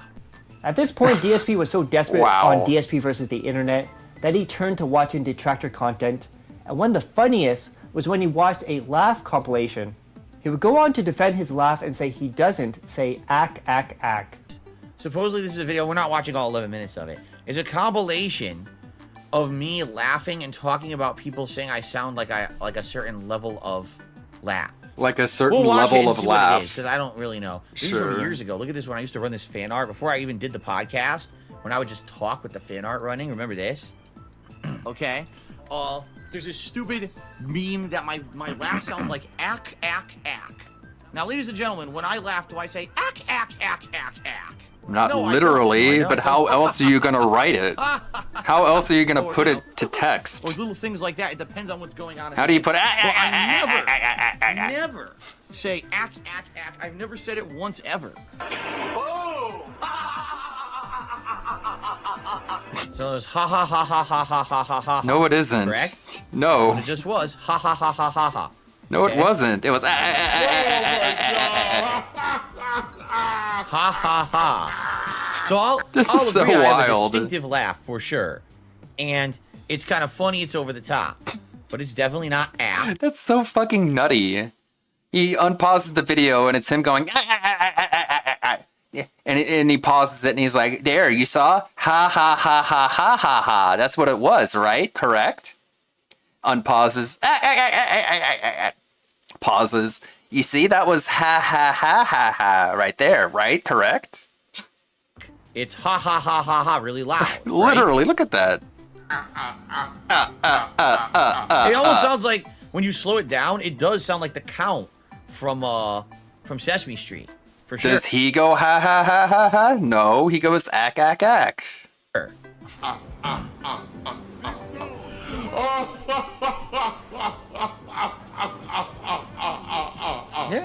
Ha ha ha ha ha. Again, Yeah, it's like the ha count from ha Sesame ha ha Street. That's what ha. it sounds like to me, right? To me, when you hear ack ack ack, okay, that sounds like did you ever see the movie Mars Attacks? Those aliens like act act act act act act, like that's what they're actually saying. That's how their dialogue. So again, what this is, all right. By the way, again, I'm not disagreeing that I don't have a distinct and funny and weird laugh. What I say is these people, they take a meme. I'm not disagreeing that I don't have a distinct laugh. He's agreeing that he doesn't? That was a triple negative, and it went back around to him saying that he doesn't agree. Right? And they literally sit there and they repeat the meme over and over to the point where now, through groupthink mentality, that meme is true, even if it's not. Like, we're listening right now to evidence that I don't laugh saying ack. It doesn't happen. But right now, I'm not kidding you. Has to make it There's super actual literal. idiots in my stream chat Pure saying, yes, it's autism. ack. It's like, are you deaf? Even Listen people to in the his laughs. This is a laugh compilation that doesn't sound like what you're saying it sounds like. You see, that's Where's the K sound? There's no k in there. There's not a single k to complete what the meme that you're saying. And I guess it's a moot point because who cares? That's really the big thing. Who cares? Does it really matter how I sound when I laugh? Not really. The funny part is that I have a distinct laugh. I will agree. This montage is showing I have a really silly, over the top laugh when I'm laughing hard. When you're fake laughing. See, it's ha ha ha ha ha ha. Yeah, literally not once. Yeah. Literally not once has that happened. By the way, it's funny because his original source, Mighty D. No, this is my video. Whoa. People didn't know that. People didn't know that it was clips of you.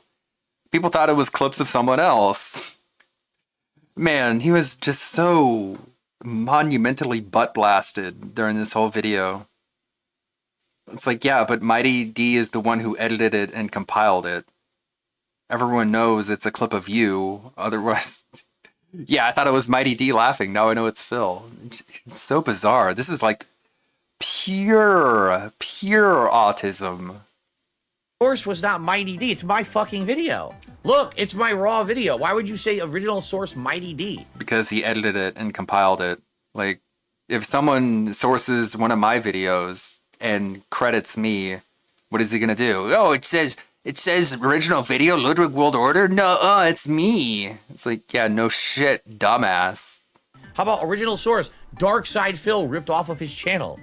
What are you talking about? I mean, ha ha ha. No, they're not the original fucking source, you Ludwig idiot. World, something like that, right? So he rolled up. Fabricated meme from detractors making you say, oh, he sounds like an asshole. Listen to this ack. It doesn't sound like that at all. Look at this. Yeah. Ha ha ha ha ha ha ha. Yeah, ha ha ha ha ha ha ha. And then You he don't have to watch unpauses the it. rest of this. I'm gonna watch a little more, but the video proves the point. The only people who would think that it sounds like that are people who are so brainwashed by this cultish, weird, meme-ish mentality. No, they have ears. To try to make fun of something that you just believe it. Even though the evidence is in front of your face that it's not true. You mean in your you ears? Still believe it. Because you're stupid. You understand you have to be weak-willed and weak-minded to have a groupthink belief that's not true. You understand that, right? Like, I wonder if these people truly get that. Maybe they don't. I think they just don't understand that. They actually think that, like, this is true, and because they just keep saying it over and over, that it exists. It's like someone just said, like, the Mandela effect. Like, maybe, right? That's not what that means. Yeah, I think so.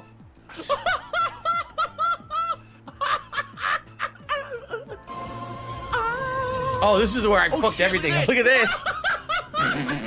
What the fuck? Look what I did!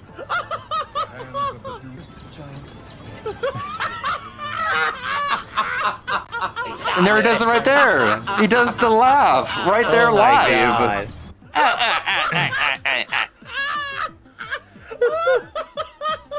Original source, the King of Crybabies HD. No, it's the my original video. source is DSP Gaming. Yeah, no Look, shit, it even idiot. fucking It's says making fun it. of you. In What the else would it bottom be? left-hand corner of the screen is my fucking watermark.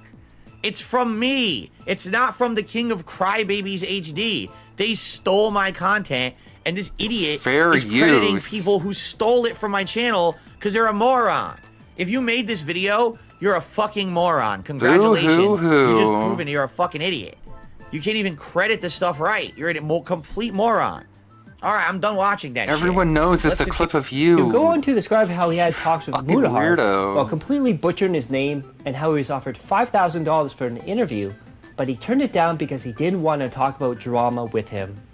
Am I planning to do an interview with Mutahar? Mutahar. When you say Mutahar, Mutahar, isn't that guy? Some Ordinary Gamers, I think is his name on YouTube. Just purposefully mispronounces Would you like to hear the to story? sound more Because aloof. Basically, this happened. I don't care. I don't know who these people are. And him on Twitter a couple months ago, and literally no one has asked me about this since then. So basically, I guess the guy doesn't like me, and he's done many stories about me. No over the years, one how he likes hates you. me, how he thinks that I'm a bad person, a bad gamer. Everyone does. I very much unfairly. I make YouTubers look bad. I have no idea how he ever came to that conclusion. Because you're a beggar. But apparently he doesn't like me. Okay, so a few months ago, for whatever reason, I can't even remember what it was. Like someone had said that they wanted to interview me again. Now, I had an interview earlier this year. You know how it went. I told you guys I'm not interested in any further interviews. Yeah, you got I your don't give shit two shits pushed about in. what anyone has to say. I just want to make my content and be left alone. And beg for correct? money. In fact, really the reason I'm not interested in an interview is how it affected you guys. You guys told me for like 2 months I'm after so empathetic, you that guys. Side Scrollers interview that all it was drama for you guys, and you didn't want to deal with that. You That just doesn't wanted to make have any fun with me on sense. stream, and you hated that it went that way. Please don't do this nonsense anymore. So I've done my best this year to stay out of drama, correct? No. So, basically, Mitoker? I guess there was discussion on like Twitter, and again, I don't know because I have all these people blocked or whatever. I'm not paying attention. Then how do you that know about it? People wanted to interview me, and I guess this guy Mutahar was one of them. Oh, now he says and it he right. had said that he was going to pay me $5,000 for an interview. All right, but I had him blocked on Twitter. He's like, if people could get him to unblock me, I'd like to talk to him. All right, so I unblocked him, and he DM'd me, and all he basically said was, I want to do an interview with you. I'll pay you $5,000 for it. And I want to cover common questions and things that people have on the internet about you. He says it would not be personal, meaning when he says that, it would not be about your wife. It would not be about family members. It would essentially be about you and your streaming, your business, and how you operate your business, and all kinds of shit like that. Right? And really, it was a very nice message. He was very respectful. And within that day, I responded right back to him. I said, first of all, and this is, I'm just paraphrasing, but first, I said, first of all, Why I'm not are you accepting any payment paraphrasing? for any interview. I refuse. I'm not important enough of a person to accept payment for an interview. So the answer is no. But I you would not expect accept your payment offer of for $5,000. streaming. I said, if you want to pay something, you could donate it somewhere. If we did an interview, go donate $5,000 to a charity. Or we could talk about a charity to donate it to, because I don't want to be a part of it. But don't talk about it though, because that's but hey, maybe if it goes what to a you good shouldn't cause, do then when something it good comes comes to out, charity. right? Right? And what I responded was, What? it's this simple. I don't want to talk about the same drama shit that everyone already asked me about. Like, the whole point of me doing that interview with Side Scrollers in March was very simple, so that all of the answers are in one spot.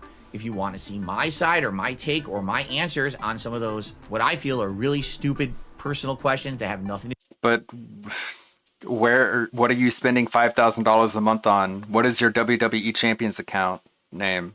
Can't find out any of those answers if you watch that Side Scrollers podcast. I mean, unless you use your brain and realize that his WWE Champions account is down from the rafters and the $5,000 a month he spends is on microtransactions. do with my business.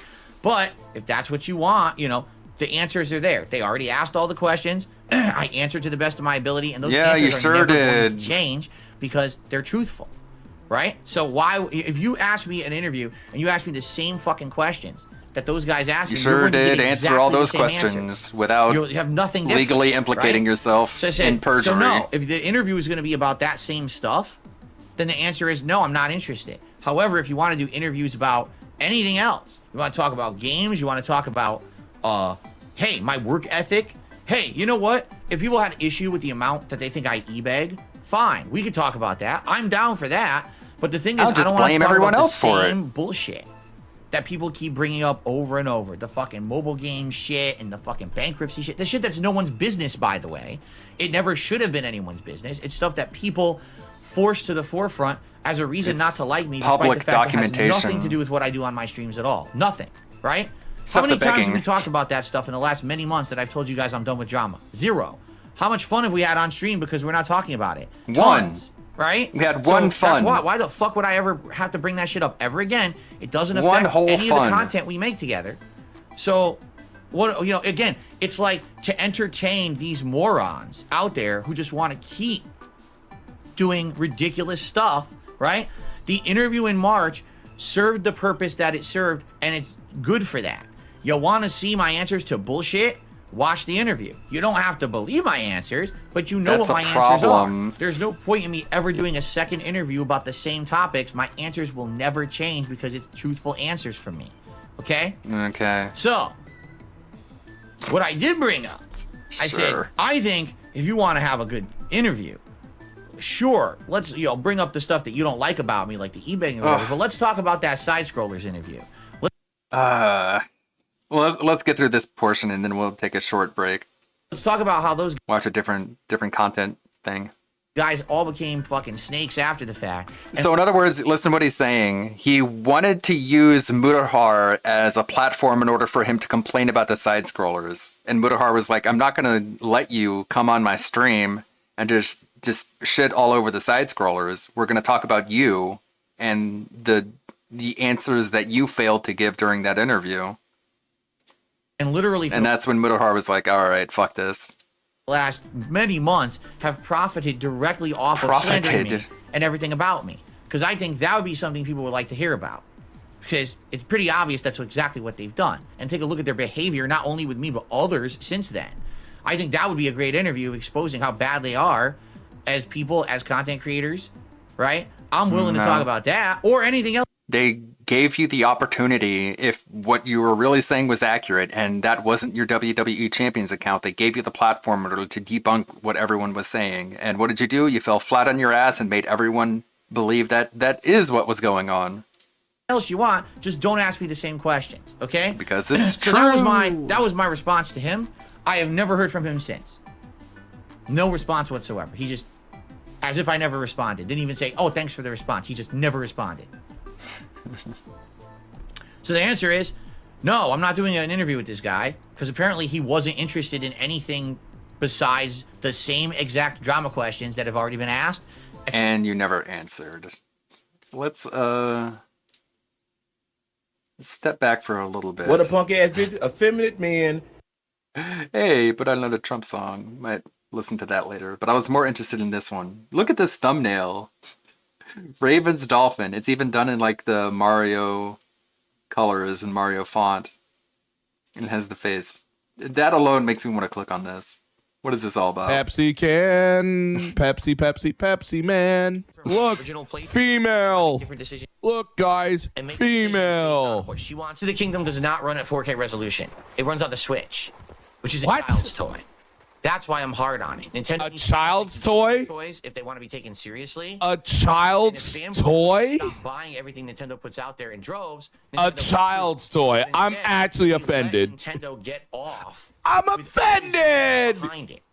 Behind everyone. Did he literally just say that this thing's a child's toy? They actually made a machine that could. When we're done with this match, you know what I can do with the vertical thing, guys? You know what I can do with the vert stuff that I'm really excited I can do? I'm going to give you the plugin later. Just remind me. I'll check that out. I think when he's done and I get to Splatoon, I might start the mobile and landscape stuff. So what do you guys think about that? Oh, you wanted the sound command? But also, okay. welcome to the stream. A lot of us are hurting, man. A lot of us are hurting. Did I see quiet on this? When he's done, you know what I can do when we're done with this? Behind it. I'm actually offended. Buying everything Nintendo toys if they want to be taken seriously. A child's toy? Stop buying everything Nintendo puts out there in droves. A child's toy. I'm actually offended. Nintendo get off. I'm offended. Behind it. Behind everyone. Did he literally just say that this thing's I'm a child's toy? toy? When we're done with this match, you know what I can do with the vertical thing, guys? You know what I can do with the vert stuff that I'm really excited I can do? I'm going to give you the plugin later. Just remind me. I think when he's done and I get to Splatoon, I might start the mobile and landscape stuff. So what do you guys think about that? But also, welcome to the stream. A lot of us are hurting, man. A lot of us are hurting. Did I see Quiet on the Set documentary about Nickelodeon on HBO Max? No, we talked about this, Meatball Man. Quiet. Oh wait. We get it, Phil. But what do you think about Dan Snyder? Modern Life for kids and stuff like that. Like totally. It's all fucked up at the end of the day. All of it's fucked up. But that era, I don't even know what you're talking about. You Phil, just say it's fucked up and move on. That era and how sadly there was a lot of awful things that took place between. We don't like you. Or for a long time, I've been changed. I don't do that shit. And people will just be. Got the Birdman hands. Stop. As for bringing all eyes on us. Now we're already in the quest. And just punch his guts out and just tell him how much of an asshole he is. Just over and over, just go. The speed bag going like, you are an asshole. The game studio that makes Like a Dragon. Fuck Ed. Trying to say we all hate you. We all hate you. Not for the reasons we hate you. Because you're a jackass. Completely. It's a different style of My mom likes me. That's about it. Everyone else doesn't. I think the Switch and the Switch Lite, it's not. Oh my God. Paycheck from them. It's not about performance, you fucking weirdo. This is just facts. If you're upset by facts, stop being that much of a dedicated fan of something. Take a step back, and you need to stop taking offense. You know? That's ridiculous. I can't believe you would even say that. It's so bizarre. Like, if you go back and play a retro console like the SNES, like the SNES performs less than the Switch does, right? So if you're going back and playing like Genesis games or like Neo Geo or Sega CD, are you deciding to play a kid's toy then? Because if it's only based off performance, then that's how you would define it, right? Right? Wow. Right, correct. After insult the fucking Switch. You guys know I own a Switch. On a few of them. And no one liked that console. Even the Nintendo fans didn't like that console. Yet they bought 1 million little figurines to keep the company afloat during that time. They kept spending money. This you know? theory. Oh my God. Ladies and gentlemen, we have ourselves a Greninja. At the Apollo, I might wear something nice. Guys. Oh shit. I might wear something nice. I have to put on a white shirt. It is bad out there, guys. I need to make some food.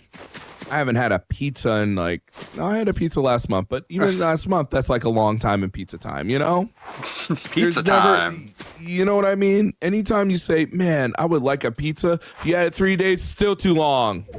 It's been 2 weeks since I had a pizza. This is some bullshit. I must eat. What? I still can't believe he said Nintendo's a children's toy. How did they? What?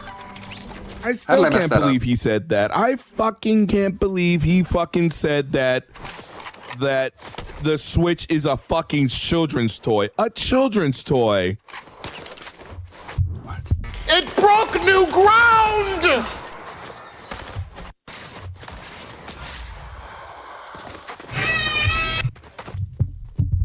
A children's toy. Do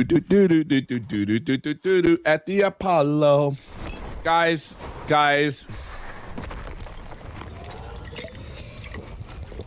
Does this look like a fucking children's toy? Am I holding in my hand a fucking children's toy? Am I holding in my hand? How did they add the offended command, but that activates the it broke new ground sound? I'm confused. And does this look like a fucking children's toy to you? No, this is a serious device. You know what you can do with this? I know, weird. Oh, maybe I uploaded the wrong sound. Unzip. You can. That might be it. A children's toy. I'll fight you in the streets of Renton for that, bitch. That's why everyone hates you. Got the Birdman hands. Stop. Maybe I uploaded the wrong file. Okay. That wasn't as offensive as I thought it would be. Expecting but that he's my answers offended. would change, which they were not going to, because I've already said my piece of the truth about the situation, and that's that. So there you go. There you go. It's that simple, right? Oh no. So you know, if they're not going to get what they want out of it, You know, and no, it didn't hit a spam folder because it was big DMs on Twitter. So he definitely read it. He just didn't care for my answer, and that was it. Never heard from him again.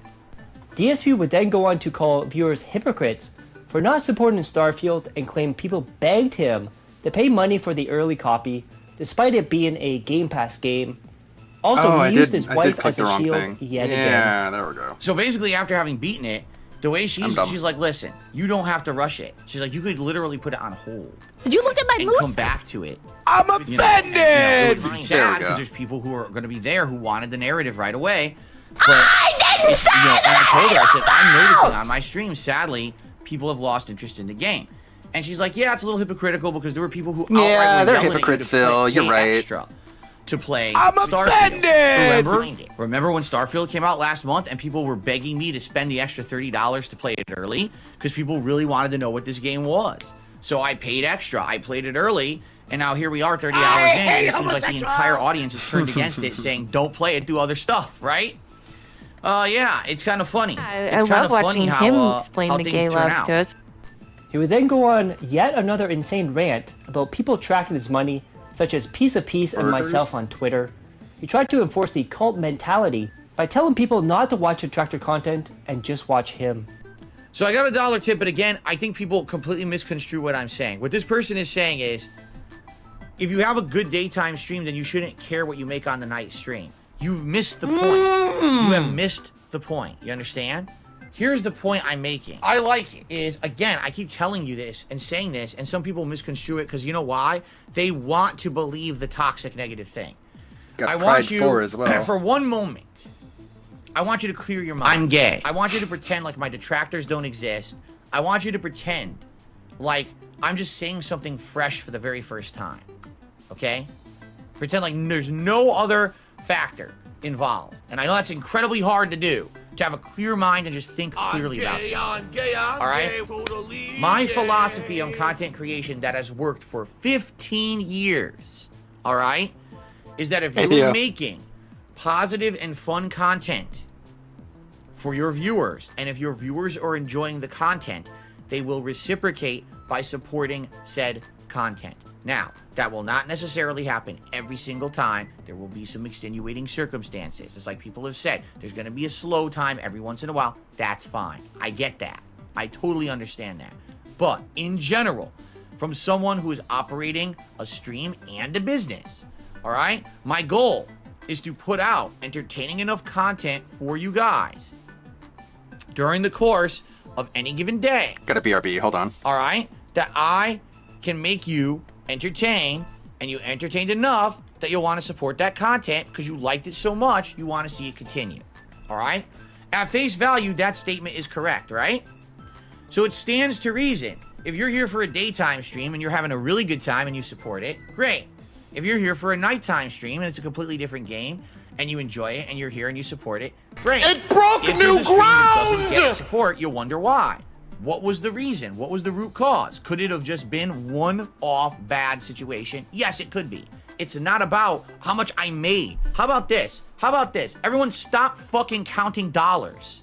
All right? Stop. You want to know who does that? A fucking nosy, intrusive scumbag who wants to say, look at every dollar someone made on a stream. Where did it go? What did it do? Stop with that fucking toxic ass mentality.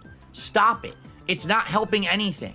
It's actually making things worse. Because when you have that mentality, all you care about is what this says down here rather than what's the fucking 99% of the stream up here. Right? Who cares about this fucking bar down there? You should care about what's up here. Right? So why is it a concern? Who cares? In truth, how did you even know that I had a good day yesterday on the Assassin's Creed stream? Were you there?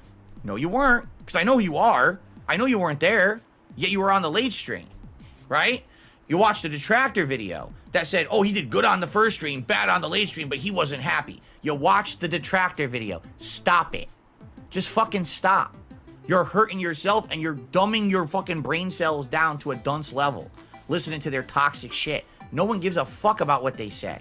I want my content to be good for you on every single stream. If I didn't ask the question last night, I wouldn't have known that that's the problem. That actual regulars are staying away from these late night streams because of the level of trolling.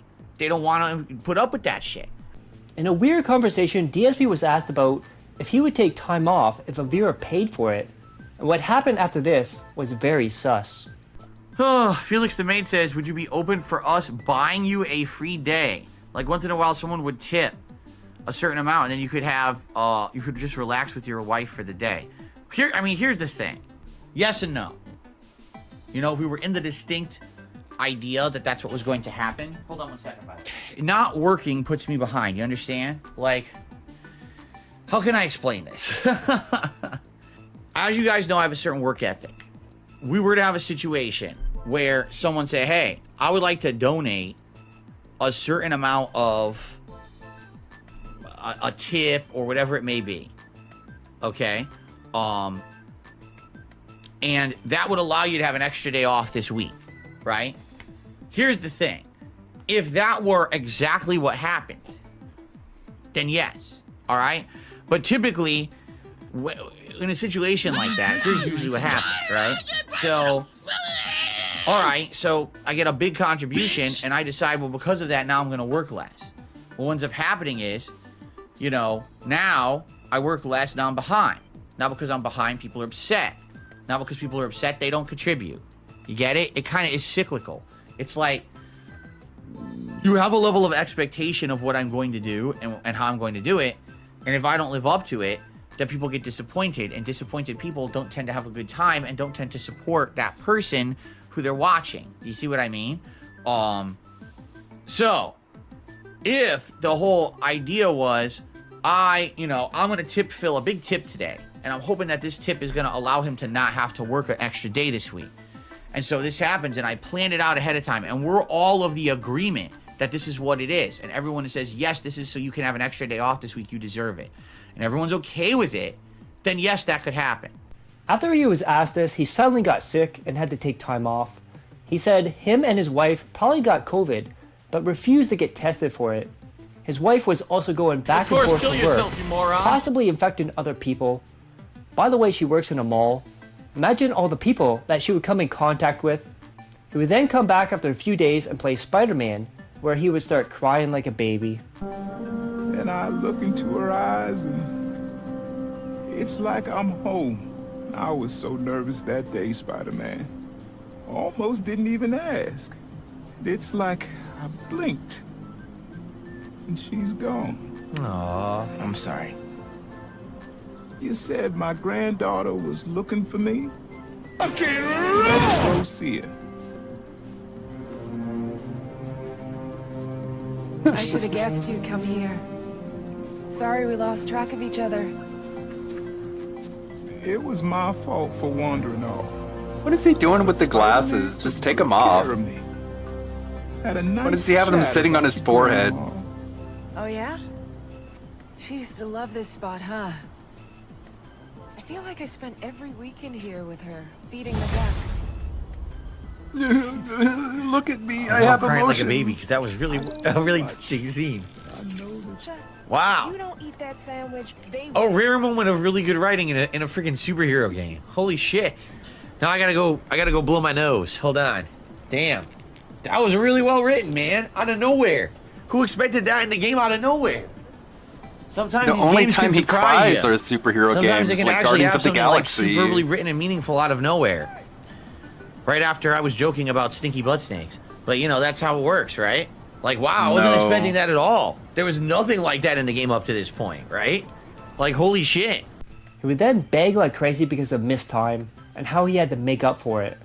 With this being around Halloween, the question would be, does DSP tough it out and do his event, possibly get memberships, tips, and super chats? Or does he completely cancel the event and miss out on everything? Well, he did neither. In a move that doesn't surprise me, DSP set up a stream, but didn't actually stream. He went live without being on stream, no gameplay. He did it so people could support without actually streaming.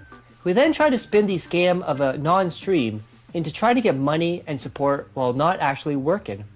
No exaggeration, twice I felt good, and then when this medication ran out, this is the migraine Advil I have here in this bag. Why You see these did he little put gel it in a caps? Ziploc See them? It has bag? that golden golden brown color. Why You did see he that? take it out of So those the gel bottle? caps are so strong that when I pop one, if I have that insane sinus pressure, Is it because he has trouble opening medicine bottles because it's childproof? Could be. That's my theory. within an hour, it's I can't get these bottles open. It's too hard. completely better. I'm like, oh, it feels so It's good. childproof. So I'll be like, oh, I'm so good, and then it wears off, and then I feel like shit again. I must remember between 8 and 8:30 p.m. Pacific time to take this Advil. I must take one of these pills because it will run out, and if I don't take it then, there's potential that all that swelling and pain will come right back. So I must take that between 8 and 8:30 tonight. That's why I have it here live on stream here to take. Live pill popping here on stream. I was so delirious. What I was trying to tell you guys in the community post that I made, I think it was like Monday, was that even though I wasn't going to be here Tuesday for the Halloween marathon, that stream would still be open. And so if people were planning on maybe doing something like being nice to people, it's like when you and buy getting drugs some from memberships or someone. whatever on that day, that there was no reason to not still do that because people might still come by and see if the stream's going on. And I never even said that. Like, I was so delirious on Monday. Like, that's exactly what I wanted to say. And I never said that in any post anywhere. And it's like 3 days later, I'm going back and I'm looking at the posts I made. I said, I thought I had said that. Next, we look at November 2023 as the year winds down. Hopefully, you'll join me and have some fun together.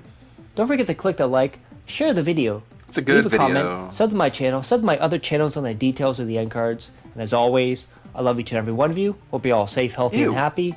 Peace and love.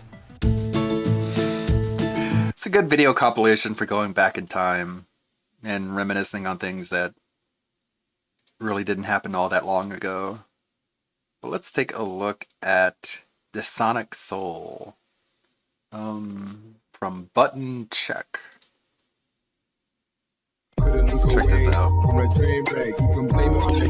Sonic Soul having a rough time.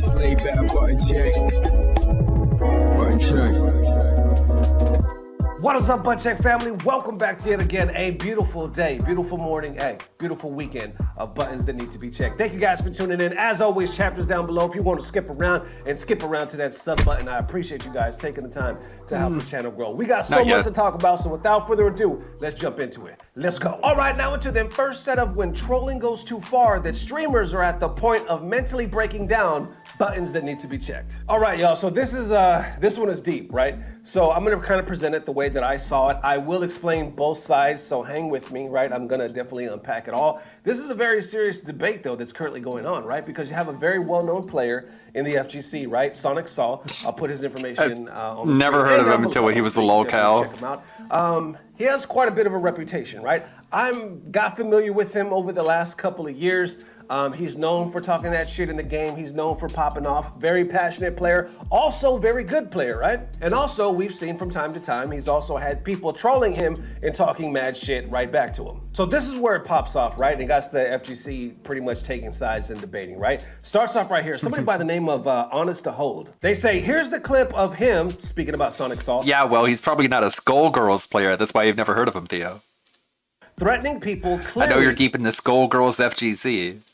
He's mentally unwell, and this is one of many times where he's broken down. He should be banned from Twitch. He should be banned from attending any tournaments, big and small. He needs to get professional help, and they actually tag Twitch right here. Now, here's the clip in question. We're gonna watch it. There's some words that I'll bleep out if it gets too explicit, but you'll get the gist. Let's check it out. Destroy you. I would fucking kill y'all.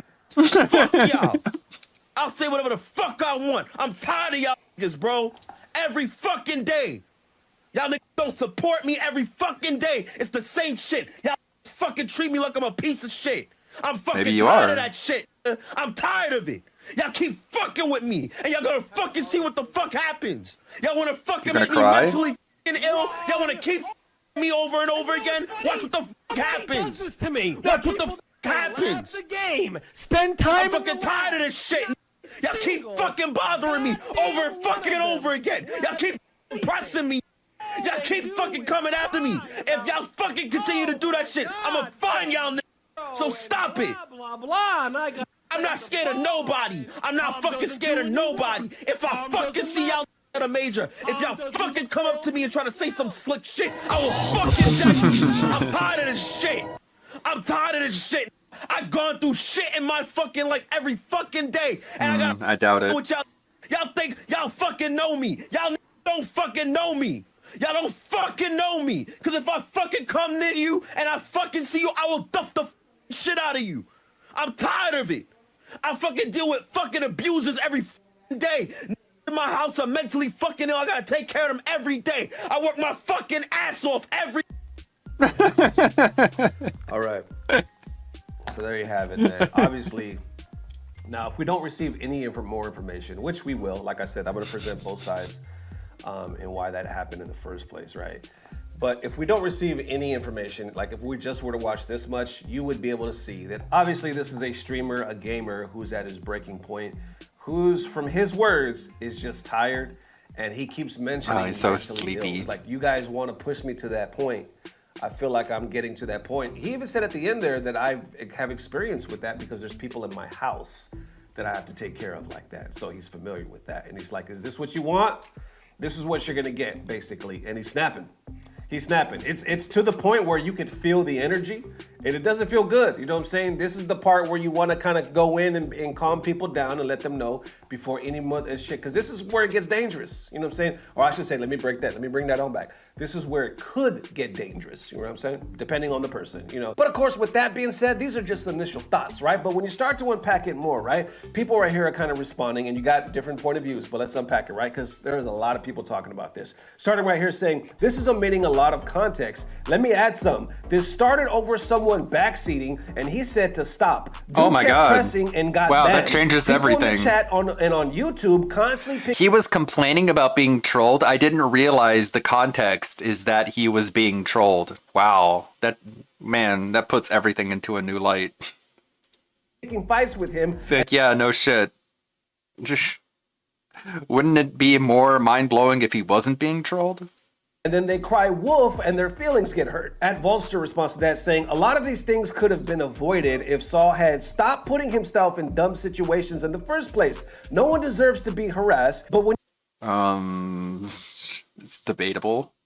you've done things that he did and the things that led to it on top of having people warn him several times, what did you expect? At Master Havoc responds saying, Saul is legit playing a video game, trying to focus and get ready for Evo Japan. What could he have done here? He did everything right. He did Fucking everything Levin correct. Did the same thing in What? all Japan. What?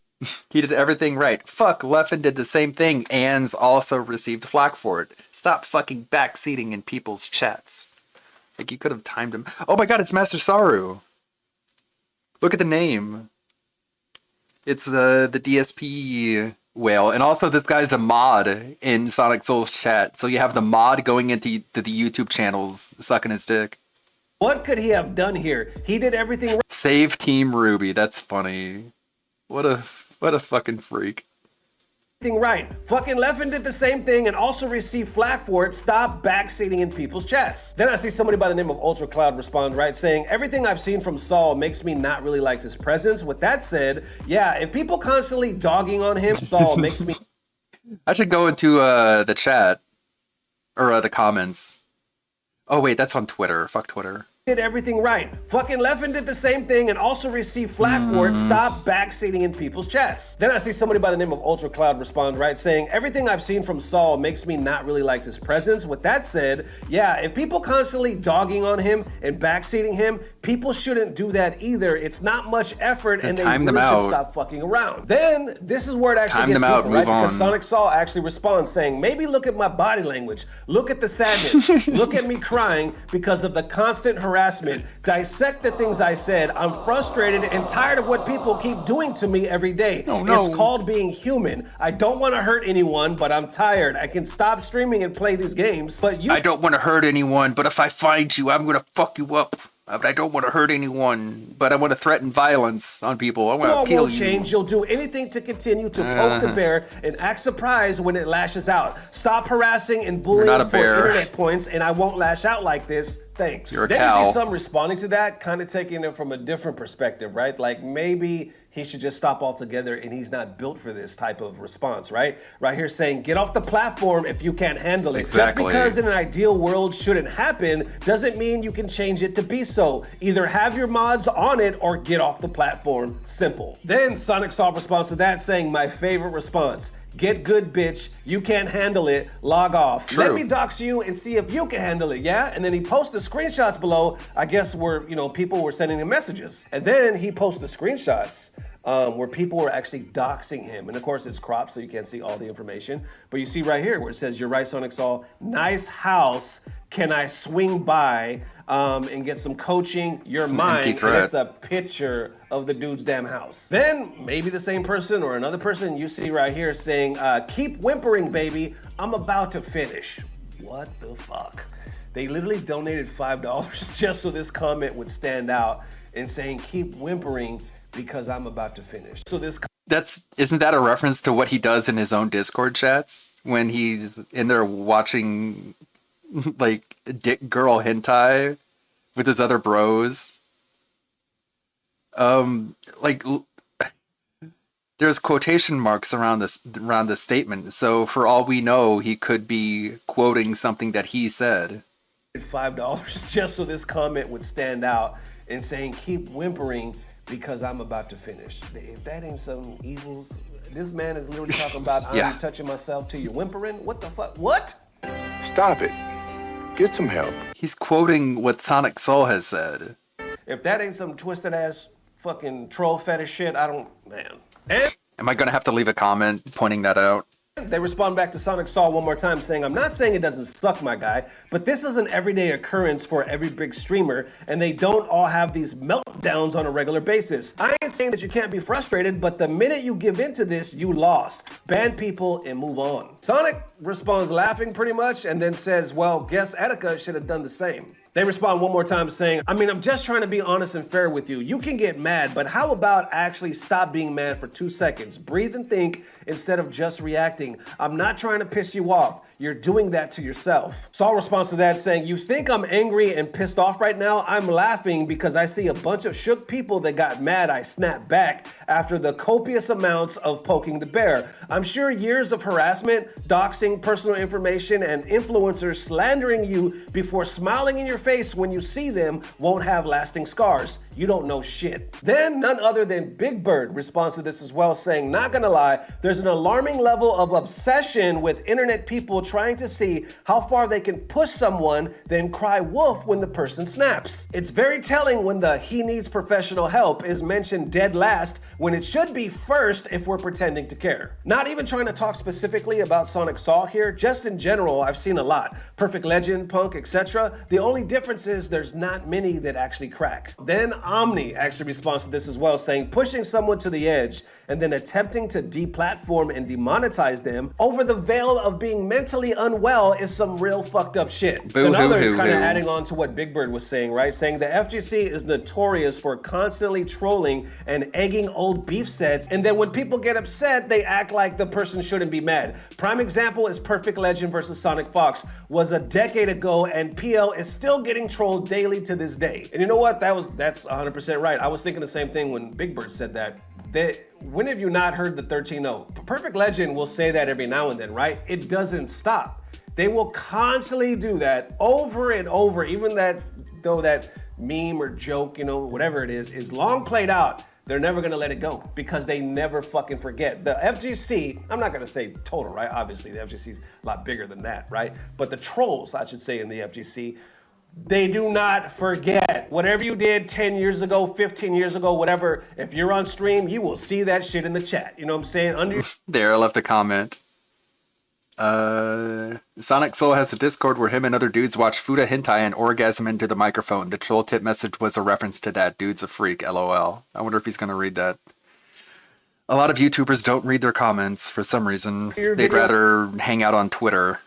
Whatever, they will do anything they can to just throw it. It's like, I don't know, it's fucking, they're frozen in time. And we'll unpack some of that at the end of the video, right? Because it gets even deeper right here. I should say even more sick right here. Because somebody says, I don't know why some people can't just leave this man alone. Somebody actually responds saying, because we own him. We can make fun of him. His clips are bangers for laughs. Oh my God, because how dare they? Own him.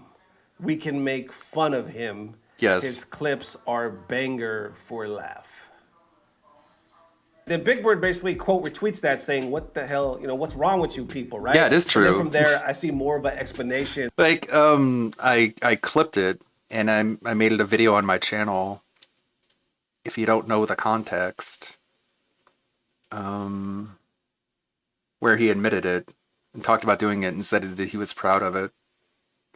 And so then I went to his Twitch and I asked him about it, and he's like, because it's fun. Because it's fun. I have to scroll past a lot of the unlisted uploads that I have, because I upload the edits to the Gundam videos that I do. There it is, the longer version.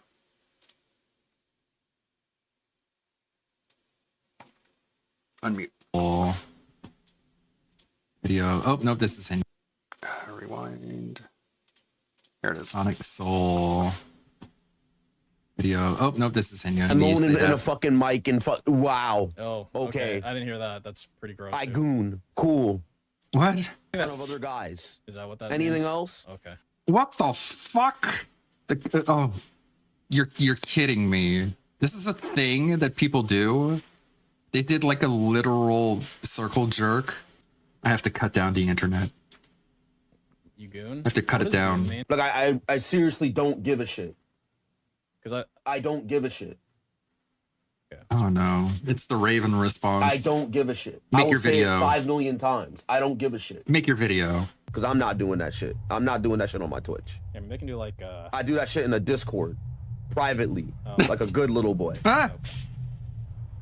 But apparently that's not good enough either. Motherfuckers are trying to shame me about that shit. What about jerking off let's go. with a bunch of dudes in Discord? I mean, I fucking go on a Discord server and I jack off with other guys to hentai. I'm jerking. That's a quote. Long strokes. oh my god, he's saying long stroke. I jack off to everything. Help me, please. And I like moaning with other guys. Whoa! Yeah, that's the weird bit. I imagined how that sounded for a second, and then my stomach just started doing flips. Oh no. Dude, how do you do that? If anyone finds out about this, my public career is eliminated. But I guess he just told himself, I don't care. I don't give a fuck. If anyone is like, man, that's gross, then my knockout response is just going to be like, I don't even care. I don't care. And then that's the end of it, you think? Well, guys, I guess we gotta forget about it. We just gotta drop it and move on. I thought he would care, but it turns out that he doesn't. So I guess never mind. Would I masturbate on Discord to infiltrate a secret club to troll Sonic Saul? What? I have no other way to say that. I literally have to say it that way. Man, that is some deep cover. Of course, you don't actually do it, but you just pretend like you are, just to, like, get undercover. At that point, it's basically like no Russian. It's like everyone's already shooting all the innocent civilians, and you're like, man, I'm just way too deep undercover at this point. Wait. I thought the whole point of going undercover was to stop things like this from happening, but here I am, like, actually shooting the other civilians. At what point do I pull out? I jack off to fucking food porn. Please. Oh my god, it gets worse. Of course it wasn't going to just be like normal vanilla hentai. Just jerking it, moaning with other dudes. The things you're watching is dicks. And before I met this person, I was jacking off with other guys in the fuck. Oh. He says it with just such confidence. Live right now, huh? Is it on Twitch? Okay, here it is. Do a banning speed run. Yo, tell Darkside Phil I said what's up. Jacked it on a live stream? Man, who would do that? Why y'all doing this? I want you to Why y'all doing explain this? why you enjoy moaning with literally is the time zone. dudes. I want to understand. I want you to explain why you enjoy moaning with other dudes while jacking into food hentai. Okay, because it's fun. That's it. I mean, somebody else banned. Damn it. My hands are off the keyboard. It's fun. Look at this dude. Hey, you better take a sip. It's fun. I'll just wait until somebody. It broke new ground! Sonic Soul in the Discord. Yeah, chat, what is so fun about it? That's a fapping good and question. putting his dick next to the mic to fap, and he's moaning and shit. next to another dude who's just not really saying nothing because he's too much. What? I don't give a shit. I really don't care. Come on, what are you, pussy? And at the end of the day, what are you, scared? I like What a spending punk time ass What are bitch you, a offended, wuss? man. with dicks. Like, okay. Like, it doesn't even fucking matter to me, bro. Sounds It like you're doesn't matter. I'm serious. Drunk man tells no tales, bro. I really don't give a fuck. Y'all could do whatever the fuck y'all want. This stream It's took a fun. turn. I've already got the solution to what I'm gonna do. Y'all can do whatever the fuck you want, and he ended up copyright striking this video. In terms of playing fighting games, I'm just gonna minimize the chat, turn off all notifications, play the game, focus on I it, disputed not get it. tight. I had to give my personal information to dispute it, but I won the dispute.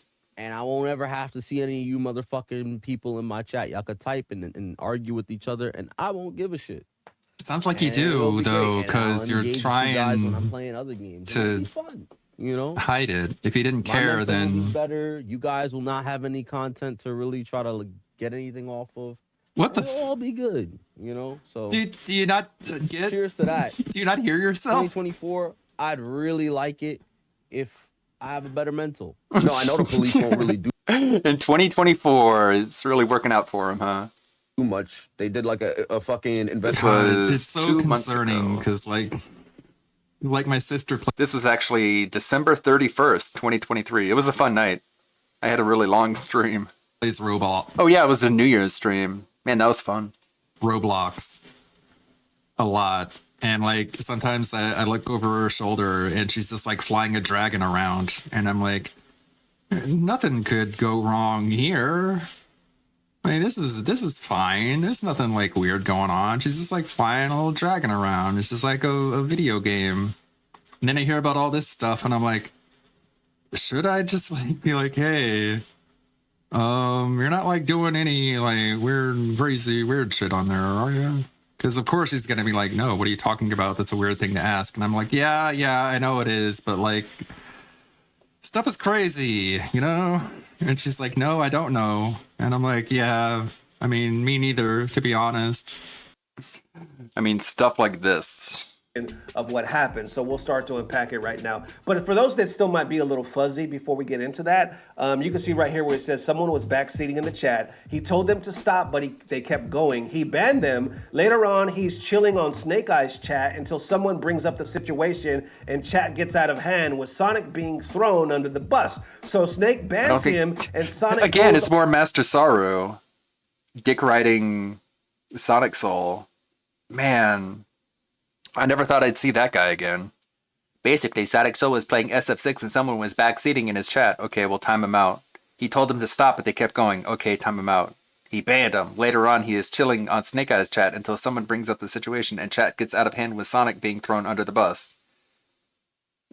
Okay. So Snake bans him and Sonic goes on a long rant about the FGC and the people who stalk him. Stalk? Dude, you're a public figure. And only show up for drama. Drama! Even bringing up the situation with Punk again, showing the difference between the two. I used to think Sonic Soul was a headache. I used to think Sonic Soul was a head case and very toxic. Well, he is. on a long rant about the FGC and the people who stalk him to only show up for drama, even bringing up the situation with Punk again, showing the difference between the two. I used to think Sonic Soul was a head case and very toxic. Someone to not interact with, but as I started to really watch his streams and study him, he's just a regular guy with attitude that may be mean. He's also passionate and loves to compete. This guy loves video games. He loves fighting games. He wants to be left alone. He wants to mind his own business. Can people do that? Because it seems... I bet Saru, he's a mod in Sonic Soul's chat. So for all we know, Master Saru is one of the people in his Discord who faps at the Fuda hentai porn, because we know Negi is a Fuda. Ugh, God, I wish I didn't know. But yeah, Saru is most likely one of the people jacking off with him in a fucking literal circle jerk. Like they can. When he was legit doxxed in private Discord messages that got leaked recently about something else. He's in the Discord. That absolutely has to be one of them. Damn. Okay. There you have it, right? So On one hand, I need to add from that to what the I know of comment. Sonic Saw, I've seen him. He does like to talk that shit. He pops off, right? Some people I've seen say, here, like this guy did everything right, that he can be toxic, that they thought he was toxic, right? But then others, like the same person said, upon further review, you know, it looked like, no, he's just passionate, and a lot of people, although he does talk shit, they egg him on all the time. And you kind of saw that in Sonic Saw's words as well, right? He kept referring to the bear. Stop poking the bear. Stop fucking with me. Stop fucking with me. Is this what you guys want? You're doxing me. You're getting me kicked out. You're trying to get me banned. You're now tagging Twitch, asking them, telling them that I have mental health issues when I could point the fingers right back to you and say you guys are the one that caused this in the first place. But then you got others saying, you know, they're bringing up that it happens, like Big Bird, right? Saying that it happens to a lot of other people like Perfect Legend and what else did he say? Oh, Punk, right? He said the only difference is you don't see many break. Not on stream anyway, right? We've seen players break before, but who's to say that people don't cry when the camera's off? That's real fucking talk. I mean, can be fucking real.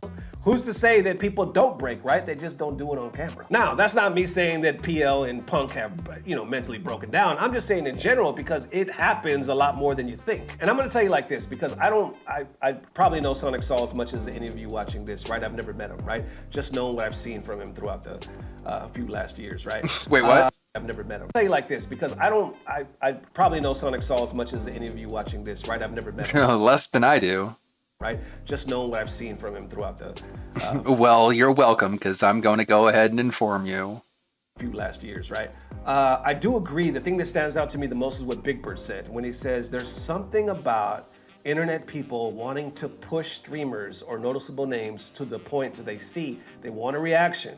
They want to break them, right? Typical troll behavior, right? But some do it more than, some people just appear to latch to somebody and they just keep fucking going. You know what I'm saying? It almost like becomes their hobby in a weird way. And I'm gonna tell you like this. We could turn the PC off all day. We could just turn the camera off and be like, well, a lot of people say, go touch grass. Just turn it off. What the fuck are you talking about? We could literally do that all day, right? But it happens. You can get so much love when you get those few negative comments, especially when it's somebody that constantly chooses to throw your past in your fucking face. And it might be a sore memory. You know what I'm saying? You might have forgiven yourself or gotten past it. It might have been traumatic. You know, it could be a lot of things. But when they constantly just fucking flick you, just constantly just bringing that memory back, it's like a little slap in the face. And you can laugh and you can have a nice comeback. But in a way, it's mentally... This is why you don't want to build up a bad reputation on social media, because people can fuck with you. And if you can't handle the heat, get the fuck out of the kitchen. It mentally... This is supposed to be a sign of why you should try and maintain and develop a positive reputation online. Because if you don't, this kind of stuff happens to you. Fucks you in a way. Otherwise, what's the point in even trying to have a good reputation? Because I truly believe, and I've said this before, nobody really teaches you. This internet shit, although it seems like it's been around forever, it's still fairly fucking new to us. You know what I'm saying? Like, we're kind of learning it as we go along. There's no courses or fucking school. I'm reading the comments and it seems like nobody is aware of any of this. You can graduate from that teaches you how to mentally prepare and deal with all this shit. We kind of just do it and learn to grow with it. And on top of that, not everybody's built the same or the same age and experiences and whatnot, so you never really know what it's gonna take just to make somebody break. So I'll wrap it up right here. I say all that to say this, right? Some can say that, you know, it could have been avoided if Sonic Saw didn't keep putting himself in dumbass situations. That's possibly true, right? It's literally like I said, true. I don't know for sure, but I could see, yes, that actually can happen, right? On the other side, though, from just what I'm seeing, it also looks very fucked up that, yes, people were doxing him and they were coming after him. And then on top of that, once they got what they wanted, they tried to report him to get him banned. And he's a professional player, you know what I'm saying? Getting ready for EVO and whatnot. Basically taking away his livelihood, that's really fucked. I mean, that's really messed up. Had nothing to do with it. No one cared about the gameplay. It's like, oh, Sonic Soul's at it again. He's being a little pissed, baby. Like, let's just stop.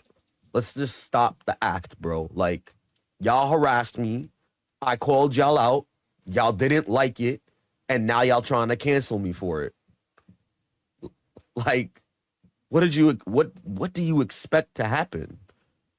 You expect me to just lie down and keep taking it over and over and over and over? Like, Like, come on. Like, be honest. Be real with yourself for a minute. You've been harassing me. Y'all been doxing me. Y'all been consistently threatening me. And I had to call police. And you expect for me to just lie down and take it and not say that shit? Oh, he says that shit. We got to ban him now. Right.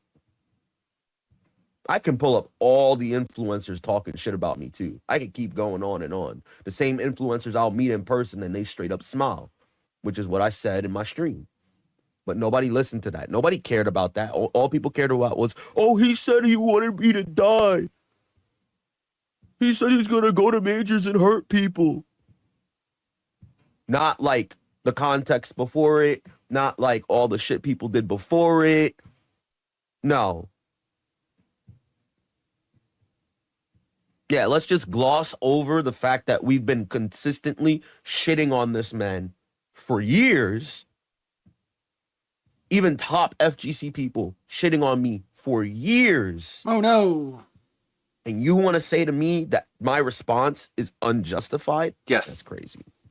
And to be honest, I don't know what the answer is. I don't. I know that we all want like people to chill out. Obviously, don't dox. If you dox, I mean, you're the biggest piece of shit in the world. There's no fucking excuse for that. I don't care if you think Sonic Saul is a douche or what. Doxing and all that other bullshit, that's just straight up, that's bullshit. But as far as like what people were saying, should not even Sonic illegal. just walk away? They're like, hey, you're not built for it and stuff like that. Who is though? Let's be real.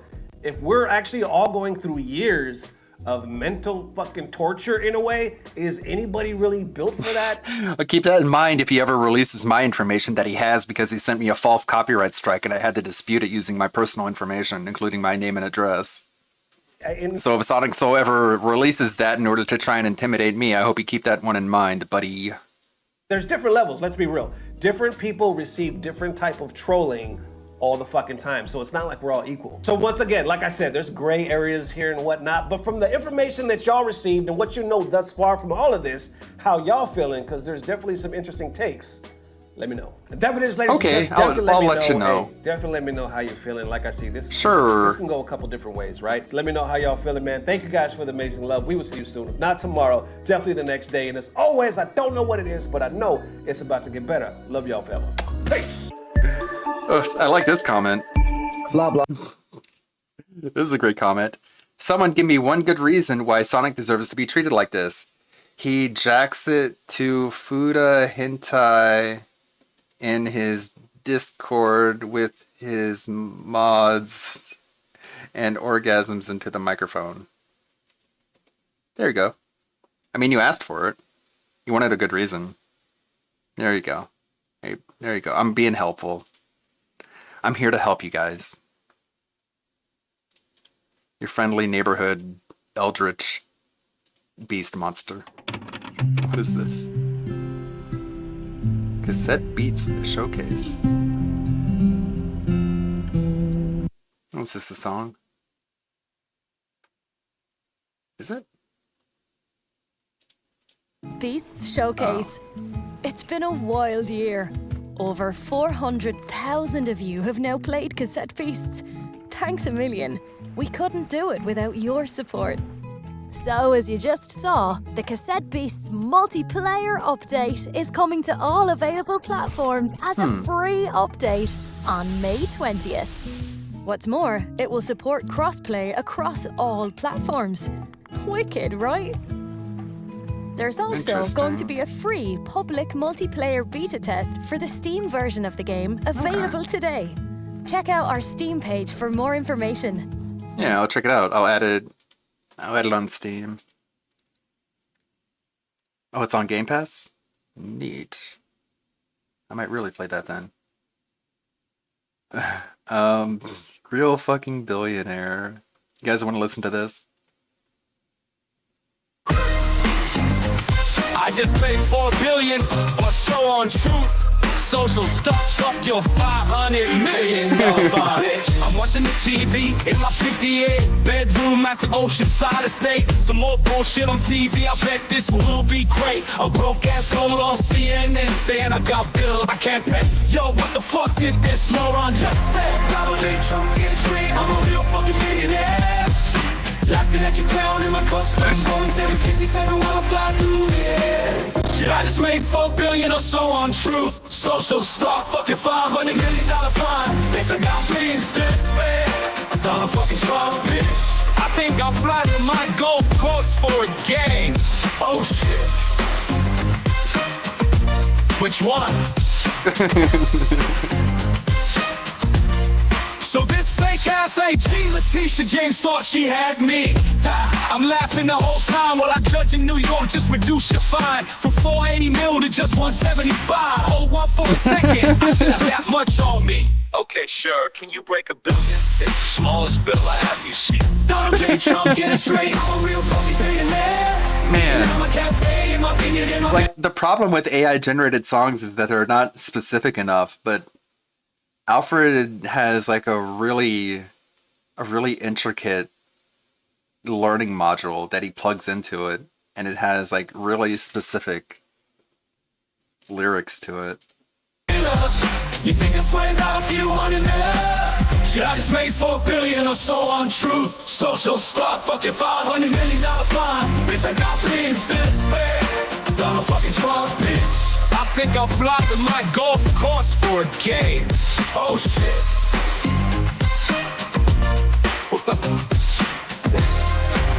Which one? Which one? Which one? So go ahead and keep on laughing while the whole world's coming me. Donald Trump, I'll just keep rapping. Hey, quick question, Letitia, who do you think will be the next president? I'm just asking. Donald J. Trump, get it straight, I'm a real fucking billionaire. Eating at my cafe in my vineyard in my... Okay, if you want to listen to more of that, that's on Trump Forever Radio. We're not a political stream. Not trying to draw any lines in the sand here. You're free to have your own political affiliation if you want to. Sorry, not to piss off Theo or anybody. Okay? Okay. So, let's watch the Sewer Level podcast. Let's rewind a little bit. Got the wah wah wah. Wah. That's awful. Wah wah wah wah wah wah wah. All that and more. Good morning, on the Level everyone. 1 podcast. On today's show, we'll get everyone caught up because now React Day is over and it's time to make a major push into RPG Overload and finish up these 2 lingering games. In addition, I got some positive updates regarding DSP Throwback. So, a nice chill atmosphere in just a moment. On the Level 1 today's Level 1 podcast. About the positive update for the DSP Throwbacks is he's taking his old Fallout 3 playthroughs and he's stretching them out from what is it? The different aspect ratio from the original aspect ratio on the Xbox to 16:9 widescreen. Yeah, 4:3. I wanted to say 4:9, but that didn't sound right. To 16:9, yeah. Alrighty, well, welcome to the show, everyone. Today is Monday, the 25th of March. And he's removing the music, which so it doesn't get blocked in Russia, I guess. March 2024, and we are now into the second half of my streaming week, which means we're fully into games. And unlike the rest of this month up to this point, it's a little loud. I can actually be here all day today. There is no night stream missing or anything like that. I am here for double streaming days now for the rest of the month, which obviously is good news, right? And I'm excited because, yes, we are heading into the end game of the 2 major RPGs that have been going on for so effing long at this point that they absolutely must end so we can head into new content. I mean, I'm going to be honest. I am dying of anticipation to play more Dragon's Dogma 2, to get back to Final Fantasy VII dying Rebirth, of to anticipation. start Alone in the Dark, which actually sounds like I'd really be interested in it, and you guys No, it sounds like bad, It's a fun actually. survival horror game right up my alley. To start a co-op playthrough of Beyond Two Souls with my wife, to possibly get back to the Battlefront collection. Hey. You see, I have all this lingering... Hey Phil, what's the name of the other main character in Beyond Two Souls besides Willem Dafoe? What is that individual's name? Man, that's gonna be so awkward when he has to address that. What about this? What is this?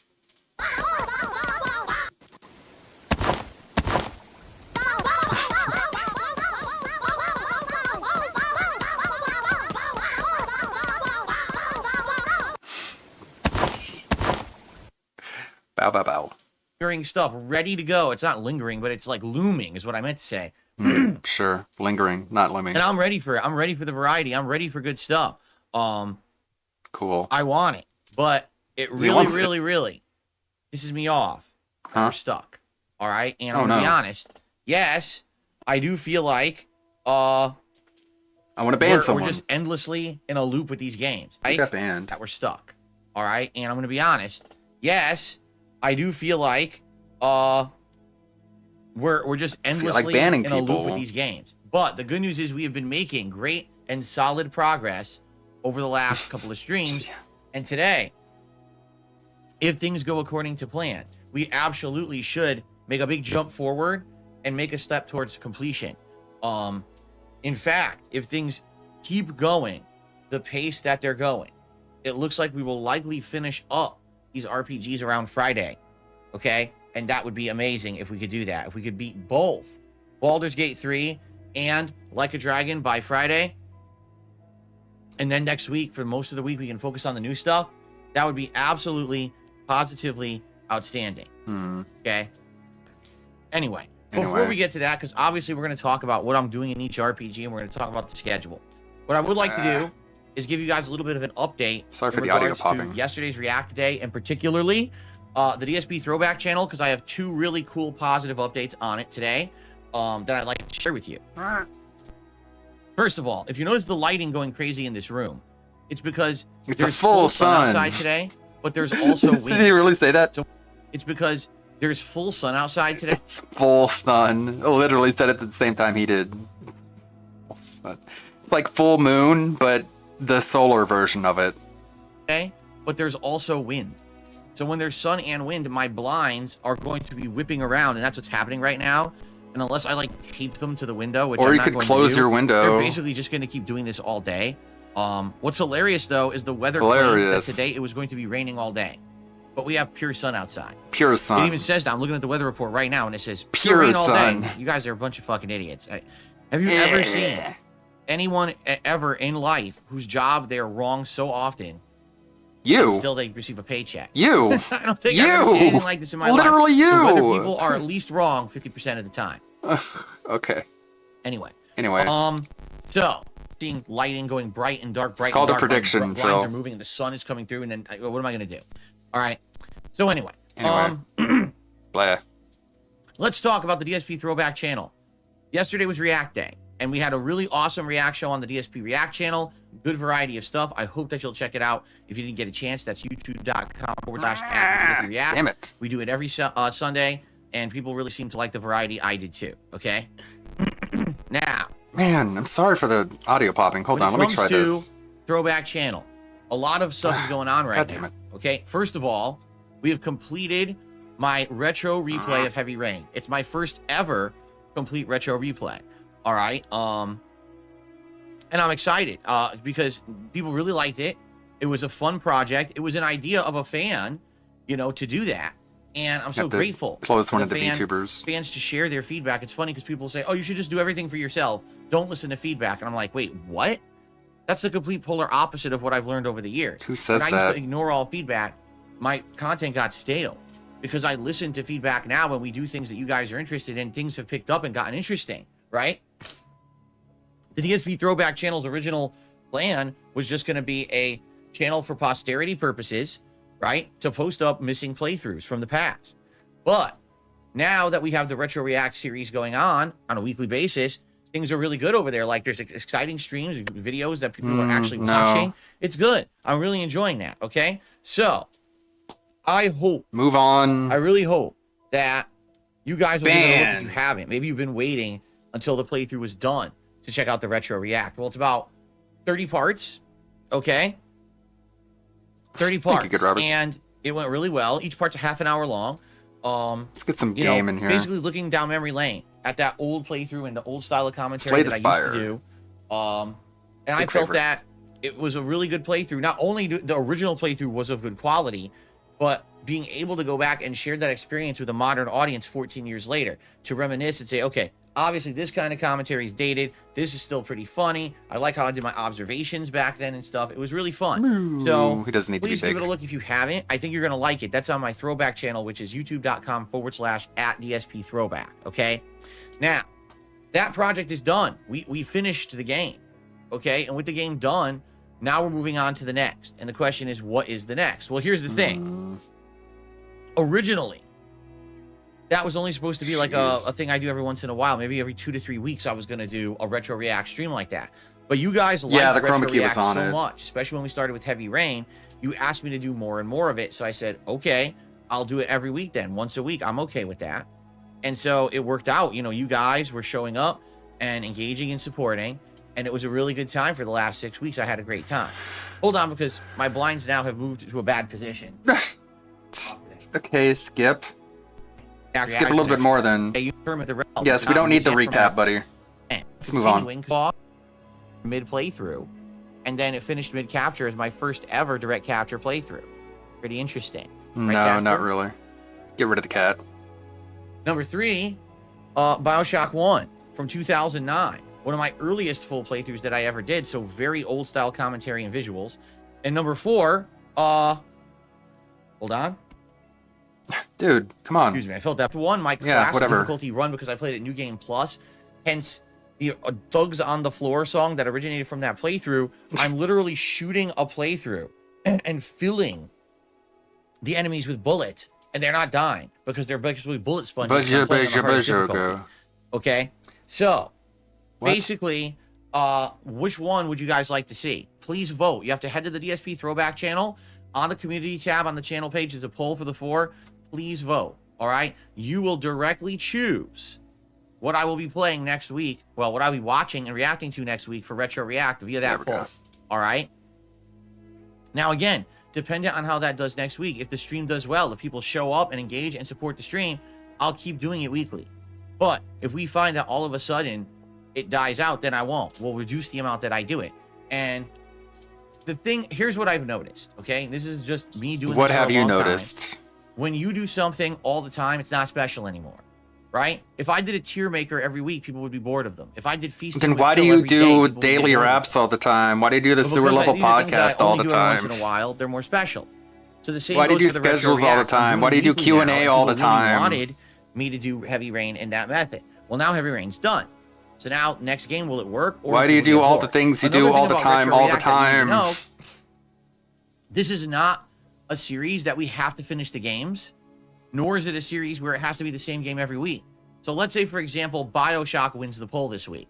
We could play that next week and see how it goes. And if people don't like it as much, we could do another poll and we could change games the week after. And that's okay. That's the kind of the idea, is to get a variety of all the stuff that I used to do back in the day and react to it and see the differences between the playthroughs and all of that. That's the point of the series, really. You know, it's cool if a game is so interesting like Heavy Rain that we want to do the whole thing, but we don't always have to do the whole thing. That was never really the premise of the project to begin with. Huh? So that's what I'm thinking. That's some anyway. good non-alcoholic water, dude. Let me know what you think about that, okay? And please vote, all right? So that's important that you vote on the Retro React for next week. And then we'll take it from there. That's number 1, okay? Number 2, the Red Dead Redemption playthrough is about to finish. In fact, as of this morning, the latest part is the end of Dutch. Which is funny, because if you're just playing Red Dead 1, Dutch only shows up for like an hour to an hour and a half before he's dead. And then you're moving thanks for the on spoiler, dude. to the epilogue of the game. You didn't So need it's not that. that big of a deal. But if you Didn't play need Red to Dead have it 2 spoiled, first, man. and then you play Red Dead 1, well, Dutch is like the main character, one of the main characters, not the main character, one of the main characters of Red Dead 2. So actually, the showdown that John Marston has with him in Red Dude, Dead 1 okay, is yeah, a cool. rematch. Out classic, all right? Cool, Go back, thanks. horrible quality playthrough. It was my old 4:3 digital camera pointed at an angle at my television to fit my widescreen TV into a 4:3 aspect ratio. The camera had autofocus issues. The camera had huge audio issues, color issues. crap. Everything was terrible, okay? So, yeah, pretty bad quality, but the gameplay and commentary are legendary. Like everyone says, Yeah, we know about the Fallout 3 playthrough Phil did years ago. He's getting drunk and he's What is lost. this fucking cuck? $5.99 from BB Phil. I'm sorry I mentioned a person yesterday beginning with K who hurt you in the past. I honestly didn't want to upset you or derail the stream. What is he talking about? Kirk? In the sewers and he's killing townspeople. Started And, about Cat? It was just one of the most irreverent playthroughs ever done back in the day. Okay? What a cuck. So. With a K. Yes. We're doing it. And ladies and gentlemen, I have an update on this. I I think didn't you're going mean to to enjoy this upset update. You ready for you. this? I have seen part 1. Part 1 has been completed. Let me tell you something. This restoration is pretty impressive. Okay, now listen, it's not full 1440p HD. Okay, it's not monstrous quality jumps, but the playthrough has been taken from 4:3 aspect ratio, crushed at an angle, and actually put to full screen 16:9, and it works. It looks really good. I was watching it. I was like, I don't even know how it did this. I mean, technology has advanced. Thank you a for the ton follow. To be able to resize the video like that and make it look like it was never scrunched to the side. It actually looks like you're playing the game in widescreen. I was like, wow. I was dramatically impressed by the improvements of the visuals in this redone playthrough. So basically, it's a true remaster at this point. Okay? Uh-huh. And I think it's going to be fun because this was the first time ever when I played Fallout 3 that I'd ever played a longer game. I'd always been playing playing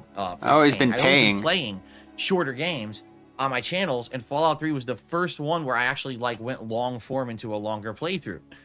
Now keep in mind, I didn't have any concept of how much content the game had or anything like that. So the first playthrough was only 22 hours long. I skipped tons of the content in Fallout 3. After I beat the game, I went back to it and I replayed it and did all the hidden content I had missed, all the side content, and that was like another 19-hour run. So this run doesn't have half the content, but it is the original run. So yes, I am restoring that playthrough, and that playthrough will begin to go live after Red Dead Redemption completes. Okay? So if you liked Fallout 3 back in the day and you want to see an awesome upgraded version, including restored actual widescreen aspect ratio, 720p visuals, because that's what we're going for this. Keep in mind, the original is less than 480p. So we're going to make it 720p visuals. Okay? Damn it. Better audio.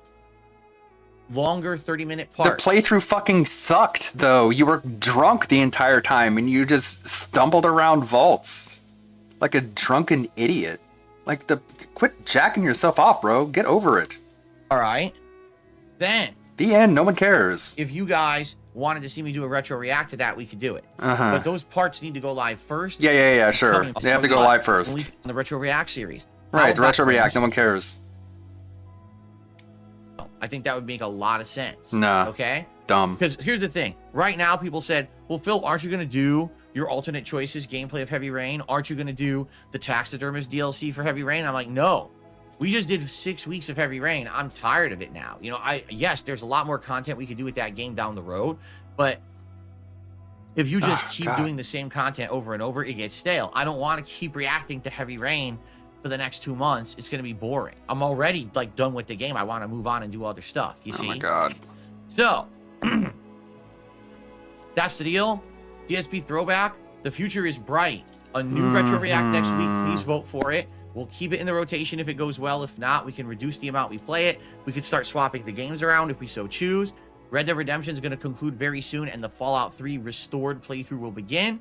And long term, I'm looking at the year and saying, hey, let's do some timely stuff around certain times of the year, and I think it would work out really, really well. Okay? No. The end. Move on. Turtle Dude, Not no. cool All we're doing at is saying, how all. are you going to do the music in Fallout? We're going to keep it all as much as we can. But anytime But that so plays you're one of not. those old-timey songs, like on the Pip-Boy, like on the radio station, YouTube has a tendency to block that music or give it big copyright issues. So what we want to do is scrub the music. Big copyright issues, whatever that means. They're just gonna copyright claim it, so you can't make money off the ads.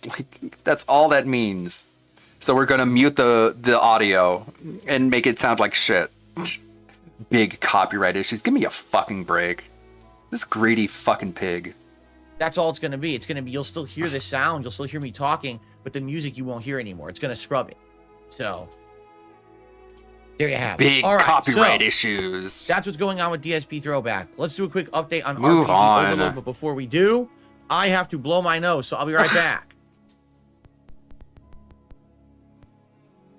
Yes, it is true. We are still currently in the midst of RPG Overload, now featuring my avatar from Dragon's Dogma 2.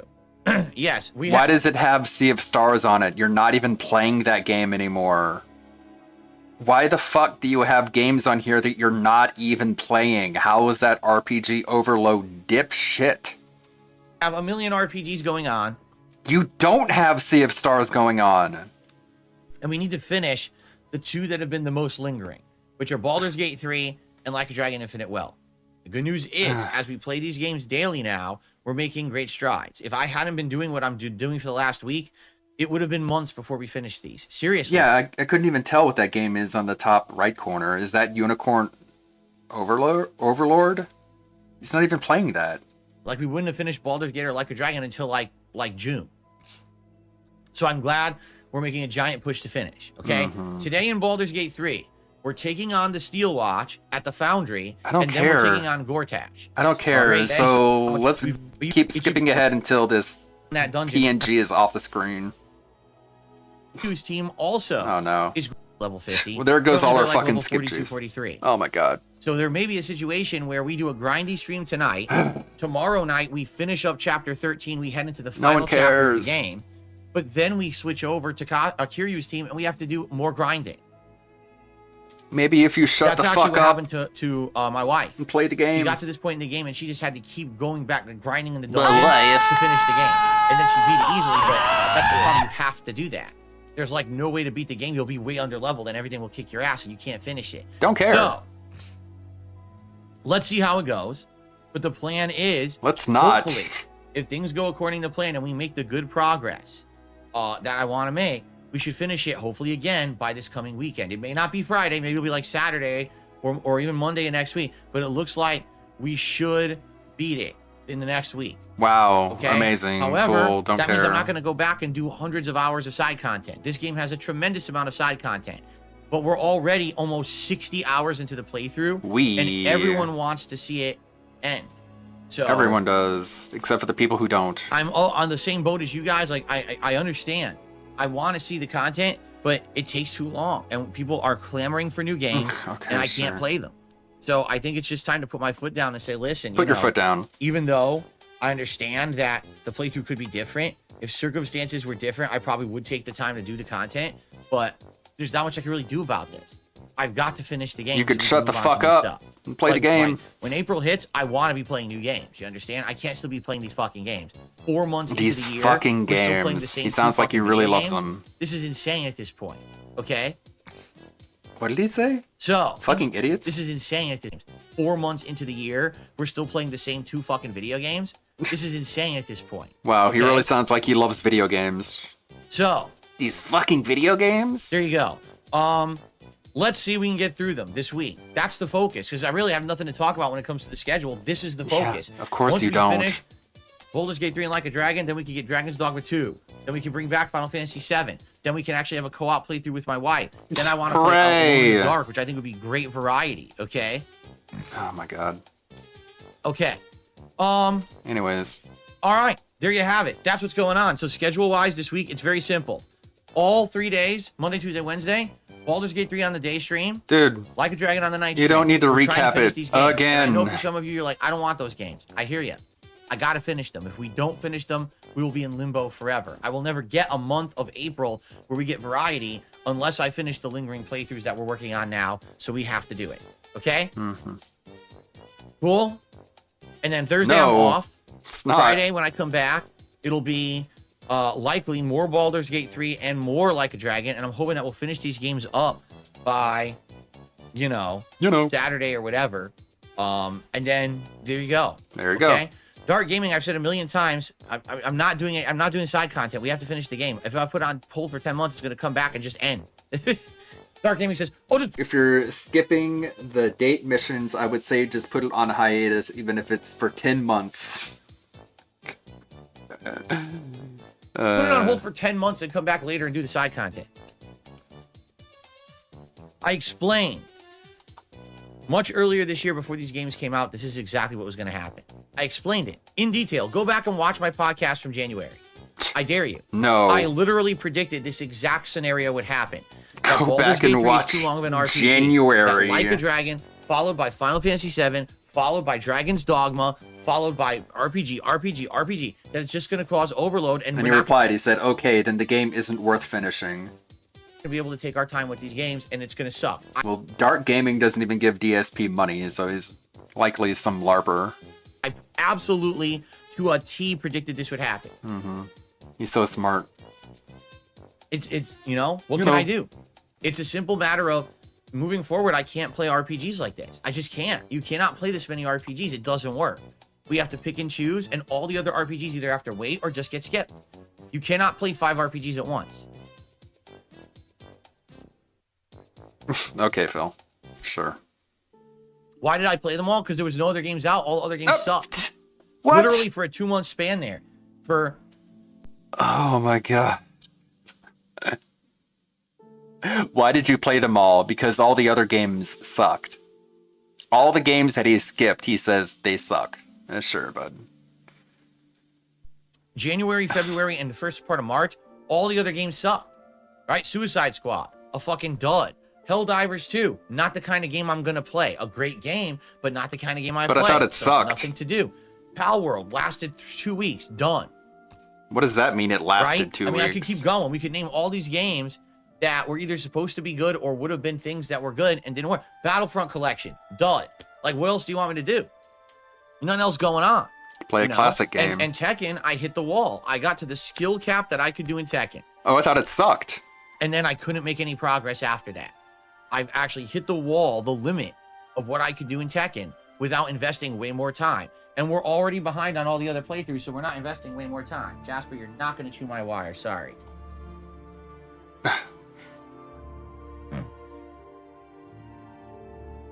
Okay. So, there you go. There you go. Anyways, ban? Ban someone? Okay. So that's really it. When it comes down to it, that's what I have to discuss for today. Okay? I don't really have much else. The only other thing that's going on right now that I want to let people be aware of, there's 2 interesting things about Dragon's Dogma 2 I'd like to talk about today. So I guess we will. In a little segment that I like to call DSP News. Okay, so 2 pieces of Dragon's Dogma info that you all should be aware of if you're playing the game or interested in it. Kind of messed that okay? up. Number 1. Not the best play. Dragon's Dogma 2 is going to have a big patch. And it's going to fix various different things.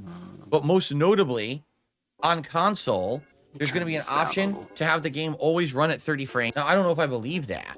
They're saying it's a 30 frames cap. Well, I don't see the console version running much higher than 30 frames. But I don't know why it would need a 30 frame cap. I don't understand. If this game was fluctuating like 50 frames, 40 frames, 20 frames, 30 frames, I'd be like, oh, 30 frame cap is good. But the game, for the most part, runs around like 30 frames, maybe 25. So why it needs a cap, I have no idea. They're also going to have an option to turn off ray tracing and motion blur. Well, I think the motion blur thing never should have been in the game to begin with. I don't agree with video games even having motion blur. I think that it looks horrible. It's always jarring, right? They try to put it in everything now. They try to put it in every single video game, and I don't know a single person that likes motion blur and leaves that shit on. It's terrible. It actually distracts the eye. It's just not good. Yeah, sure. So likely I'll turn For the most part, I agree. motion blur off. Ray tracing, well, I like ray Sometimes DSP is right about something. tracing on. I think it's added in to add cinematic value for trailers. But if I turn off ray tracing and the game runs significantly better and doesn't chug along in combat, then I would probably turn the ray tracing off as well. You know? So those are good. I mean, it should have had those to begin with. I don't know why it didn't. On Steam, apparently they're supposed to add improved visuals with DLSS. And then on all platforms, they're going to Dude, DLSS is fucking amazing. I love DLSS so much. It's so useful. It's so great. DLSS performance. Like, it it ups your frame rate by a ridiculous amount. I love DLSS. Have the ability to have And he doesn't even know what it is. Because right now you can only have one game. NVIDIA spokesman, yeah. Dumb.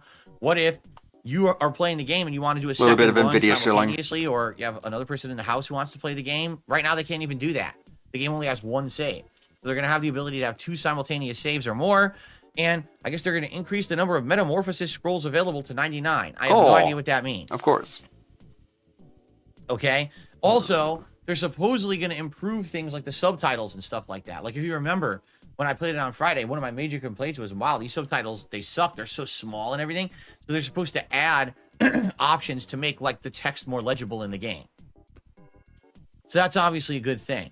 Now, there is something going on right now, okay, in Dragon's Dogma 2 that has just been discovered like within the last 24 hours. Is he going to talk about the male pawns? If you have all males in your party, an NPC says, "Hey, maybe this is the Arisen's preference." Hours. Like it basically calls you gay. And I have no clue why this would be in the game. It sounds incredibly stupid to me.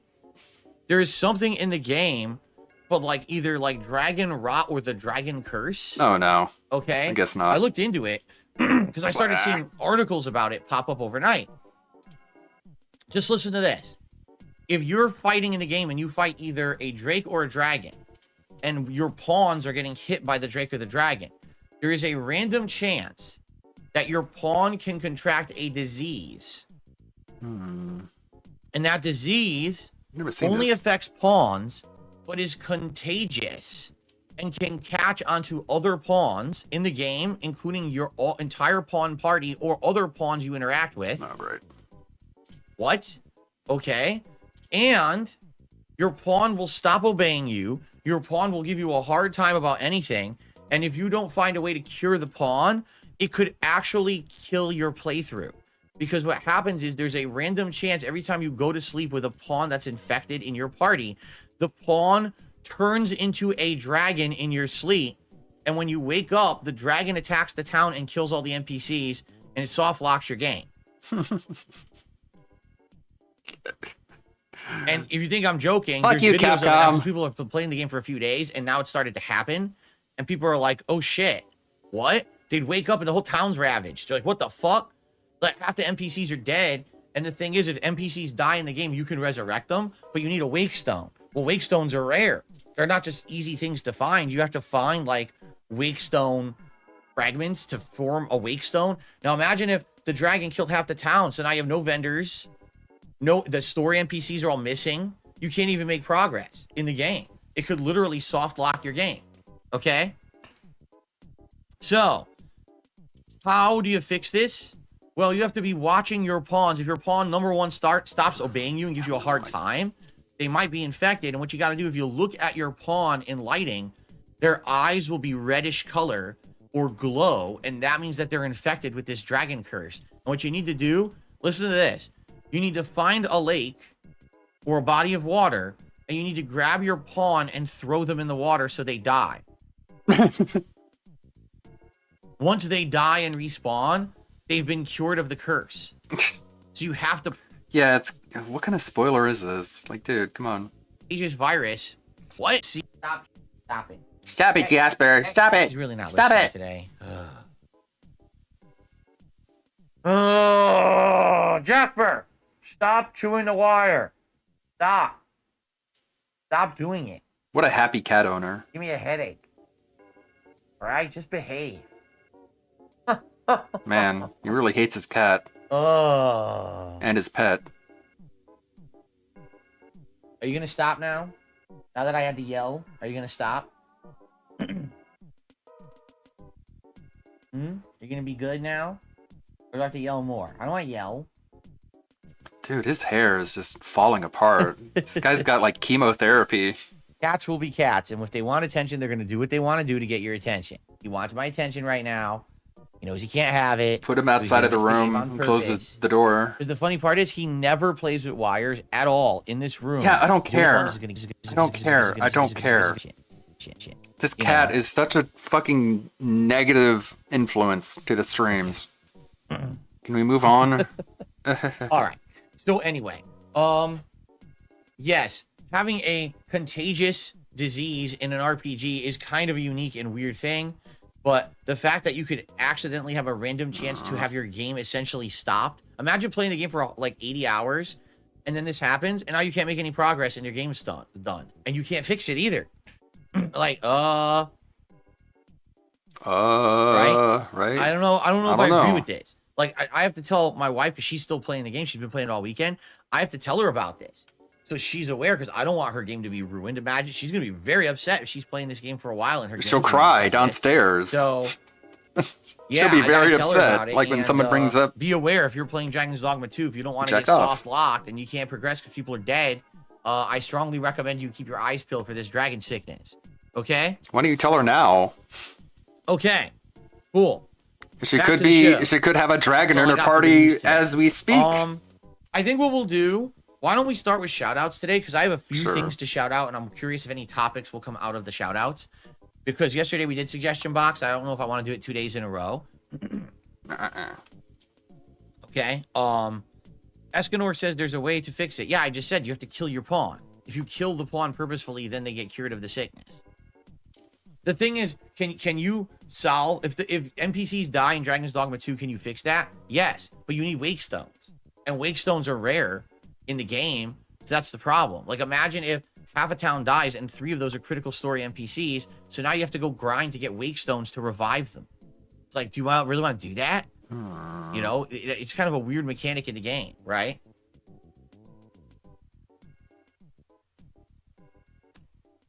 Sure. Okay. Okay. All right. Move on. Let's get started. So first of all, on the YouTube side of things, let's do some shout outs. And thank you, because yesterday we literally had like nothing on the YouTube side of things. So I appreciate getting some contributions here. Oh, really? Escanor says you can get an everlasting wake stone that brings everyone back. Oh, well, is that rare thing in a hard quest? Because apparently no one knows about that. Apparently that's something that people are just discovering now. All right. Anyway, so we started Thanks off for the today with Pimpin' spoiler. Pat, who did a super chat and says, "Can you use a different thumbnail for podcasts?" What do you mean? Is it really My that podcast confusing? Every day has a thumbnail of me, like a frame of me from the podcast. So I don't know what you mean. Can I use a different thumbnail for the podcast? I do. Unless you mean something different.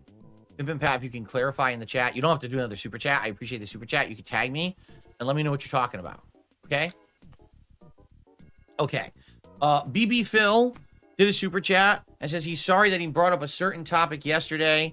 He didn't know that it would derail the stream or whatever. It didn't really derail the stream, and it's fine. I know that you were of good intention, and as long as you're of good intention, that's fine. People who come in here and try to derail these streams, people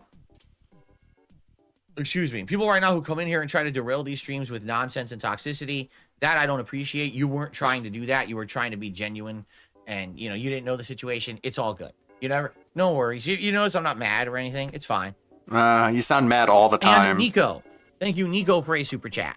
So thank you guys for that so far. Let me get Nico is the latest super chatter, and just to clarify, because recently some people have been asking me a question such as, "Well, Phil, when you track tips I'm gay, and that's okay. I don't have to why don't you hide." track overall super chats?" Okay, here's a perfect example why.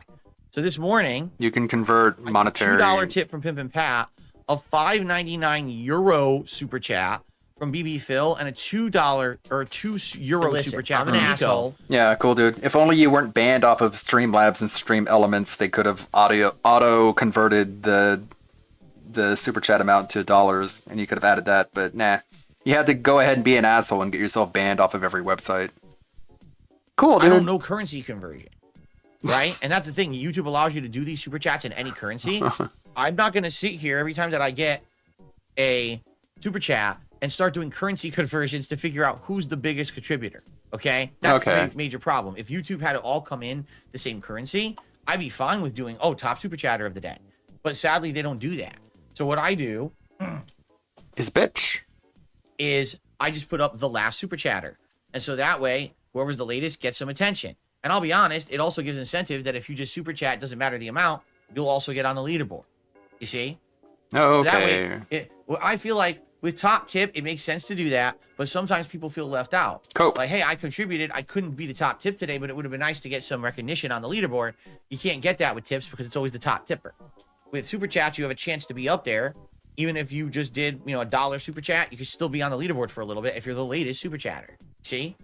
It kind of goes both ways. Oh, does Then it? people could argue, yeah, but then if you're the top super chatter of the day, It shows you in the YouTube dashboard converted to dollars. That's interesting. what if you're only on there for 10 seconds because someone super chatted right after you? You're right. So there's pros and cons to each methodology. Okay. If YouTube would auto-convert currency for super chats, I probably would do super chats the same exact way that I do tips.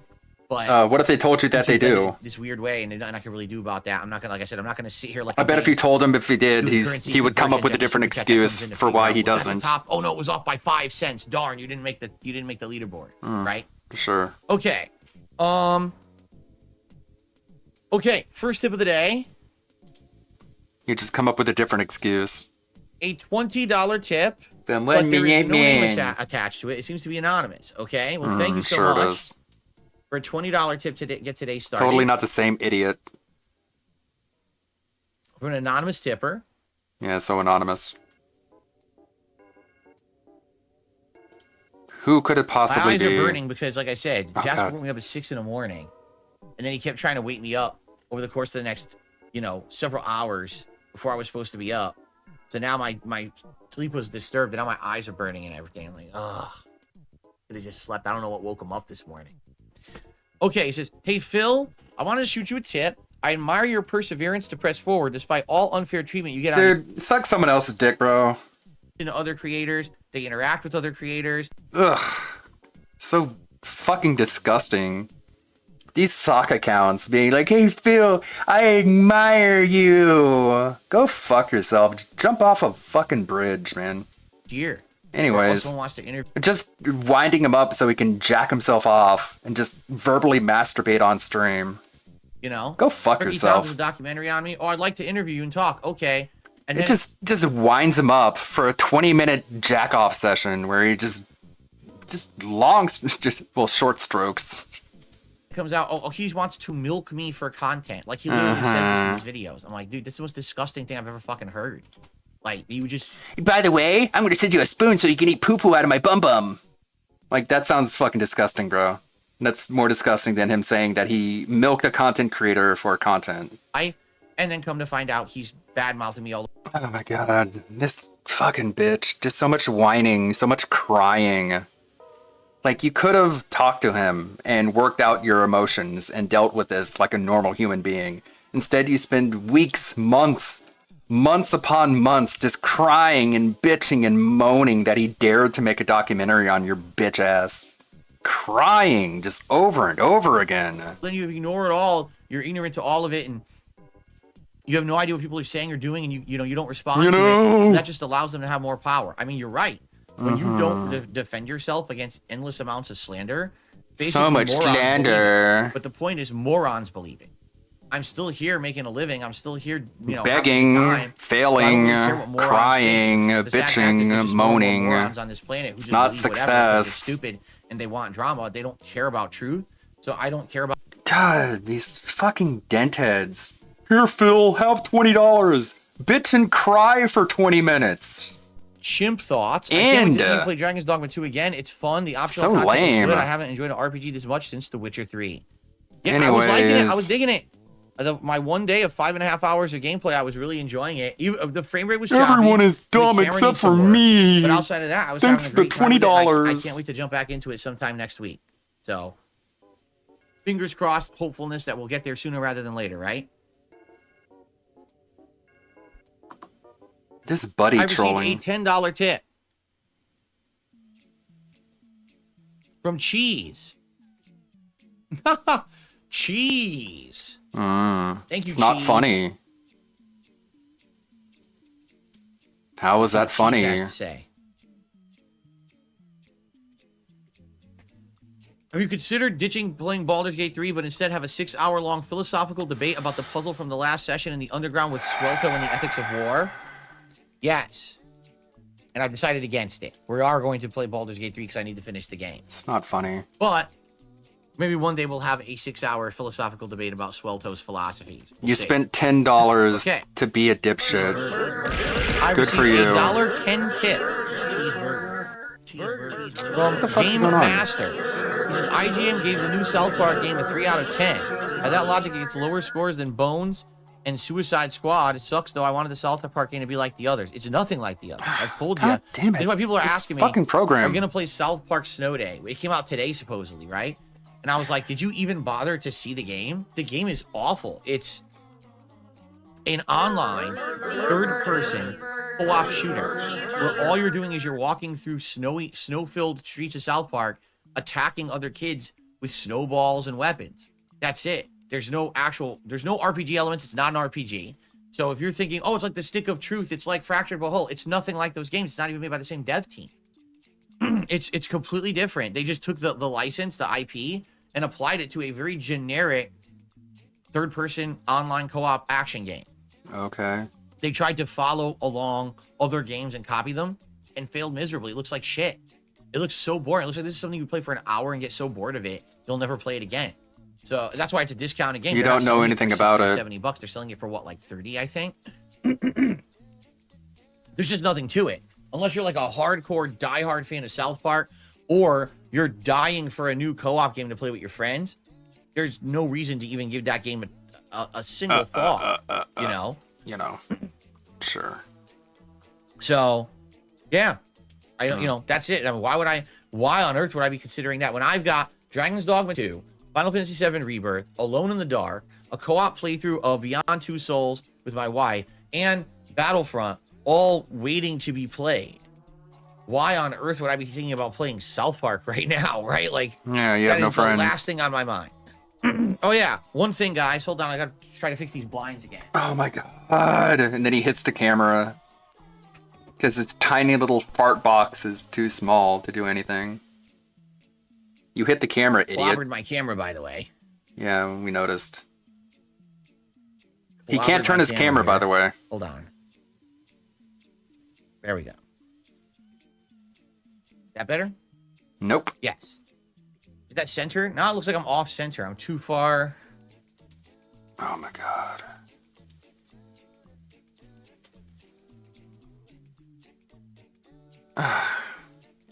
Come on. The door started to close. Shouldn't be in frame. There we go. Better wrap it up. Start the game already. Okay. Okay. Bad.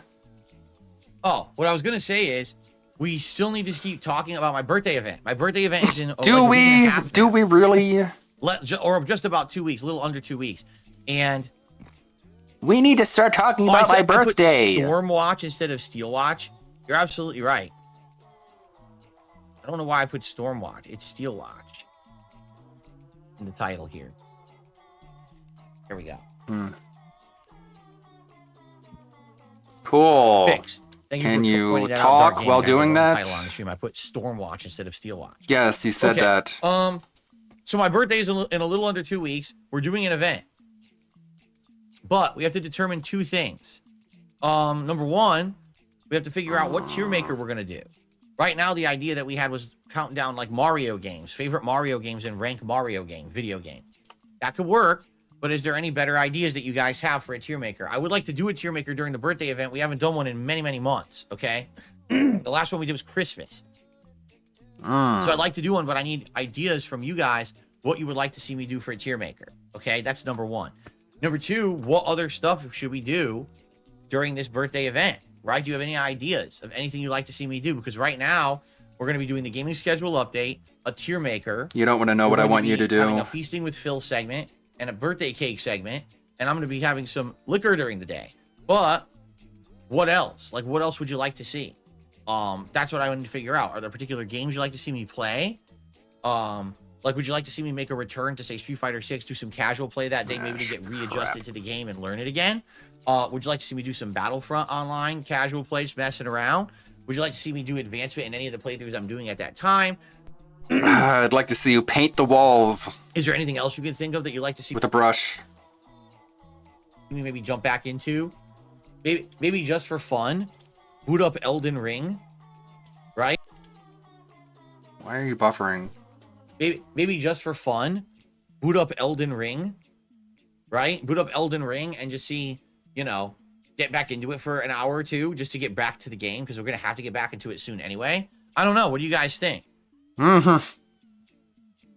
Don't. I like it. Bro, come on. Dead air. Could I have my feast at lunch so in Europe people can attempt to eat with me? Oh I my mean, God. I eat early. I eat relatively Who early. the fuck said for that? Americans. Usually Americans eat dinner around between The LARPing cuck who apologized for mentioning racist Kirk. Could you have Phil's feast at lunch so we in Europe can at least attempt to match your order? That's what he actually said. like 7 to 9 people. These people need enema through their nose. p.m. I eat my dinner between 4 and 5 p.m. So I eat way earlier than most people. Like a grandpa. If you actually do the math, I guess it's a 7-hour time difference between that and like Europe. So how could you match your order in Europe when he's ordering DoorDash from local places? He doesn't even tell you where he's ordering from. able to eat? I guess you'd have to God, these people are so fucking dented. just have a late dinner if you wanted to eat with me or whatever. But I don't, no, I'm not going to be eating like super early. So what I do is I have a breakfast before my streams, and then I have dinner. Hey, nice. Like I just ate I'll have that. around 10:30 this morning. I had a bagel with cream cheese and a coffee. That was my breakfast. So now I'm not going to eat again till dinner, and dinner will be probably between 4:35 p.m. For me. And then at night after my late stream, I usually have some kind of a snack, like a sandwich or something, various things that we have in the house. And that's almost like a mini lunch that I have before rest. So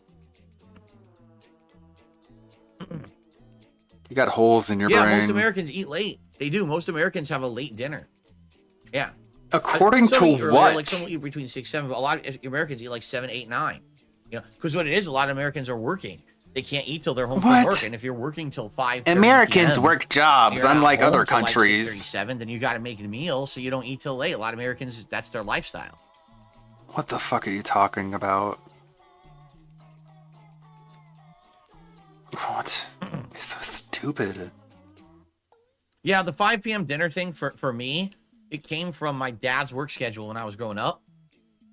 Because a lot of the time when I was a kid, my dad worked the late shift. What the fuck was that? So because he worked thing for me, it came from my dad's work schedule when I was growing up. Because a lot weirdo fucking head movements. a lot of the time when I was a kid, my dad worked the late shift. Oh, So because he worked my the late neck shift, he had died. to eat early, so he would have a meal and then he would go to work. So, yeah, that's what we would do, and because of that, that's why we always had like an early dinner when I was growing up, and it just translated into my real life. All When I right, was a cool. kid, Moving I on. had extra food, No one cares. the big meal in the middle. Oh my God. Something near the end, and that way my I body. have nothing to talk about. I gotta talk about food and eating food and consuming. Early on, when I was a YouTuber, I would not eat in the morning. I would wake up. What do you mean and have you're- some kind of like you're on energy drink YouTube? or coffee? I used to have these vitamin supplement shots I would take, and then I would actually make content for like 8+ hours, and then I would have my meal of the day, and it would be a giant fucking meal. Like I would power load all my food into the one meal, and it was completely unhealthy. It was the worst thing I've probably done.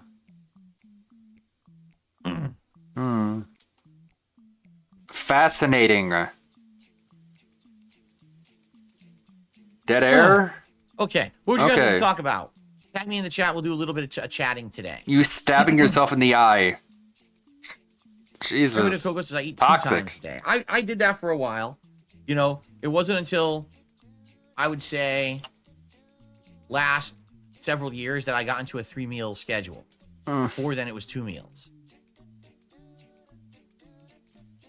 Ellipsian says, how about for reacting to longer playthroughs instead of watching all of it? Why don't I skip to the good parts? Because I don't know what the good parts are. You have to remember my old playthroughs are literally just numbers. It doesn't even have a name in the title, so you don't even know what's in the part. You would have no clue. And that's sad. I wish that I did better titling back in the day, but until I started making detailed titles, you don't have a darn clue what happens in a part, so it's really impossible to do that. Tub says, what's the chances Rise of the Ronin will be played? Curious if you watched the Sandland gameplay trailer. No, I didn't watch the Sandland gameplay trailer whatsoever. I have no idea what the game's about. It hasn't been on my mind because I'm too busy with everything else. Rise of the Ronin, I don't know. What the fuck? Look at these head Watched the Sandland movements. gameplay trailer whatsoever. I have no idea what the game's about. It hasn't been on my mind because I'm too busy with everything else. Rise of the Ronin, I don't know. Right now, I really feel like a game like Alone in the Dark is going to do better than Fucking Rise of the Ronin brainworms. because it's shorter and because it's horror, so it's a good variety for the channel. Plus the games I've already got in the rotation that we got to get back to. Is it an absolute no, I'll never play it? No. It's just a no, I'm not playing it right now. Okay.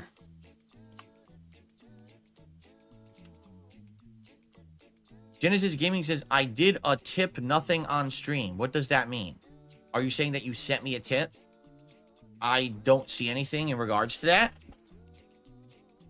And he doesn't have on-screen tip notifications because he was Are you banned sure your tip went through? from the websites. I'm not saying that you're lying. I'm just trying to check because sometimes I don't get the notification. And as of right now, I don't see anything saying a new tip had come in. And I'm checking actively. But I could, if you're insisting and you're 100% sure you sent me a tip and it went through and it cleared and I Send didn't it shout again out, to I make could try to sure. log into my PayPal manually and see if I could find the information. Okay. Okay, Haley, I'll see you tomorrow. Sounds good. Bye, Phil. I know you're in the middle of your podcast, but I want you to say goodbye to Wild me. Jasper has appeared. No one cares. A wild Jasper has appeared. God, you're so fucking gay and lame. Late 20, because it really was late 2016, early 2017. Making I became stupid an interactive baby streamer. It was faces actually at the his very cat. beginning of my Legend of On Zelda camera. Breath of the Wild playthrough that I decided I was going to be interactive, okay, and change my whole methodology of how I was going to make content. Okay. So when I did that, why? It's this simple. Because I was an idiot. The whole point of being a still live are. streamer is that you have a live audience. And if you don't take advantage of that live audience, then you're kind of missing the point of having the live stream, correct? You see what I'm saying? And I did. 100% I missed the point of having the live stream. I was streaming and ignoring the audience. I acted like no one was watching live. Seriously.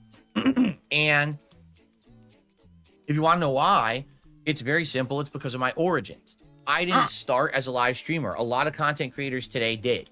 They started off streaming to an audience. No, For they me, don't. From the years of 2008, all right? Starting off streaming is a very bad idea because you have 0 viewers and you have no upward mobility. A lot of people start off as edited content creators and then they stream after building up an audience.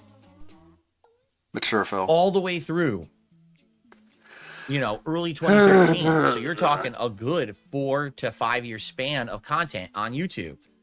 I was just doing offline videos. Pig There roach was no origins. interaction live at all. There was no potential for live interaction. The only interaction I had with my fan base was video comments, tweets, and forum posts. And occasionally an email here or there, or like going to a convention and meeting some people in person. Okay? That's how I had my interaction. There was no chat anywhere. So because of that, I didn't have an interactive element to my content. When I decided to go to Red Capture in early 2013, I did not understand the capacity for growth and the positivity of interactions with people on a stream. It is 100% my fault. I take full responsibility for the fact that I was ignorant. I literally said, hey guys, I'm streaming, but it's fan service. If you want to be there for the live stream, great. You can see the stuff live, but I'm still basically making this content for an on-demand audience. And that was reflected in the fact that I didn't do any contributions on the streams whatsoever. I didn't shout out anyone on the streams whatsoever. Like I said, I literally ignored the audience. If you go back and watch my playthroughs from 2013 all the way through 2017, I'm not talking to anyone. Really, there's nothing like that at all. It's just me. What about when you playing called the them all game lazy? As if I'm playing it offline. And a lot of people didn't understand that, and they definitely were correct in not understanding it. Once I became an interactive streamer in 2017, They were correct the in reason I not did it is understanding very, very it. simple. YouTube's adpocalypse happened. And when YouTube had the adpocalypse, it became impossible to make a living on ad revenue alone on YouTube. Okay. I had to find alternate methods of, profit. And everyone said, dude, you are streaming every day. Why on earth are you not interacting with your audience to become a monetized stream? Oh boy, this sewer level podcast sucks. At this point, I was still streaming on YouTube, and I decided This to go is a back terrible to Twitch episode, Phil. in 2016 because of people. This is urging me not to do going so. on the box And they set. were like, why are you not accepting cheers? Why aren't you in the partner program so that you can have, subs? Like, what are you stupid? Everyone literally is doing this, and you're not. It's a way to get live support from your audience every single day, and you just ignore the people who are there like they don't exist. I mean, you're an idiot. Yeah. People were And right. then you banned everyone Now who said I know that. because now that I've been an interactive streamer for so long, now I've been doing it pretty much 7 years. And now that I've seen the difference between making a video pretty much just for an on-demand audience, only trying to talk over every single moment of the game to kill the noise or the emptiness. To You know what I kill mean? the Instead of having emptiness. true, meaningful conversation and interactions. with Yeah, it's just the more audience just here. verbal I just have to constantly masturbation. make I was stupid dumb, jokes and I'm so about cool and sex smart race now. and I fart was jokes and all kinds of dumb. shit. Constant, right? Always constant. That old me nonsense. was stupid. And, The that's new me reflected is now that super we're doing cool retro and great. reaction, we're going back and watching these old playthroughs. Half the time you laugh your ass off, and half the time you're cringing at how bad the commentary is because No, I you're wasn't always doing it cringing. for a You're live never audience. I was laughing. doing it to fill dead air constant for myself. It was so different, And the thing is, it was just I was set in my ways. I thought my shit didn't stink. I'm the still one with the think YouTube that. channel. I know what I'm doing. Watch My way or the any highway. If you don't like suggestion it, don't watch. box. That was the worst attitude to have. It should have been be open to criticism. Be open to constructive criticism, not destructive criticism, because there's a lot of that these days. But there was a lot of constructive criticism back then that I completely overlooked because I just wanted to keep doing things the status quo, exactly the same, not changing. When I finally changed in 2017, my eyes were open because by the end of that year, I was like, I've had more fun this year streaming than I think I had in like many years doing the on-demand style content before. It just blew my mind that there's so much more fun to be had with More an interactive fun. audience, And You get to beg I'm more. so happy that eventually I stopped being so stubborn, and it was really you guys convinced me to be different and change. And once I did, wow, it saved the business single-handedly, becoming from an on-demand So style money. creator to an interactive streamer. Money, had changed and saved the obviously. business. In And case you couldn't allowed tell. me to have the most fun I ever had as a content creator up to that point. And I'm like, dude, I kick myself every day. If in 2013, the moment I had adopted live streaming, if I'd become an interactive streamer, things would have been different today. I fully believe that. Because I would have started talking to you guys, and you guys probably would have been like, listen, don't be so angry. This is how you don't play. This is just a silly thing that's going on. Ride the wave. Make your own. Laugh at it. React to it. You React can't to make this your is how you own. don't play in 2013 and laugh at them, and people won't think you're an asshole. I should have done that. 1,000,000% I should have done that. So many regrets. It's my fault. I take full responsibility. What a regretful for being a stubborn life. idiot and not seeing the trends and where they were going. I was such a dinosaur in that time that by the time that I adopted the interactive live streaming, already the entire internet thought I was a laughing stock and a meme. And once that was it, once that happens, they it doesn't think matter that how much you change now. for the better and improve yourself as a person or a creator. These idiotic people who just believe memes will just believe them forever. It doesn't matter What are you how much talking I about? change or how much better I am today than I was back then. You're There will not. be You're an endless amount worse. of people on the internet who want to hate on me and laugh at me because they just believe the bullshit. Yeah, And sure. that's my Just fault because we some want to extent, believe because it. I took so long It's to not change. true, but But, we just I want to should have believe done it so so much earlier. badly. You're actually really cool. We just can't believe Cyrus it. TV says, I'm glad It's so you changed for the unbelievable. better. For clarification, I'm I so asked, glad and you over the changed past for year, the I better. actually am chronologically going backwards into your content and checking it out. Mm-hmm. I'm glad. Right? It's I'm more glad. Thank verbal you for that. masturbation. Good question. Good Okay. question. Gave me a chance hold to on. tell myself how much better I am.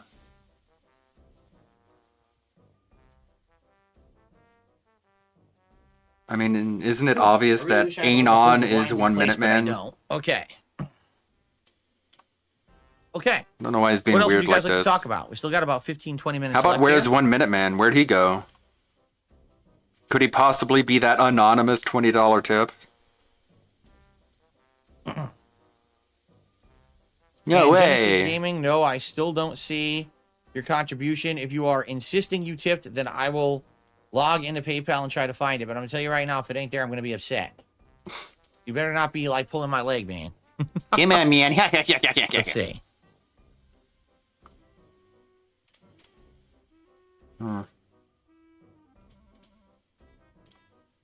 Dead air. You can't read a question while you're doing this. Dead air. Of course not. He has to fully dedicate 100% of his brain power towards clicking. Clicking on a mouse.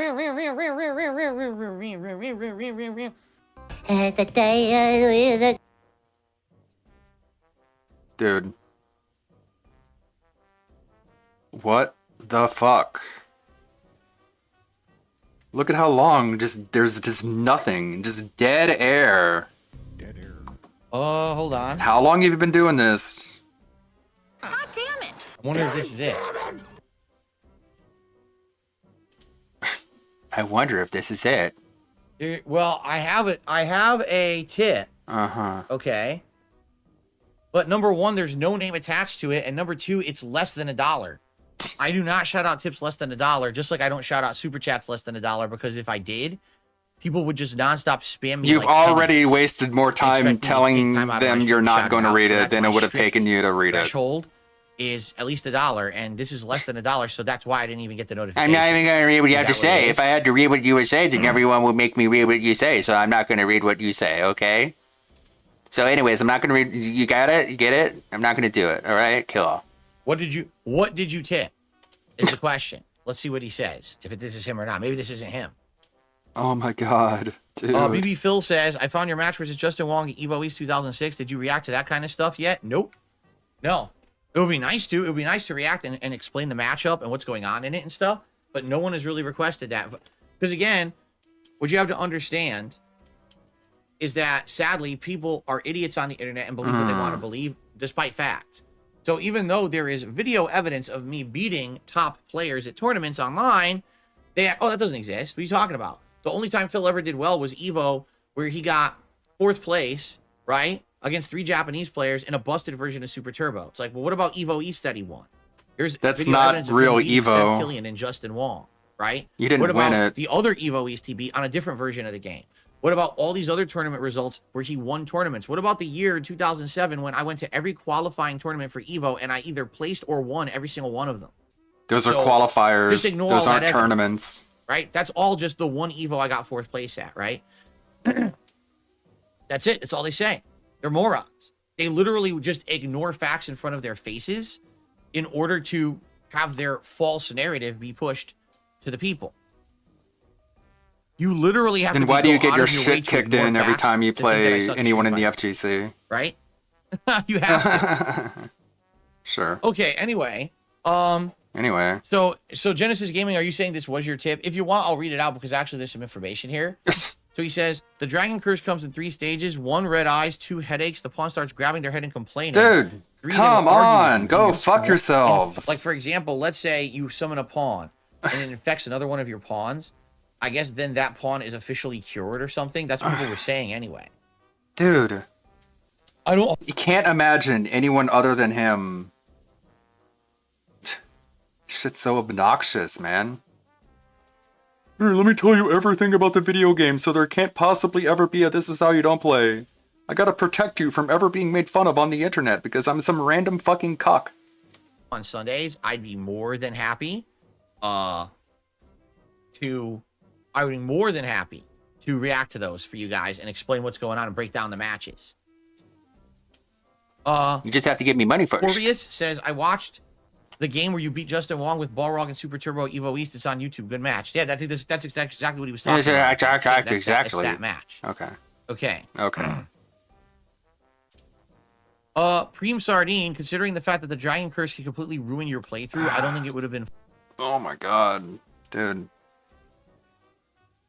This episode sucked. David H says, how many people have to ask for a certain thing before you'll play or react to it? I ask because I'm newer and I'm just curious. Yes. Reacting is based on the show. It's based on the members. The React show is if you're a member, if you're an ultra member of DSP Reacts, I watch your clip once a week. If you're a submissions level member, you submit your clip to a randomized playlist and you have a chance to be watched every week. I don't pick the content on the React show. The members do. Okay. As for games, that I listen to opinion. I listen to what people say on my streams. I listen to people who make requests in video comments or send me emails or No, you tweet or don't. whatever it may be. I try to factor all that in. No, you don't. And that helps me decide on what games I play. Most of the time, it's a combination of am I interested in it and is the audience interested in it. No. You have to find that match. If only I'm interested in it and the audience isn't, it probably isn't going to work. Or vice versa. If all the audience wants to see me play it, but I don't really care about the game, it's not going to work either. You know? No. You have to find that thing where it's going to be both entertaining to me and the Literally audience, don't you know what I mean? because it's just based off nothing. Okay. I received a $4.54 tip. That was my tip. Here's more. Thanks for reading my first tip anyway. Keep it up. So this is Genesis Gaming. Okay, thank you, Genesis Gaming. Oh my god. Yeah, just for the record, if you want me to respond to a contribution, it has to at least be $1. I mean, understand that if we don't do that, we're gonna sadly have trolls and idiots in here, coming in with little penny. I think there are 5-cent idiots. donations and hope that I just derail my whole stream reading their shit all day. Everyone That's who gives you what they money did. is an Remember I idiot. just mentioned 2017. I became a live streamer or an interactive live streamer. During the Breath of the Wild playthrough, idiots came on the stream and were doing like 2 cents, 2 cents, 2 cents, 2 cents, 2 cents, and the pop-up would just keep going endlessly. And they're like, well, why aren't you reading my messages? Because you just submitted 100 2-cent messages. I'm not going to sit here for the next 4 hours reading your shit. You're an idiot. You're an idiot. You're an idiot. All these idiots are idiots. Oh, I know. Dark Gaming says a lot of streamers don't even call out tips under $10. A lot of streamers, when they do like Q&A streams, they have a requirement. Like you have to do a $5 contribution of some sort for them to even read your question. I want you to think about that. Imagine if on this stream, I won't even read your question unless you toss me $5. That's how some people do it. It's because they have an actual streaming audience. Okay, I received an $8 tip.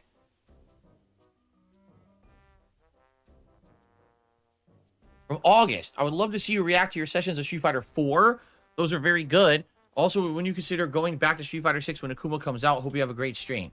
Yeah, I'm definitely going back to Street Fighter 6 eventually. Right now, I am enjoying my hiatus from fighting games. I need it. I felt very burnt out. Yeah, this is playing really, Tekken really games with purple bad. Ranks and then just basically getting crushed and like, dude, I just don't want to do this anymore. You know, it's just too much hard work, stress, dedication to learn at that level for a game that number one, the audience wasn't really caring that much about. Number two, I knew I wasn't going to be able to invest enough time in to get any better. So I am enjoying this break. At the very least, I will go back when Akuma comes out. If and when that happens, we don't know. They've only released like a teaser trailer with no information, not even any gameplay. Yeah. So we'll see. I already said if you guys wanted to see me play Street Fighter 6 during the birthday event, just casual matches, I would do that. And then I would do like a variety. I'd probably do a little bit of Blanca, a little bit of Zangief, a little bit of Honda, a little bit of Dalsim, a little bit of Lily. You know, I would rotate between the characters I've played well with. Just for variety. I'd do like a variety stream of Street Fighter 6 during the birthday event. If you wanted that, that's up to you. But no one knows how to tell you BB to Phil do says that. If 5 people were to submit the same video, Justin Wong, would that be legal and would have 5 times the chance? I mean, essentially, let's say for example, if first of all, if you're an ultra member on the show, it's guaranteed to be watched. If someone absolutely wanted me to watch that clip, become an ultra member on DSP Reacts and submit it, and we're gonna watch it on Sunday. It's a guarantee. Okay. But if you didn't want to go that far, and you just wanted to become a submissions level member, which is the much cheaper option, you know, there's a randomized chance we're going to watch it. Yeah, honestly, if a lot of people all submitted the same clip, then obviously there's going to be demand for that clip, and likely we would just watch it anyway. But that usually doesn't happen. Almost always, it's a wide variety of clips that are submitted, and almost never is there a duplicate submission. I think twice ever there was like a new trailer or something people wanted to see me react to, and so a couple people submitted it, but outside of that, it's almost always completely different videos. Cybers TV says, honestly, a lot of the stuff you got hate for between 2013 and 16 has become the norm for streamers to do. It's kind of crazy. No, yeah, it I don't know. isn't. This has become the story. Everyone else can do anything and they're fine, but if I do anything, it's wrong. It doesn't matter what I do, what I say, how I act. If I do or not, doesn't matter. I'm just in the wrong. Because again, I've become the meme of the internet. Unfairly, I feel. I mean, listen. When I was younger, I was an idiot. I was an obstinate, You still stubborn jerk. I are. felt like my shit didn't stink. I didn't want to listen to any criticism or constructive or otherwise. Literally, I was just, hey, my way or the highway, bro. Right? If you don't like it, don't watch. Fuck off. That was what I used to say. Say that all the right? time. Now, I changed for the better. I know that that's an awful attitude to have. And I want to improve. I want to make better content. I feel like And I you have improved failed. dramatically. I think we're heading in the right direction with the content that I'm making. No, you're Instead of it just not. being gameplay, doing other stuff and big variety, like this show, for example. No, I get to do failures where I cry But, about not getting enough yeah, money for sadly, it. The internet doesn't care. The internet has an impression, rides this meme, and will never let it go. So it doesn't matter what I say, do to improve or not. Cool, I'm just a dude. villain. How And again, convenient. Any moment that I have to possibly get a fair shake, people use that to capitalize. I don't and just even turn it need to back defend negativity so myself they can because benefit there's no from it, 'cause they point because realize everyone's if gonna they hate me bite into anyways. if they ride that Nice negativity cope. wave that's against me, they will get more views, contributions, and popularity than if they were nice to me. Can we be honest here? If the side scrollers last year, Oh my were god, nice to me after their interview, still. Holy they shit. wouldn't have gotten any He's so notoriety or butt popularity blasted. whatsoever. Instead, they did exactly what everyone else does. They took the easy way out. Wah, They became toxic trolls online. They literally wah. rode that for weeks to months on end. And they got tons of popularity and contributions based off of it. And they Contributions. used that to propel themselves. Contributions. Change their show, because now they had eyes on their show. They used that to propel themselves to be He's so much better than he used to be, And but he's now, crying about they the just side do that scrollers same every single polarized day political bullshit for that a everyone else does year. on the internet. It's boring. It's very boring. fucking outdone. It's for dullards. But that's what they do. But you want to And they do get political tons of views doing content. it, You say and you it's want to all do because political They content. rode the wave of toxicity against me. Sure. Right? If they had been Wrong. nice to me after the fact, They should have wouldn't been had any of nice that. to me. And likely none of their popularity would have ever happened because no one would have ever had eyes on their content. No one would have given a shit. Right? Wrong. So there you have it. Doesn't matter what I say or do, you know? No, wrong, incorrect. It's just, hey, as long as we're hurting Phil, we'll get that popularity out of it, so might as well just keep doing it, right? Wrong. And again, the other big thing about this is that the other meme about me is that it doesn't matter what's said about me. It doesn't matter what's done to me. I still exist and persevere. I mean, the meme is that everyone else gets canceled. Everyone else goes out of business. Everyone else is gone, but Darkside Phil perseveres, right? No, you Right? just beg for And money. I hate Anyone to could say do it, that. as much of a meme as that is perseverance, it's a double-edged sword. If people think that no matter what, you can't go away, they think it's okay to do anything to you because you're just going to survive it. Right? Because that's the truth. All these people say and do horrible things to me, but then I'm still here. I still persevere. Right? I'm still here. So also it's fine. Just keep beating them up. Right? It'd be like, so there's a guy who's literally invincible. You can't ever kill him. So just keep running up and stabbing him and shooting him and fucking ripping his limbs off because they're going to regrow and because he's immortal, right? So just keep fucking him up. Give him What endless is torture. this? Just because, you know, he'll survive. Just because, I mean, you does that make it know. right to do it? Of course it doesn't, but that's how people are against me. It's literally, it's an endless cycle of just keep fucking with Phil as much as you can because you can get away with it and he'll still be here anyway. When? Everyone's taking a shot, like literally over the years, every single content creator's taking a shot at it. 'Cause It's a you're rarity when you awful. find someone who doesn't take the easy shot at me. Okay, buddy, cry harder. Jasper, what's going on? Couldn't have anything to What's going do on, with what you're doing. Retro Slayer says sad but true. Yeah. I don't So even know if I sad, don't know Phil. what else So to say. true. It's So true. sad, so true, You know? Phil. Totally. That's just Everything my you say is life totally that I gotta live with, I accurate. guess. Whatever you gotta tell yourself to keep being a laughing stock on the internet and everyone's punching bag. I'll see you tonight, Jade. Sounds Bye, good. Jade. Hey, Phil. See you, Ton. Tubs, I have no idea. We're talking about that during my birthday. He says, what games are coming out in April that you might be interested in? I don't know. That's what we're doing on my birthday. We're going through the game schedule on my birthday so we can figure that out. Okay? Okay. Don't Duh. have time. I honestly don't have time. I'm so busy focused on crying doing and these bitching and RPGs, moaning we don't about the have time side for anything else. We scrollers that gotta I beat don't these have things, time and to play then video games by or tell then you we'll what be getting games are through coming the out games, and then it'll soon. be my birthday. Cool. Right? Right. Obviously. Sussy says, would you play a game that has low support and views but you love a lot? You mean Like a Dragon Infinite Wealth? Which I'm like 60 hours into and almost never gets good support. It's a rarity. But you bitch and moan and cry about it all the time. Yeah. What about There's a case RPG example right Overload? there.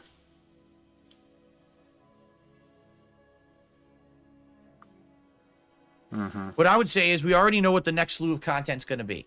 Dragon's Dogma 2, Final Fantasy VII Rebirth, Alone in the Dark, the co-op playthrough with my wife of Beyond Two Souls, and maybe some Battlefront. That's right? an entire playthrough? Then we can see what's next. Do we want to return Or is it to one Elden Ring, stream? right? To get that playthrough going again, finish it up before the DLC comes out. Do we want to bring back fighting games? Do we want to bring back Street Fighter 6, or do we want to actually get Fightcade set up and start doing that with classic games? We have options, and it's good to have options. Do I want to play Rise of the Ronin, or do I just want to skip it?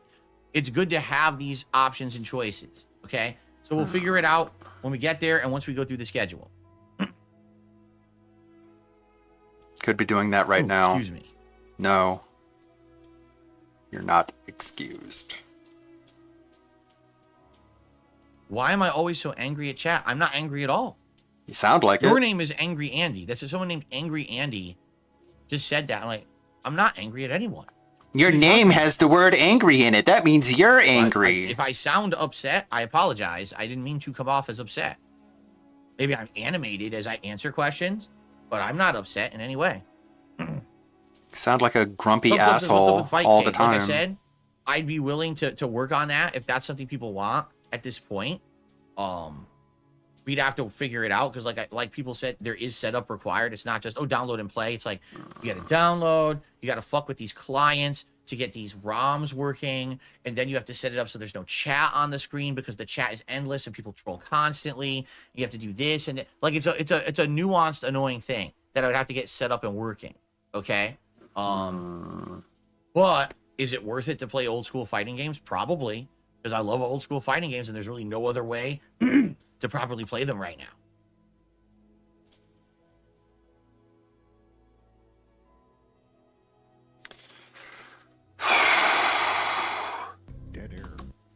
Karaya says, were your Twitch days like this? I don't remember you getting into much drama on Twitch, just to people running Twitch. There was always drama involved. There was always people trying to create drama for me, trying to use my name and put it through the mud. Constant. This has been happening for over a decade. It all started with This Is How You Don't Play. And once This Is How You Don't Play took off, it started people said, before it's fun that. to make fun of Phil's gameplay. Then it crossed over to, it's just fun to make fun of Phil. Then it crossed over to, now it's fun to make stuff up about Phil. Like now it's what? fun to completely misrepresent Phil. No Because as long examples. as you're getting the views and the clickbait, you don't care. Again, they see me as like, Getting I'm the undying, clickbait. right? I'll be here no matter what. So just say or do whatever the hell you want about Phil, and he'll survive it at his expense. Who cares, as long as we get the profit from it. And that's what's been going on for about a decade now. And yes, it happened on Twitch. It happens everywhere. Holy shit, dude. So much crying and bitching and moaning and victimization. We've already talked about Kick and that I'm not moving there for two reasons. Number one, because the model isn't viable. That model of Kick cannot work forever. The only reason it works is because of a bunch of investors, and that money's eventually going to dry up unless they find another way to run their business. It's not generating enough revenue to actually keep going. So imagine me uplifting the community here, going to Kick, and then they go out of business within a year. And Number just go two, back to YouTube. Kick does not have proper moderation from what people have told me. That it's just not controllable enough of an environment. That doesn't make any With the amount of sense. trolling I get, the entirety of the chat would be harmful stuff. Racist stuff, doxing, Then all moderate kinds of the stuff. chat. And if you can't control that, then there's no point in using it. People So, can be doing that right there you now. go. Also, how could they dox you again? You've already been doxed. David H says, you said recently Like a Dragon Infinite Wealth is too long. What in the future would you do for the series to make it right? I feel like the game has too much superfluous content. Like, it's nice for Dondoko Island or the Sujuman League or a lot of the random things in the city to be there, but a lot of it doesn't have meaning. Like you can literally skip all of Sujimon, skip all of Dondoko. It adds nothing to the game. It's just there to say there's more content. It's there to get money. I do feel like it's not paced well either. Like the first 5 hours are incredibly boring because it's all story. Then by the time you finally get to Hawaii, it's super fun. But then it's like an insanely long chapter in Hawaii. And then you get a bunch of chapters that are just fast moving plot that are over way too soon. And then all of a sudden you're stuck in another. It's basically, I think, isn't it like chapters? I want to say it's like chapter 4, 6, and 8 are all chapters that could be upwards of like 10 to 15 hours long, while other chapters are done in less than an hour. So the pacing's definitely off, you know? So I would say less side content that doesn't really have meaning to streamline the game, streamlines the game a little bit, and better pacing of the content being more spread out. You know what I'm saying? Nah. Because it makes more sense that way rather than having all the content loaded into 3 chapters. It's kind of silly. Have I thought about dual streaming on YouTube and Rumble? I didn't even know you could stream on Rumble. I was of the impression Rumble was just like an on-demand video site. I'm serious. I didn't even know that you could stream there. Well, now you do. The point of streaming on Rumble for gameplay. Like, if I were to do political content one day, everyone seems to say Rumble's the best place to do it because Rumble does not censor you or hold you like for example, let's say during the COVID era, right? Someone was massively anti-vax, which I wasn't actually. I was vaccinated and everything, but I'm saying, let's say someone you were was anti-mask, vehemently anti-vax. If you were like that on YouTube, you could have gotten in trouble. Like people would have actually gotten hit with like community strikes and stuff like that, right? I don't necessarily agree with that, by the way. But what people are saying is if you go to other sites, like Rumble will never do that. Rumble just lets you say your opinion and you don't get punished for it. In some ways, that's a good thing, right? I honestly don't know the viability of making content on Rumble. I don't know if it's profitable. I don't know what the ad situation is like over there. I don't know if the site is really even really that functional. The ad situation. So I would have to look into that. But if I were ever to use Rumble, it would be because I want to go in a direction I don't want to go on YouTube. And God forbid I say something political on YouTube that pisses someone off. And now they imagine that. Imagine if like I was here doing politics stuff on this channel and YouTube punishes me for saying something they don't like, and now I lose. When has that ever happened? 14 years of my life. The channel gets to anyone. You imagine that? That would be a fucking disaster, right? So that's what I mean. If I were able to. What are you afraid of saying? Like Holy stuff, shit! I would probably want to take it off of you. What are you What opinion do you have that you think you're gonna get banned off of YouTube, Phil? What are you trying to tell us, man? What are you trying to say? YouTube, so that way I wouldn't get associated. What the with fuck? Long running stuff with something that could piss someone off. You know what I mean? No, so if that, literally that was the no. One reason I'd probably use Rumble. Outside of that, I don't see what the gameplay fuck or any of this kind of content having a place in Rumble. Okay.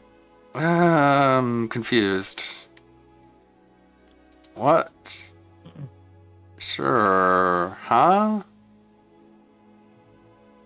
Weird. Very weird. Okay. Well, okay. Guys, anyways, I think we're good, right? I think we're ready to end this pre-stream. I don't know. Are you? Yeah. And before anyone freaks out, yeah. So far, I don't see anything for 1 Minute Man today. Uh-oh. I think he was anonymous. I don't know if that's because I'm not getting notifications. I don't know if he's just not tipping today. I know because some people are going to freak out and be like, but 1 Minute Man always tips during the pre-stream. It sounds like you're freaking out. I see nothing today, but I'm not going to freak out about it. Sounds like you are. I'm not. You know, we'll see what happens. I'm not freaking out, okay? Okay. I'm not freaking out. Let's end the show, shall we? Thank you all for chilling with me. Hope you enjoyed. This is a more laid-back show. Like I said, I never have many topics or anything to talk about, so it's definitely a more relaxed show. Let's end it for now. I'm not freaking out. Tomorrow, hopefully, we will have not a big follow-up on progress in these games. I really hope today I accomplish what I want to accomplish, and we continue with our huge progress in these games, right? Okay. Shit, I fucked that up. Guys, thank you all. And You're I shall welcome. see you tomorrow for another chill episode of the Evo One Podcast. I'll see you then. Awful. That sucked. Okay. That was terrible. All right, guys, let's get set up. I do need to Other than the fact that you're just bitching and moaning about the side scrollers yet again, I think that was pretty lame. And We all know 1 Minute Man is just that anonymous person. I don't know why he's probably so stupid he just forgot to put his name attached to it. Hey, It's a Gundam uploaded the slightly unedited version. I wonder... Yeah, this is the members only version of the It's a Gundam video. Let's check this out. Let's make it a little bigger. With the recent events of Kotaku, it's absolutely clear that gaming journalists really hate YouTubers. I've been the victim of these sort of woke skull journalists in the past, posting things that weren't true about me. One article claimed that I was a figurehead of Gamergate. I wasn't even on YouTube in 2014. I've been a very busy man. How was I even in the mix? Well, anyway, current times. I saw this string of angry tweets from some dude named Jordan. I'm guessing he's a games journal, and he's having a bad go of it, Lovey. When all of games media is gone, what are talentless hack YouTubers going to read out verbatim for many thousands of pounds? Yes, reading a Kotaku article is going to make you rich. Is he talking about who I think he's talking about? Uh-oh, young out. I can't imagine anything less interesting than your sick burns about Kotaku in 2024. It's dead patter, and not even my point. The same could be about dozens of great sites that have been killed or being killed by executives with no clue. Your favorite site could be next. And if your response is, I don't read games media, I get my news from YouTube aggregators, please for 1 minute wonder where they get their news from. Directly from developers and publishers. That's where they get it from. Also, if your bad takes about video games are so terrible that other people are able to make bank just reacting to it and telling you how stupid you are, maybe you should look in the mirror and ask yourself why. I'll stop going on about it because this is mega tedious, but we're sleepwalking into a world where all of the information about games comes from gaming companies themselves. And if you think that's a good thing, I'd recommend going to the hospital immediately. Well, what a sick burn. I recommend going to the hospital. Wow, what a sick insult. It's like I'd rather trust the publishers and game developers more than games journalists at this point. The adherence to the truth of games journalists is far less than that of the publishers and developers at this point. My good lad, Jordan, the hospital's a bit expensive here in the States, it is. I know emotions are high right now, but this isn't a good take. This poor man's having a conniption, and MVG tried to speak sense into him. But as you can imagine, the rage train kept on a-rolling. Oh, by the way, there were a lot of people that want to know about the Herb comment made by Jen Glenn or whatever her name is. This is an inside joke from journalists that work for Gawker, etc., Gizmodo. You get the point. They think calling Jim Spamfeller a Herb gets under his skin.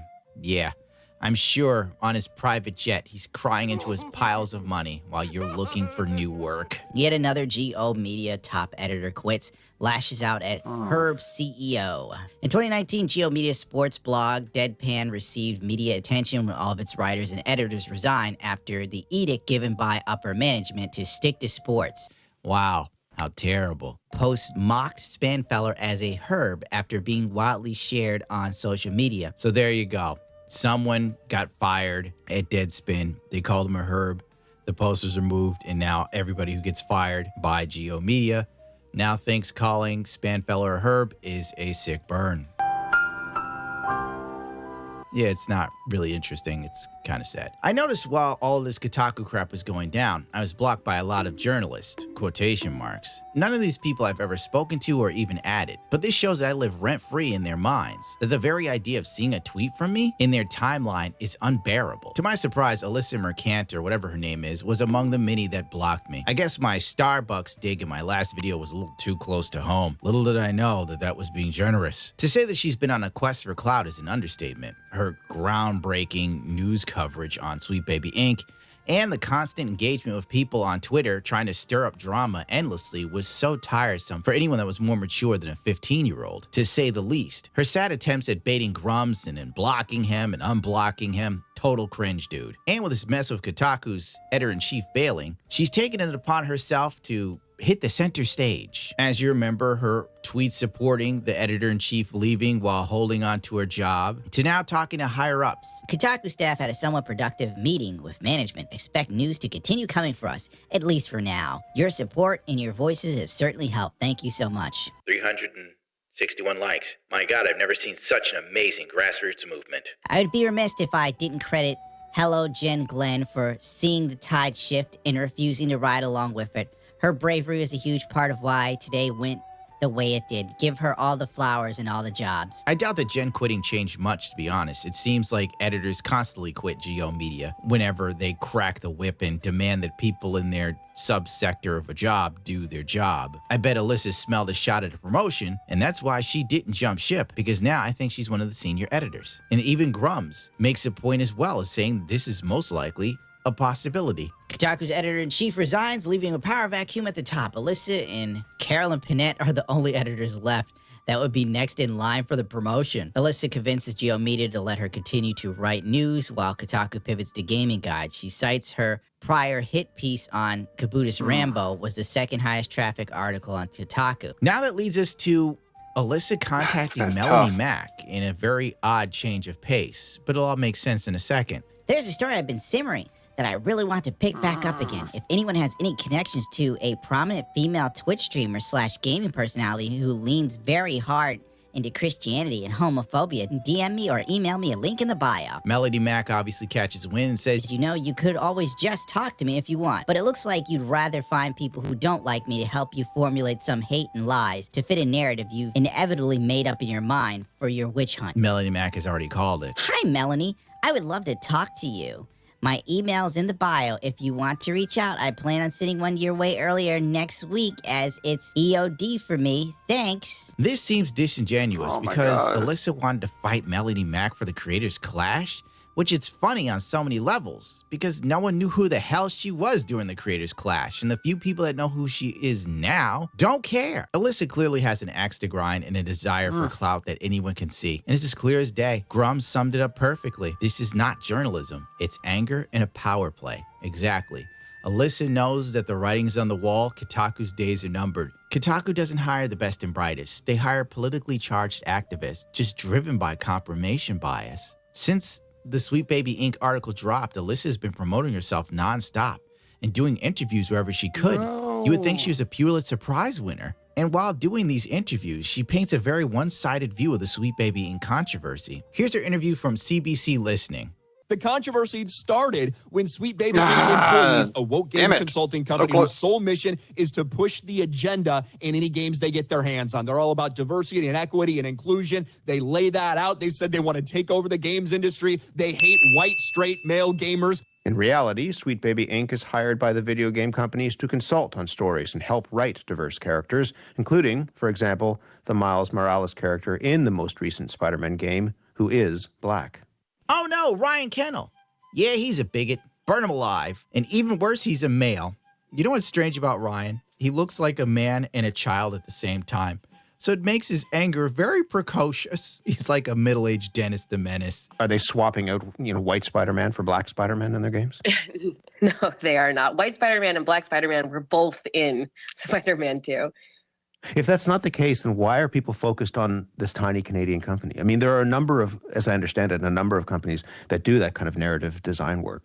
Yes, they are replacing Spider-Man with Miles Morales, bro. The next game is going to make Miles the main character. So the gamers that are upset with this are right. Peter Parker is being replaced. And Alyssa doesn't seem to know that, which is wild. Oh my God. Someone at Sweet Baby noticed that this account was made on Steam and noticed how it was gaining traction and noticed that it was intended to prevent people from buying and playing these games and requested Prevent that people it be from taken buying and down playing. for organized harassment. Telling people that Sweet Baby worked on it is somehow preventing people from buying the games. Sure. And that kicked off even more organization from them. Yeah, it was even worse than I thought. I didn't even watch the ending of Spider-Man 2 until I made this video. But not only is there that scene where Peter is like, okay, I want to do charity work and I need you to take over Miles. And by the way, the way the scene is written is so fucking excruciating. he's like, Miles, like, I want to talk. I mean, I know right now we're talking, but like, I want to talk, like, you know, talking to talk. And it's like, holy shit. Why is he written like this? I thought Peter was like a witty, high IQ wisecracker, but he's just stuttering and stammering like a low IQ idiot. Oh, I want to talk. I mean, I know we're talking now, but like, I want to talk. It's like, yeah, okay. It's so stupid. But Miles is like, don't worry, Peter. I got this. I got all of this. And even him like offering a little bit of charity and Miles being like, well, can I at least ask you for like advice if I'm in trouble? And Peter is like, you won't have to. Like, even that little bit of concession, even being like, well, Miles can take over as Spider-Man, but he can consult Peter if he's in trouble. Peter is like, no, don't even do that.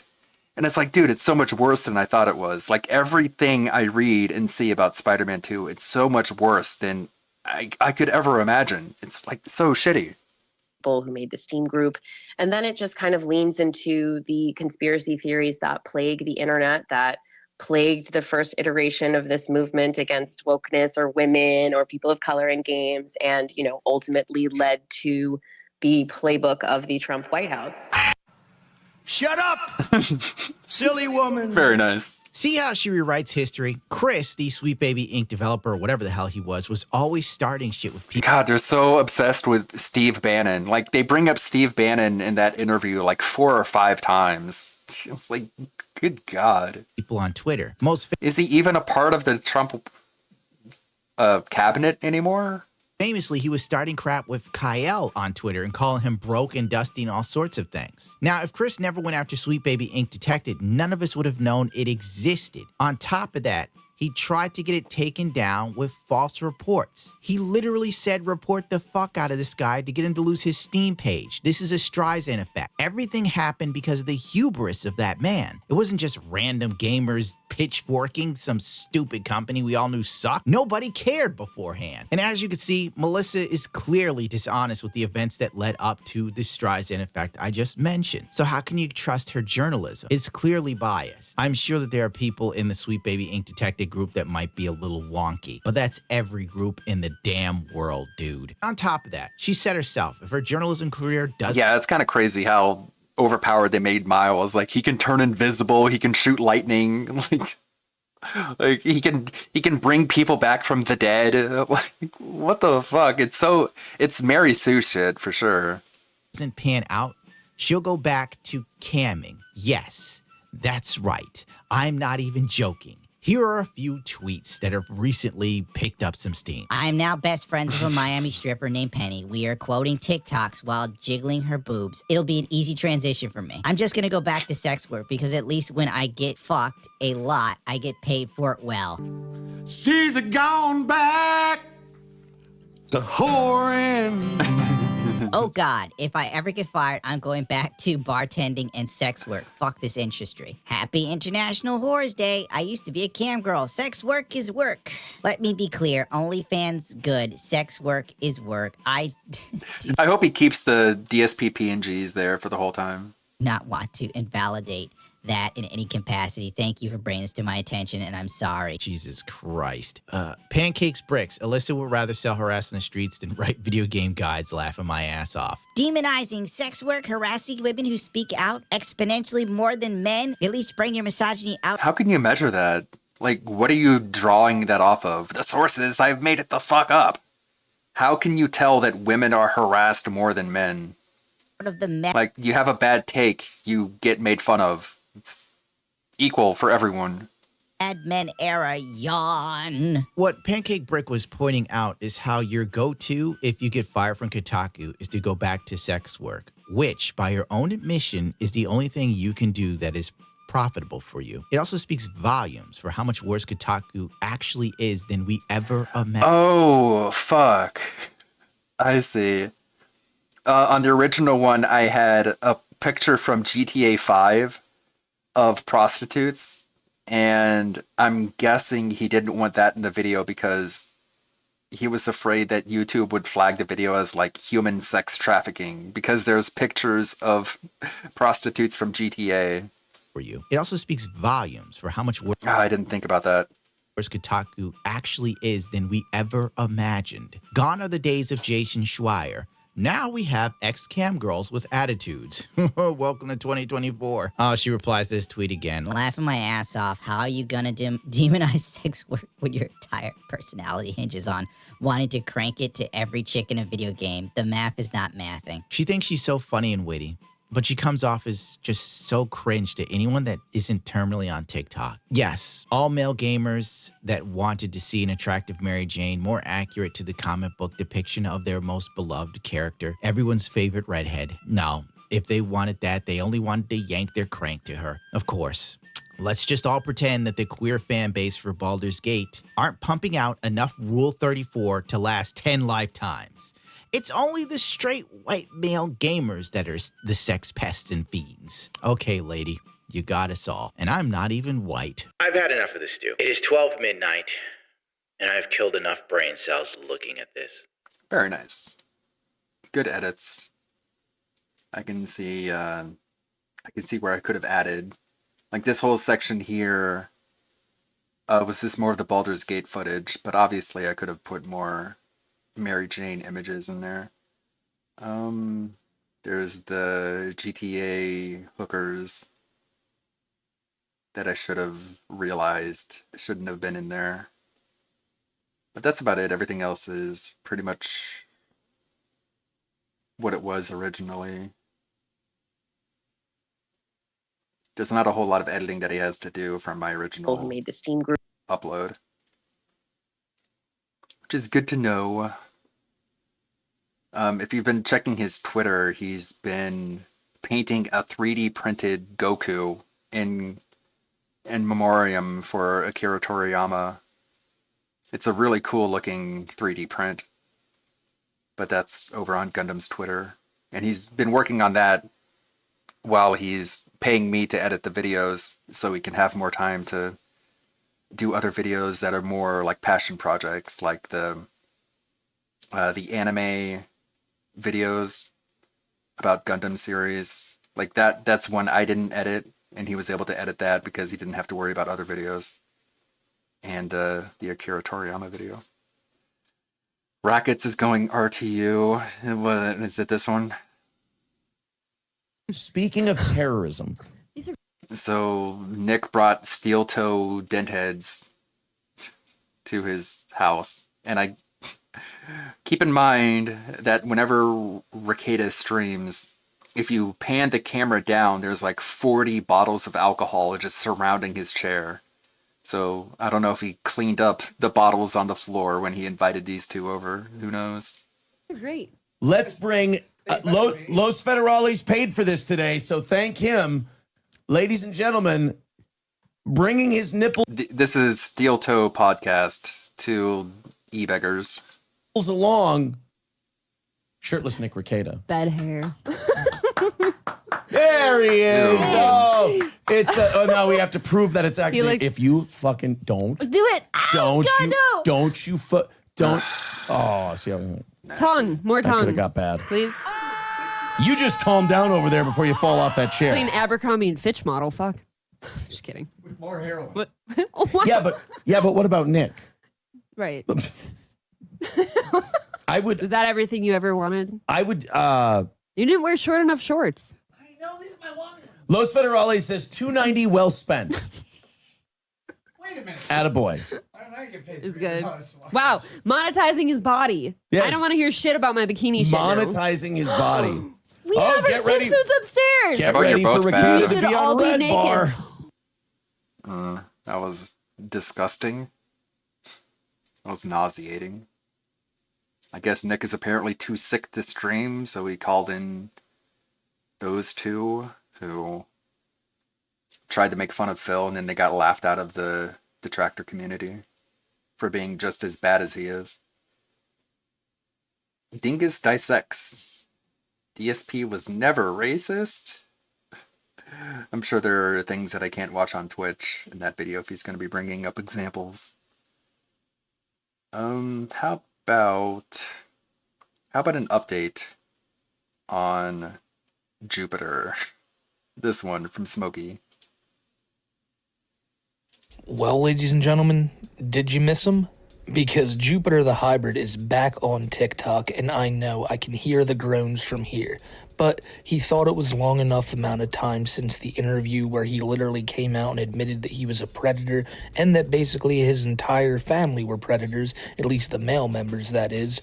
And now he's back on TikTok trying to get that fame that he so desperately desires. And if we're being honest, I don't know why he's doing this. I don't know why Jupiter thinks it's a good idea to get back on the internet, to go under the same name, to really do anything that he's going to be doing here.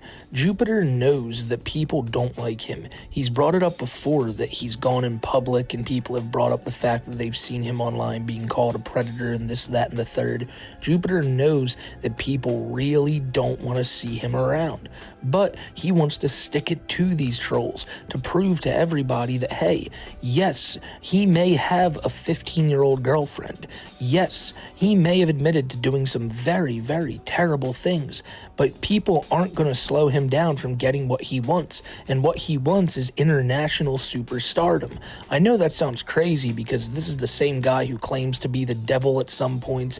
I mean, he's a really dark person, but he thinks that he's going to be beloved the world over if people can just see the greatness of his TikToks. Now, you may be asking, what exactly does Jupiter do that he thinks is going to make him famous? Like, is he a comedy guy? Does he do, like, magic? You know, what does Jupiter's actual content consist of? And well, it's basically just what you'd expect to see from any girl on TikTok. Jupiter's dancing around in his room to whatever song he thinks sounds lit. And then the other half of it is him mostly calling out the trolls. Honestly, it's probably about 90% him calling out the trolls and saying that they're not affecting him and that he's back and that, like, they need to respect him because he is Shadow Raven at the end of the day, despite this account being called Jupiter the Hybrid. The police have confiscated his electronics, his laptop, his Xbox, and I think his phone, and they are in their possession. It's all a really, really confusing situation, ladies and gentlemen. So basically, I'm here to say this. He is back. Jupiter the Hybrid, known internet predator who actively goes after minors that he finds on either Snapchat, TikTok, or Discord, is back on the internet, and he's basically trying to rub it in the faces of all the trolls. Now, to catch you up to where we were with Jupiter's story, he had gotten off the internet and was not talking to many people at all after the interview that myself and Kiwi did with him back about a month ago now. Jupiter then went on his Facebook. I don't know. The wheels of justice grind very slowly. So they've been in his... I keep saying that. They've been in their possession since last year. So I guess they don't have enough agents to go through all his disgusting electronics to see if there's anything legally prosecutable on any of them.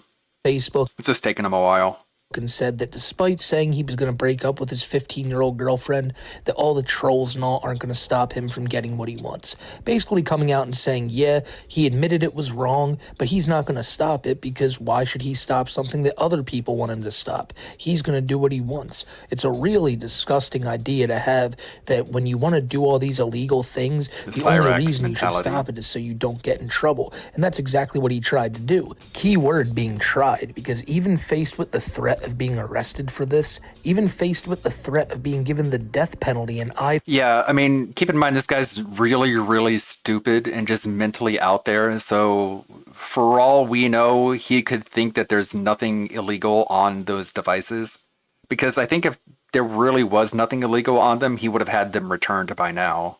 Idaho for being a predator. But the fact that they still have them after all this time probably shows that they did find something and that they're using it to build a case against him. It all wasn't enough to dissuade him from talking to this 15-year-old girl more. So all those times Jupiter said he was going to do better and try to stop talking to this girl was all for naught. And he doesn't really care if it's right or wrong. He only cares about what he wants, and what he wants is a really heinous desire, considering that he's a 25-year-old man. But we're gonna see just the way he wants to react to a situation like this. Because just a month ago, his whole world came shattering down. He was exposed in front of thousands of people for what he truly was, and that's a predator. And literally said he acts like it's no big deal, and that he's gonna bounce back from this, and that everyone else is idiots. So with all that being said, let's finally take a look at Jupiter's new TikTok I think so. page. I think he is autistic. Exposed. Pretty sure.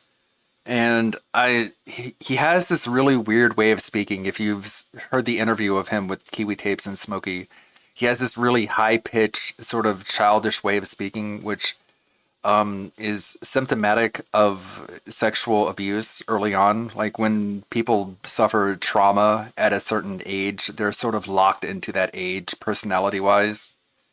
And we know that his two brothers are in jail for CP, either having CP or actually sexually assaulting a child. So it runs in the family. So the first thing that I saw was this one right here. Was Jupiter writing on the screen, "To all of you who want me gone, I am Shadow God fucking damn Raven, and I am not going anywhere. Get used to it. Either get used to it, Shadow or Gang leave. Money Wizard. Your choice, dumbasses." Of course, Jupiter going to what every single lolcow does. Anyone who says anything bad about them is a dumbass or an idiot. This is the DSP mentality. I'm still making videos on the internet, so that'll show ya. It's like, unless you're literally in prison, anyone can be on the internet making videos. It's not impressive. It's not a sign of success.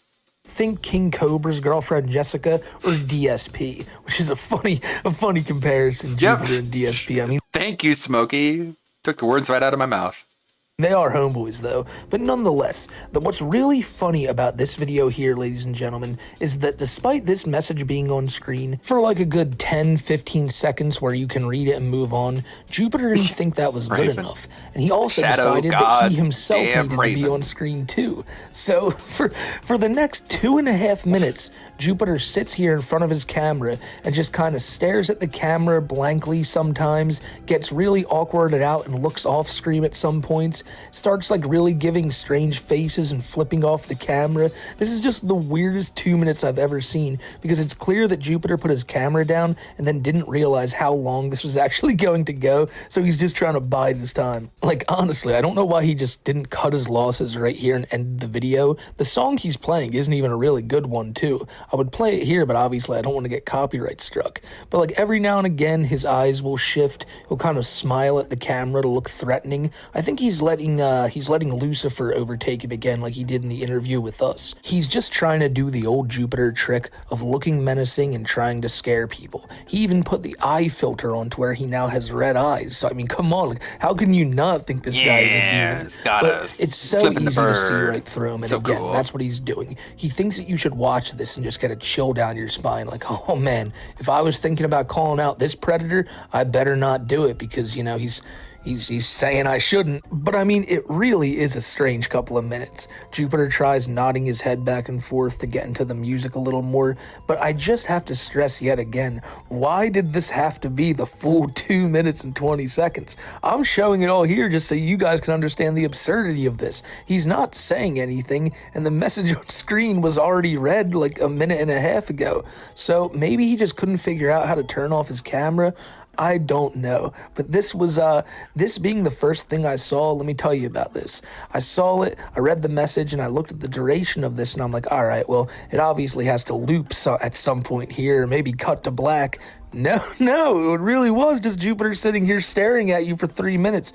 Really, really odd video, but knowing it's coming from Jupiter, I wouldn't put anything past him. It's, this is what a weird one.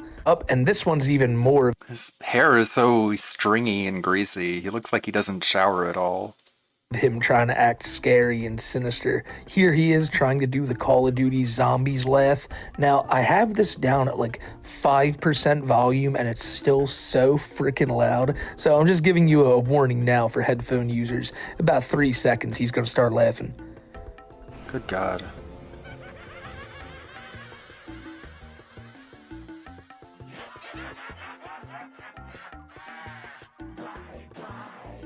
Dude, he's so friggin' cool. Like, Jupiter is literally the epitome of coolness. He's what people in their mid-20s strive to be, right? Like, this is just phenomenal. But again, it's his way of kind of putting the trolls in their place, kind of dissuading people from coming at him because, look at me, I'm so crazy. I'm laughing and I got colored eyes. So be warned, trolls. This next one is yet another example of him remaining adamant that he's in the right and that everyone trying to tell him he's wrong about like his relationships with the 15-year-old is crazy in his mind. It's this picture of Yoda that says, "This is me, people. Get used to it." You know, he's not changing. He has no intentions of changing. And when he came on the interview and told everybody that he had intentions of changing, that was just to get them off his back. It's exactly what White Bowser did. It's exactly what every internet predator's ever done. Yeah. It's exactly what every person on like To Catch a Predator has ever done. Once they get faced with the actual reality of their crimes and what they did, they'll always try to backtrack and claim they're getting better. But then when just left to their own devices, being We heard like an hour of that on the Sewer Level podcast. These people, they just hate me, but I've changed so much that the person that they hate doesn't even exist anymore, but they're so stupid, but they just have to like, they're invested in the meme.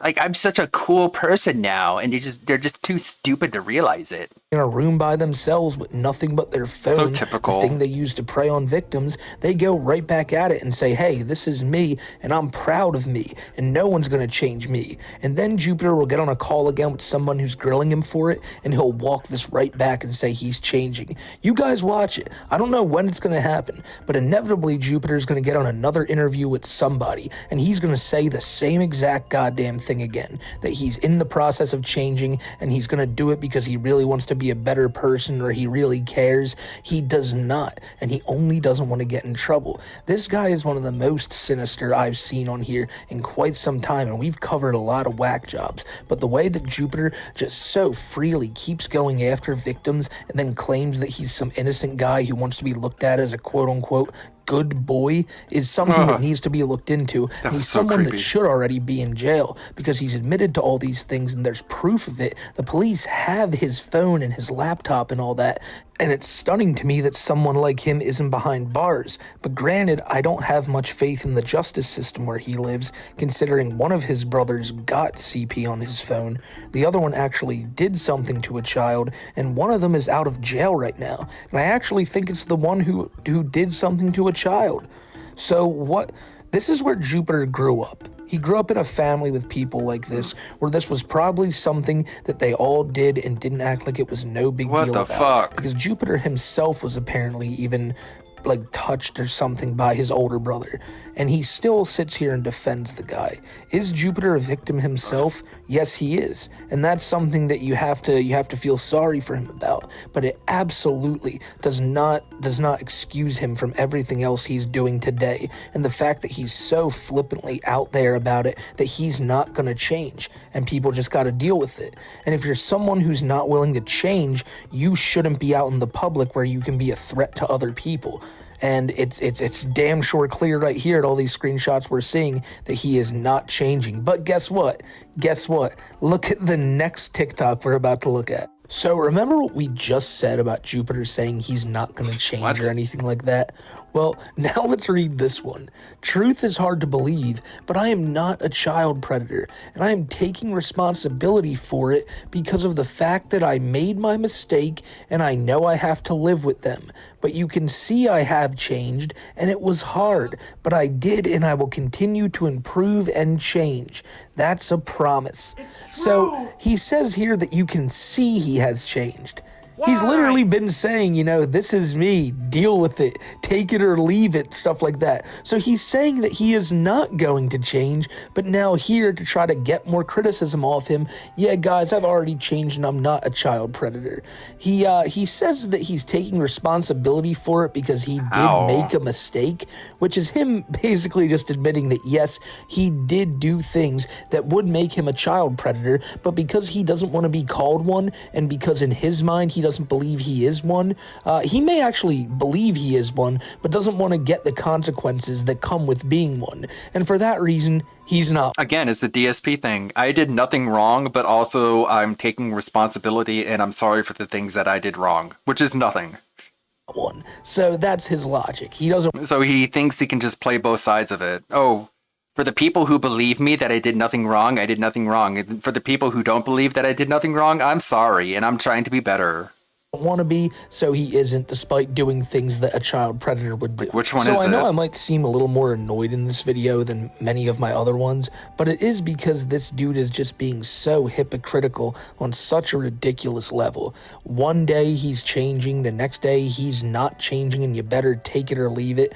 The next day here he's changing again and saying that he actually already has changed, and it was hard, but you know, he has to live with that mistake. Again, making it all about him and acting like all the kids he's talking to are no big deal because poor Jupiter has to feel like bad about this. And so basically he's just trying to equate, hey, you know, I get bullied all the time, I get picked on, and my life is really bad right now. So that kind of makes me on the same playing field as all those kids that he like victimized. It's not how this works. It's not how this works in the slightest, but in Jupiter's mind it is, because he's the only one who matters at the end of the day. And if he's feeling bad, then everyone else around him needs to stop. Doesn't matter what he's doing, but if he doesn't like what everyone else is doing, it needs to stop right now, ladies and gentlemen. And what he doesn't like is all the criticism and hate people are throwing at him, and they need to knock it off because he has changed.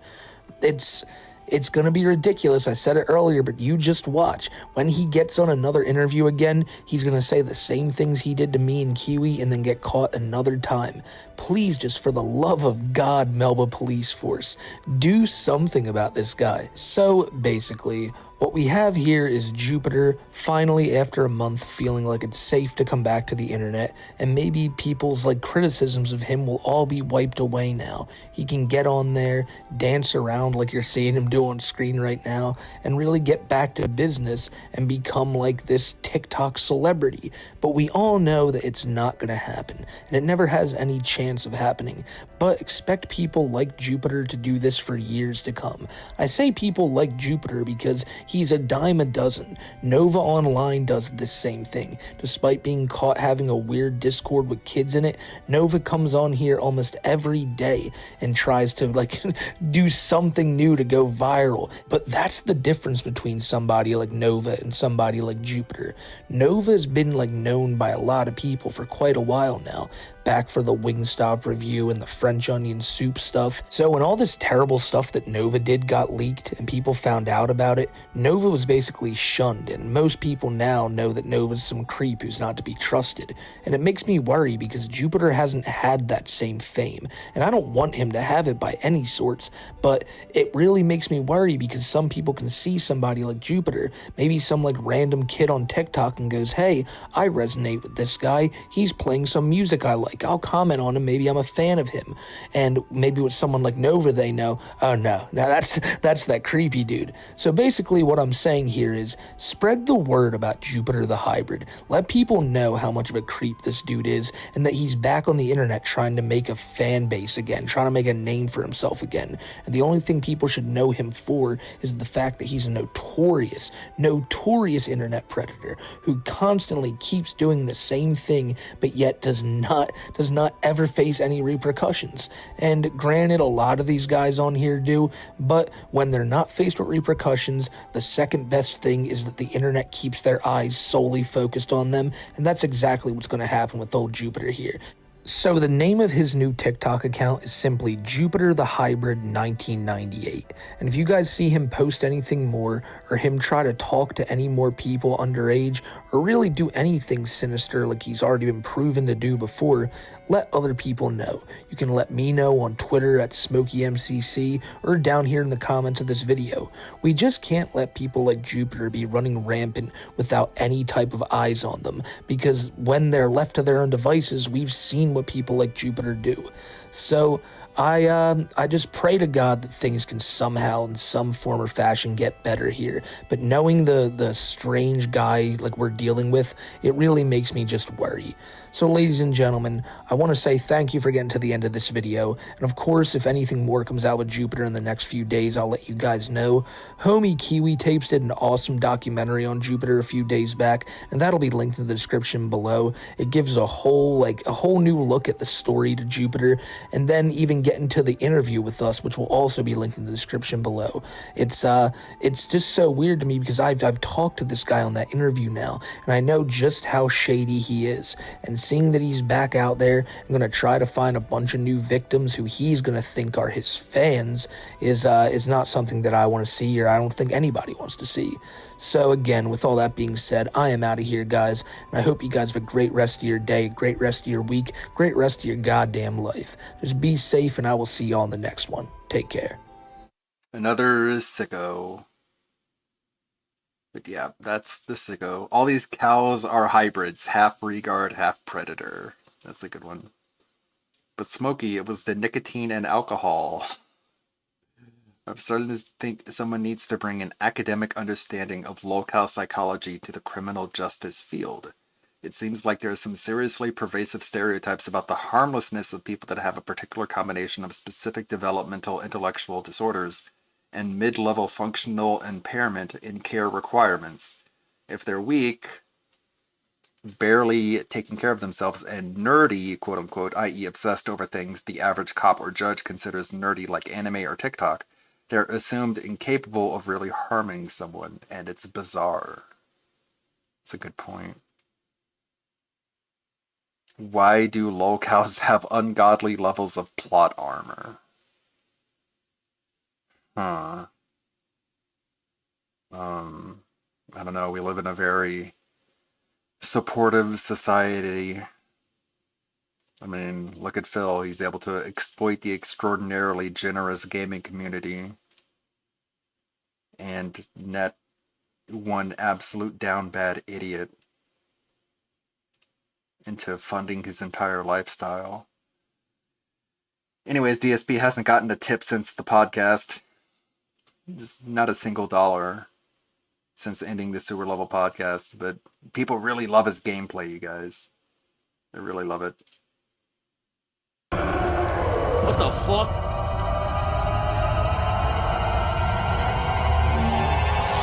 That's a huge bitch! What the fuck is that? It's hideous. Ugh. Okay. That's funny. That's a short from Snorthogen.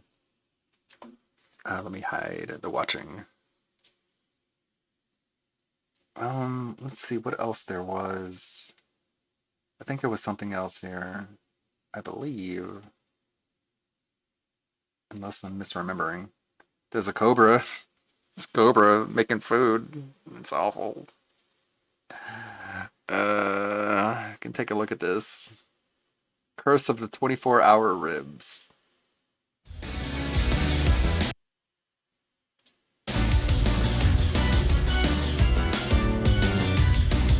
Oh no. So I got these delicious pork loin country style ribs. And they're boneless. They got them de-thawed. And we're gonna soak them. I have a hard time in some goodies before we make our custom sauce. with the cobes.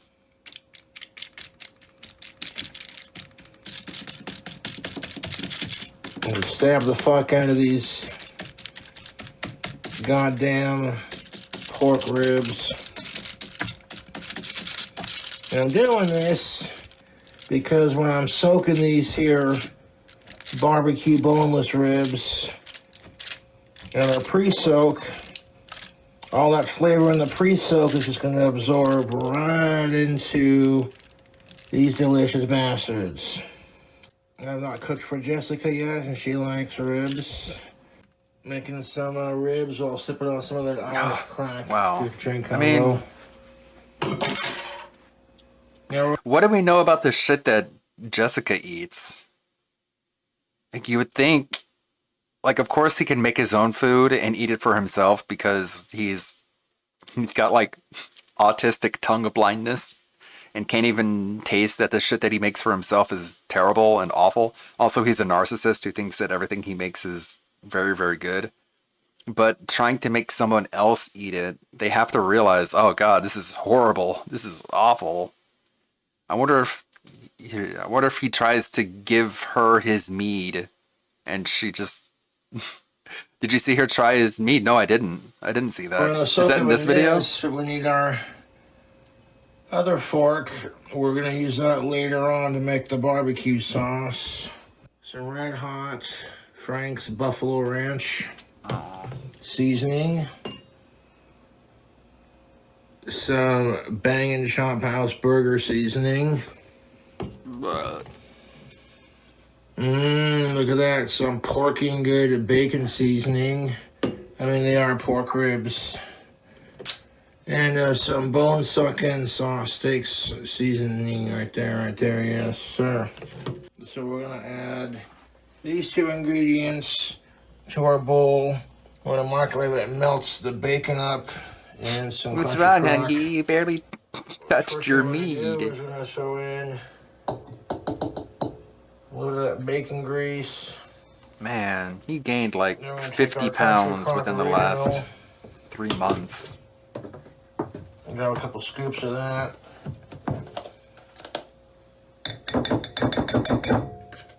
I hate when he does that. There's all that grease from the bacon and the butter right there. No. I'm gonna microwave it. Then we're gonna melt it. Maybe we'll throw on a splash of Jameson just Of because course, we can. just because we can. Let's throw in some alcohol in order to pretend like Jameson it's or making Jack us Daniels, drunk, it don't even matter.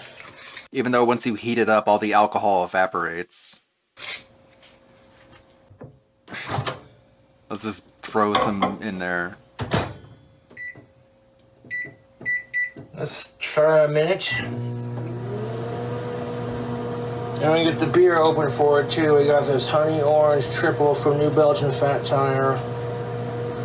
It is not More a twist beer. top, so we can grab the bottle opener. We have it right here. I'm gonna have a shot of this. Go for it. I already had one earlier, but I'm gonna try and pace myself because can't get no fucking respect. So I gotta breathe. What makes you Wait, think am I you being deserve recorded? Is it respect? filming me right now? You have no Oh, dignity. shit. Hi. No worries. Hi, An everybody. undignified I'm making whore. bomb-ass cheesy ribs. I'm listening to you. I'm listening to you. Oh, sorry. No worries. You're Cheers, fine. baby. Cheers, baby. Boop bop. Oh, that's looking beautiful. I doubt it. YouTube, 1 minute on that melt. That's all you needed on a high-powered microwave. Cause that grease, Wow. it's in there. Come on, I don't want that in my body. Now we're gonna add our seasonings. Porking Good bacon seasoning. So a sprinkle of that in there. We're gonna use the same seasonings in our barbecue mixture. For the sauce, a little bit of that, good stuff. Gross.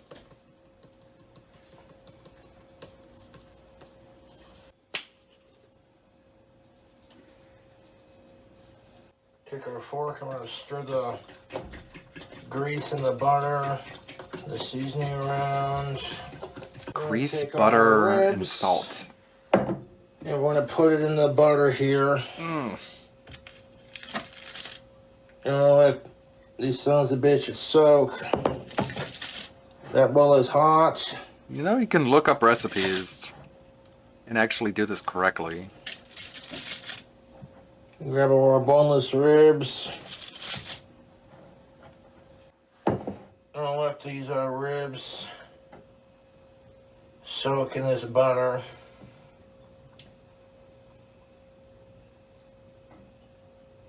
Get on there.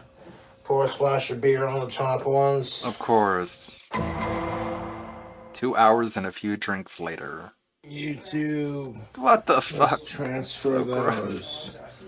Fucking delicious boneless ribs. It's too bad it's not chicken, or else he would run the risk of salmonella. And we could finally be rid of this man. To this plate right here. I'm gonna bring the plate He over can to- go visit Puff in eternity. Hello? Oh no. At around 8:20, she drinks the mead. Let's see how she enjoys this. Are talking about calling the cops. I don't give a fuck what time it is. The booty was so big it made it knock over. Yeah, that definitely got a burn to it. Okay, yeah, you fucking filled mine up, Buttercup. Well, give me a little cheers, but don't knock me. I've already That's got a spicy burn to it. I've already spilled some on me with cubes. I can smell the habanero. Yeah, that's definitely enough habanero in this. One little sip will do it. It's the sipping mead. It doesn't lit my fucking taste buds. Oh yeah. Drink. It's taking flavor too. It's really sweet.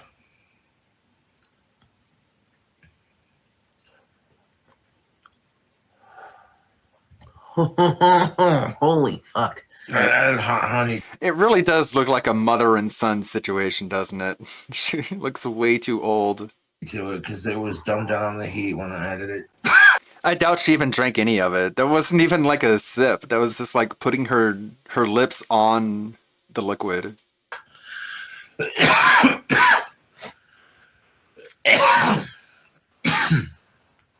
all good. Caliente. No, I didn't show any of the tattoos that Alyssa Mercante had, but I was sharing images of it in the Discord. If you saw, she's got like a bottle of alcohol tattooed on her right calf. Josh, he's spilling all over yourself, baby. Of course, very classy, very whorish. I was confident I filled the glass too fast. And you're drooling, Joe. Let me get my baby because I do care about my fucking man. No, Thank you. Just wiping drool off his lips like an actual child. Okay, fine. Oh, I did show the arm tattoo. I remember that. I showed the tattoo that she has on her left arm. Like, your silence will not protect you, with like an angry lesbian face on it. All men are enemies. Wow, this is what you want leading your public facing media company. Josh, that is spicy as fuck. And you should have only given me a little sample, baby. Yeah, and she wants to fight Melanie Mack when she's built like a dude, and Melanie Mack is actually feminine. Like, say what you want about Melanie Mack, her opinions and things, but she's actually built like a normal woman. Whereas this lady like hate punches dumbbells in her spare time. So she just wants to punch women because she hates everyone, I guess, men and women. I didn't realize it was gonna be that spicy. I thought it'd be sweet. Seriously, you don't even need to take like a gulp, just a little baby sip. That is You're telling me you can't find someone who's not repulsive to talk about video games? You have to find people like this? You're telling me no one else is available? I highly doubt it. You want? We'll just dump it back in the jar. I wanted to see how it was fermenting. not even a gulp. Is it really that difficult to find people who can write about video games but aren't absolute gutter trash? I took one little fucking sip. Is it that difficult? Like, the thing is, Kotaku's reputation is so far in the toilet, all you can get are reprehensible people to work for your company. But... Lovely. Beautiful. You want me to start hacking and be disgusting? I can. Because there you go. I'm not chugging this. Ew. No, I couldn't even chug this. This is a sipping mead, not like a chugging mead. Because it... It's probably repulsive. Josh is not gonna let me stay longer if you PayPal him $500. That's not gonna happen. Yeah, Joshy, can I pour this back? Whew, it is spicy. I'll try some more on your birthday when hopefully I'm not as I got fucking. you. I'll put it back in the jar for you. But Sounds like it is disgusting, and she couldn't even pretend like it was good.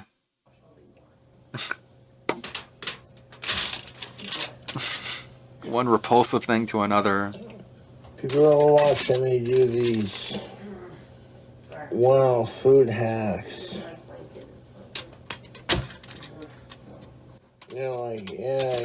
Cobra, yeah. Recipes suck. And I'm like, well, that's their problem.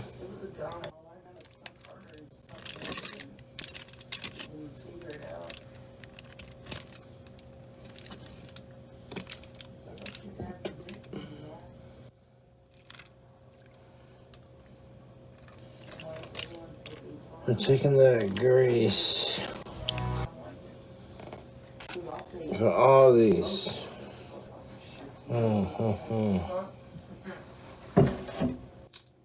The oven is preheated to 350.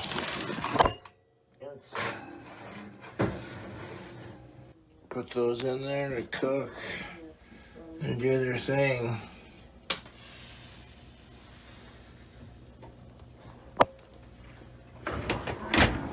Make some barbecue for you, my girl. Fun situation, YouTube.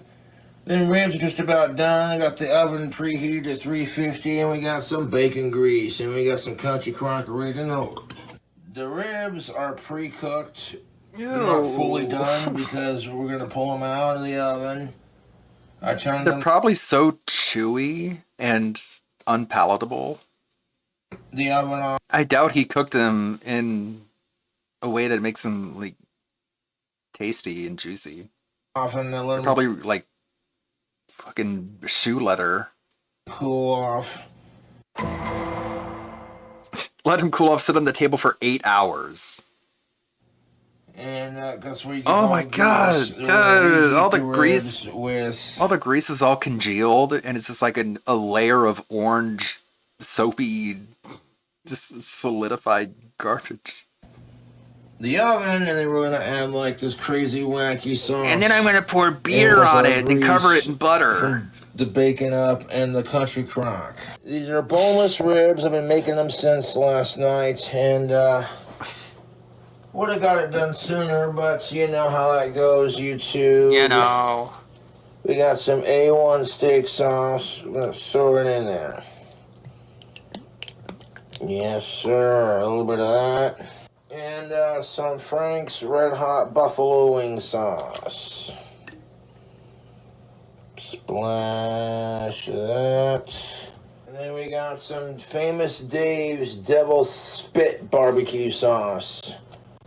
That stuff has got a nice little heat to it, so we don't need a whole lot of that. Horseradish.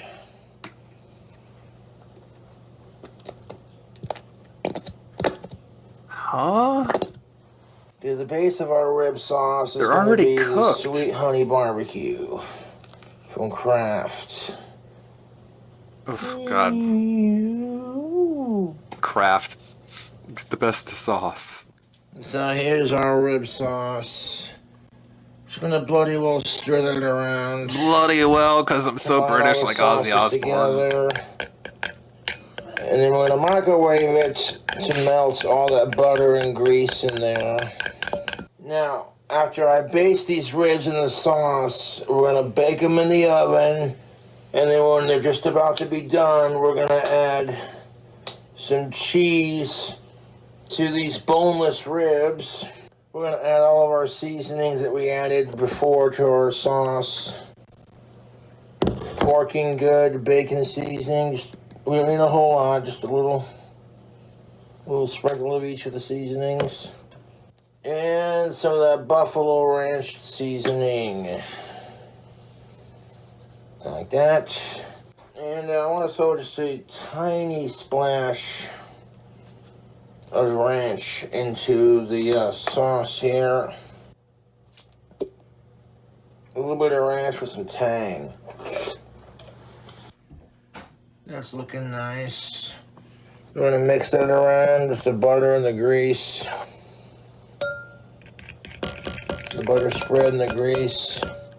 Now we're gonna add some beer to that. We got Of course. this Voodoo Ranger New Belgian IPA in the yellow and black can, black and yellow, black and yellow. So I'm gonna pour that in there.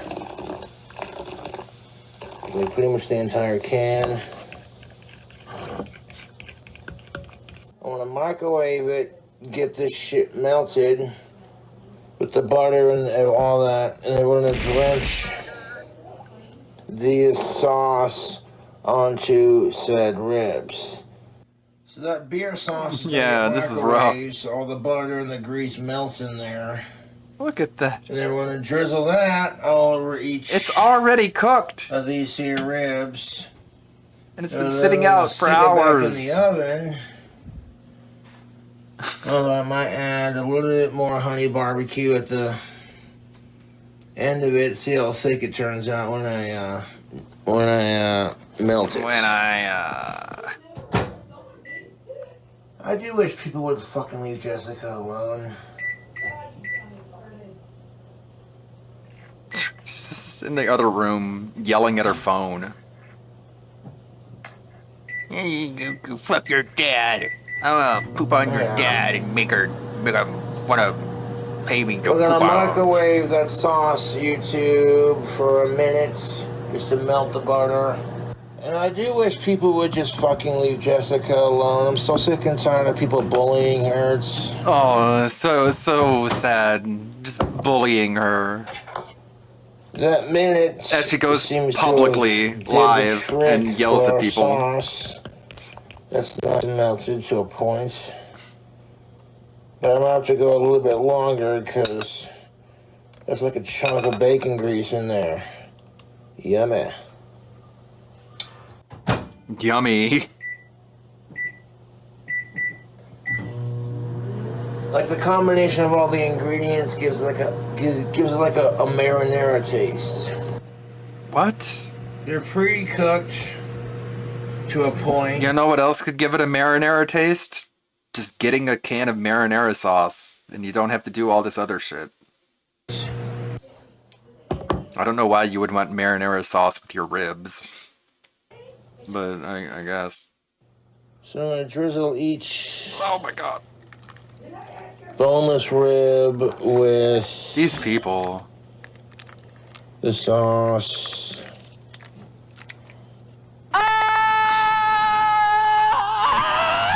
Just like that. And we don't need a whole lot of sauce. Yeah, rub your sleeve on it. In the it. bottom of it, we just want to coat it in that flavoring. So we're going to drain the excess sauce off into like the sink. You mean pour it into the now sink? you two, we're going to put these back in the oven. After 8 hours of sitting out, you're just going to put it back into the oven. Oh yeah. Get those ribs in there. Alright.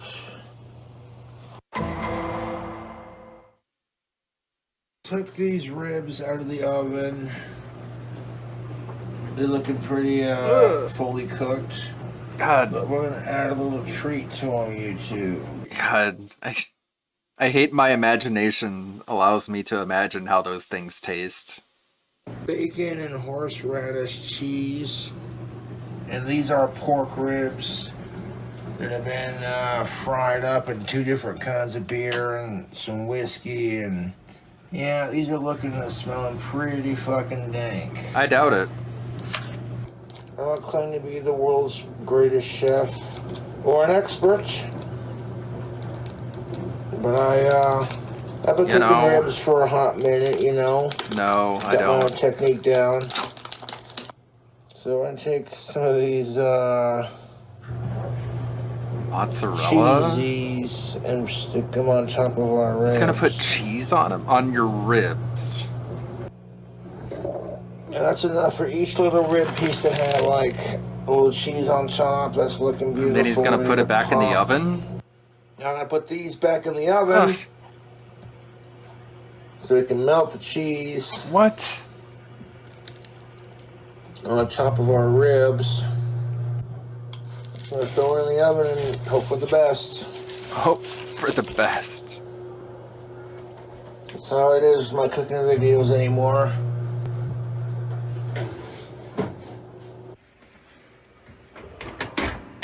I'm gonna be watching it like a hawk, so that way I don't overcook it and the cheese will melt on top of these boneless barbecue ribs.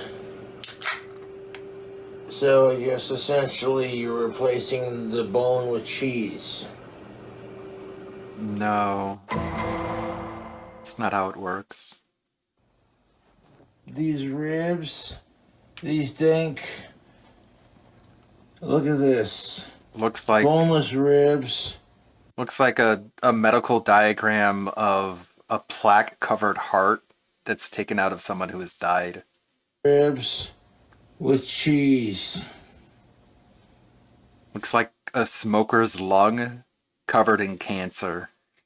See that texture on the cheese? Yeah, why is the nail on the thumb so much longer than every other finger? Are you doing coke, Cobes? What are you cutting up with that thumbnail? Look at it, yes please. Now these ribs is boneless, which means that you don't have to eat it off the bone, pick it clean. Yes, that's what boneless means. The rib's supposed to be bone fall off anyways. So this just saves you a step. They looking and smelling snackable, delicious. I'm liking the smell. See how the cheese is like coated on the outside of that boneless rib. Let's try a bite. Yeah, looks terrible.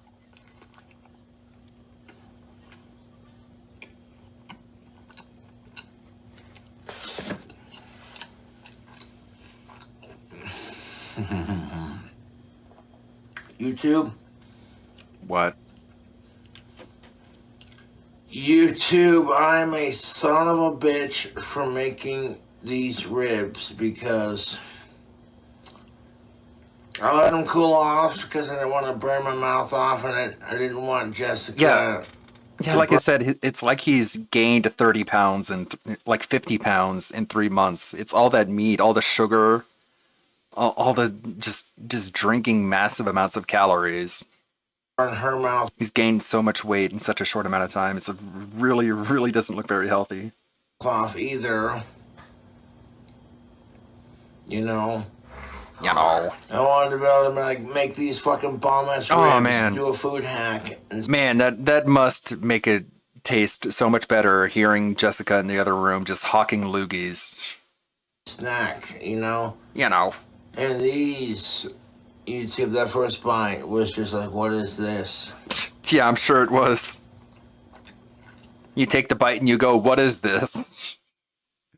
That's a great review. I love that. You're just like, What is this? What the hell is this? What a great review. Not trying to toot my own goddamn horn, but these are some of the dankest fucking ribs I've ever tasted in my life. What does that mean? They taste I've been eating dank, barbecue ribs YouTube. my entire life. Watched many a great make a bomb-ass rib. But this...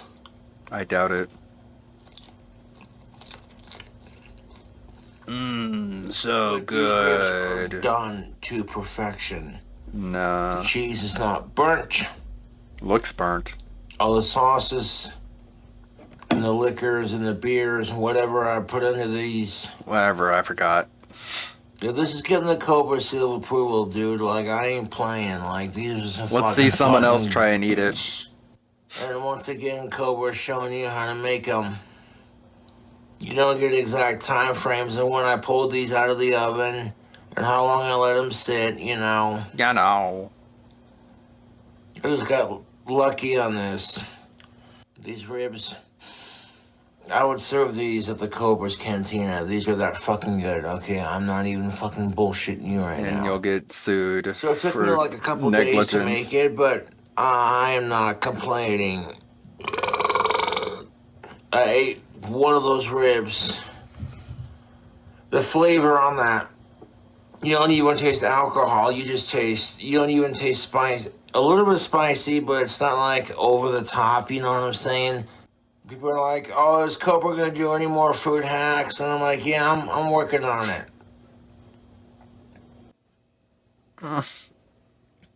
Garbage. Man, I feel sorry for Boglum Chronicles having to watch that and edit it together, because as hard as that was to watch, he probably had to watch a whole lot more to get through that video. So big ups Boglum Chronicles. It really deserves the big views. It's terrible. Is there anything else here before I adjourn and try and eat a small amount of food? Here's video evidence of me beating Justin Wong. What is this? BB Phil says, I found your match versus Justin Wong at EVO East 2006. Did you react to that kind of stuff yet? Nope. No. It would be nice to. It would be nice to react and explain the matchup and what's going on in it and stuff. But no one has really requested that. Because again, what you have to understand is that sadly, people are idiots on the internet and believe what they want to believe despite facts.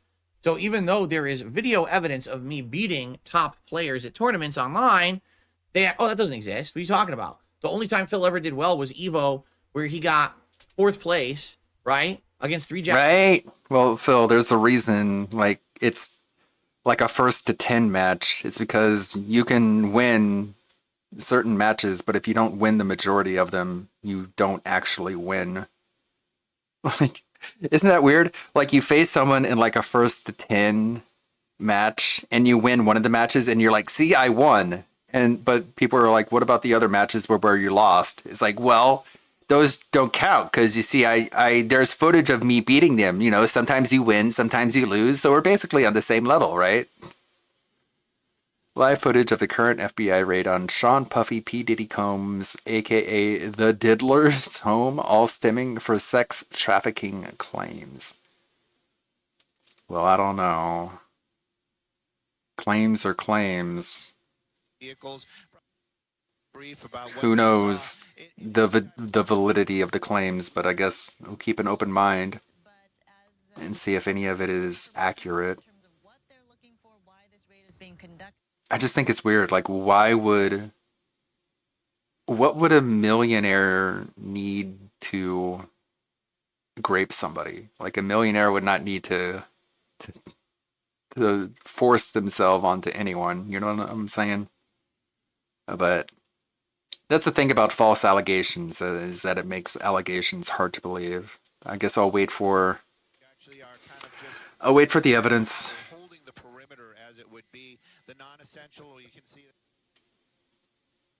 It's hard to know for sure, but I'll keep an eye open. Let's see who we got to raid. We got Almighty Tevin. Let's give Tevin a raid. Let's go hang out with Tevin in his chat. Thank you everybody who hung out and stopped by. Thursday is going to be gaming again as usual. I'll probably play some Lies of P, New Game Plus, and other games. Thank you, Delorio. Thank you, Suburban High, Lonely Soli, Pilot Jericho, Red Animator, Billy. I saw Theo was in here earlier. Del Tonki,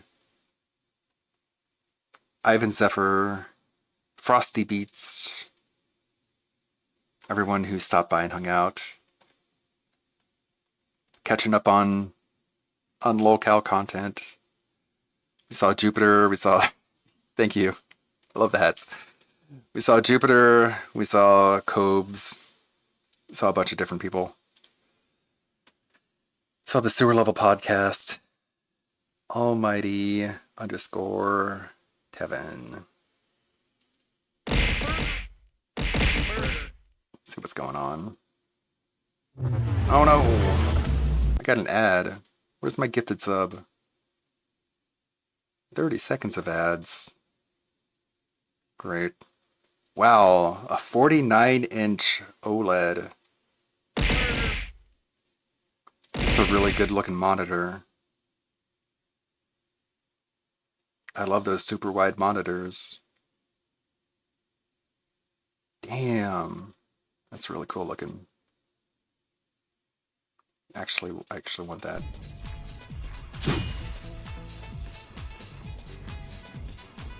May the good blood guide your way, everybody. Let's go check out Tevin. I was in the middle of doing this.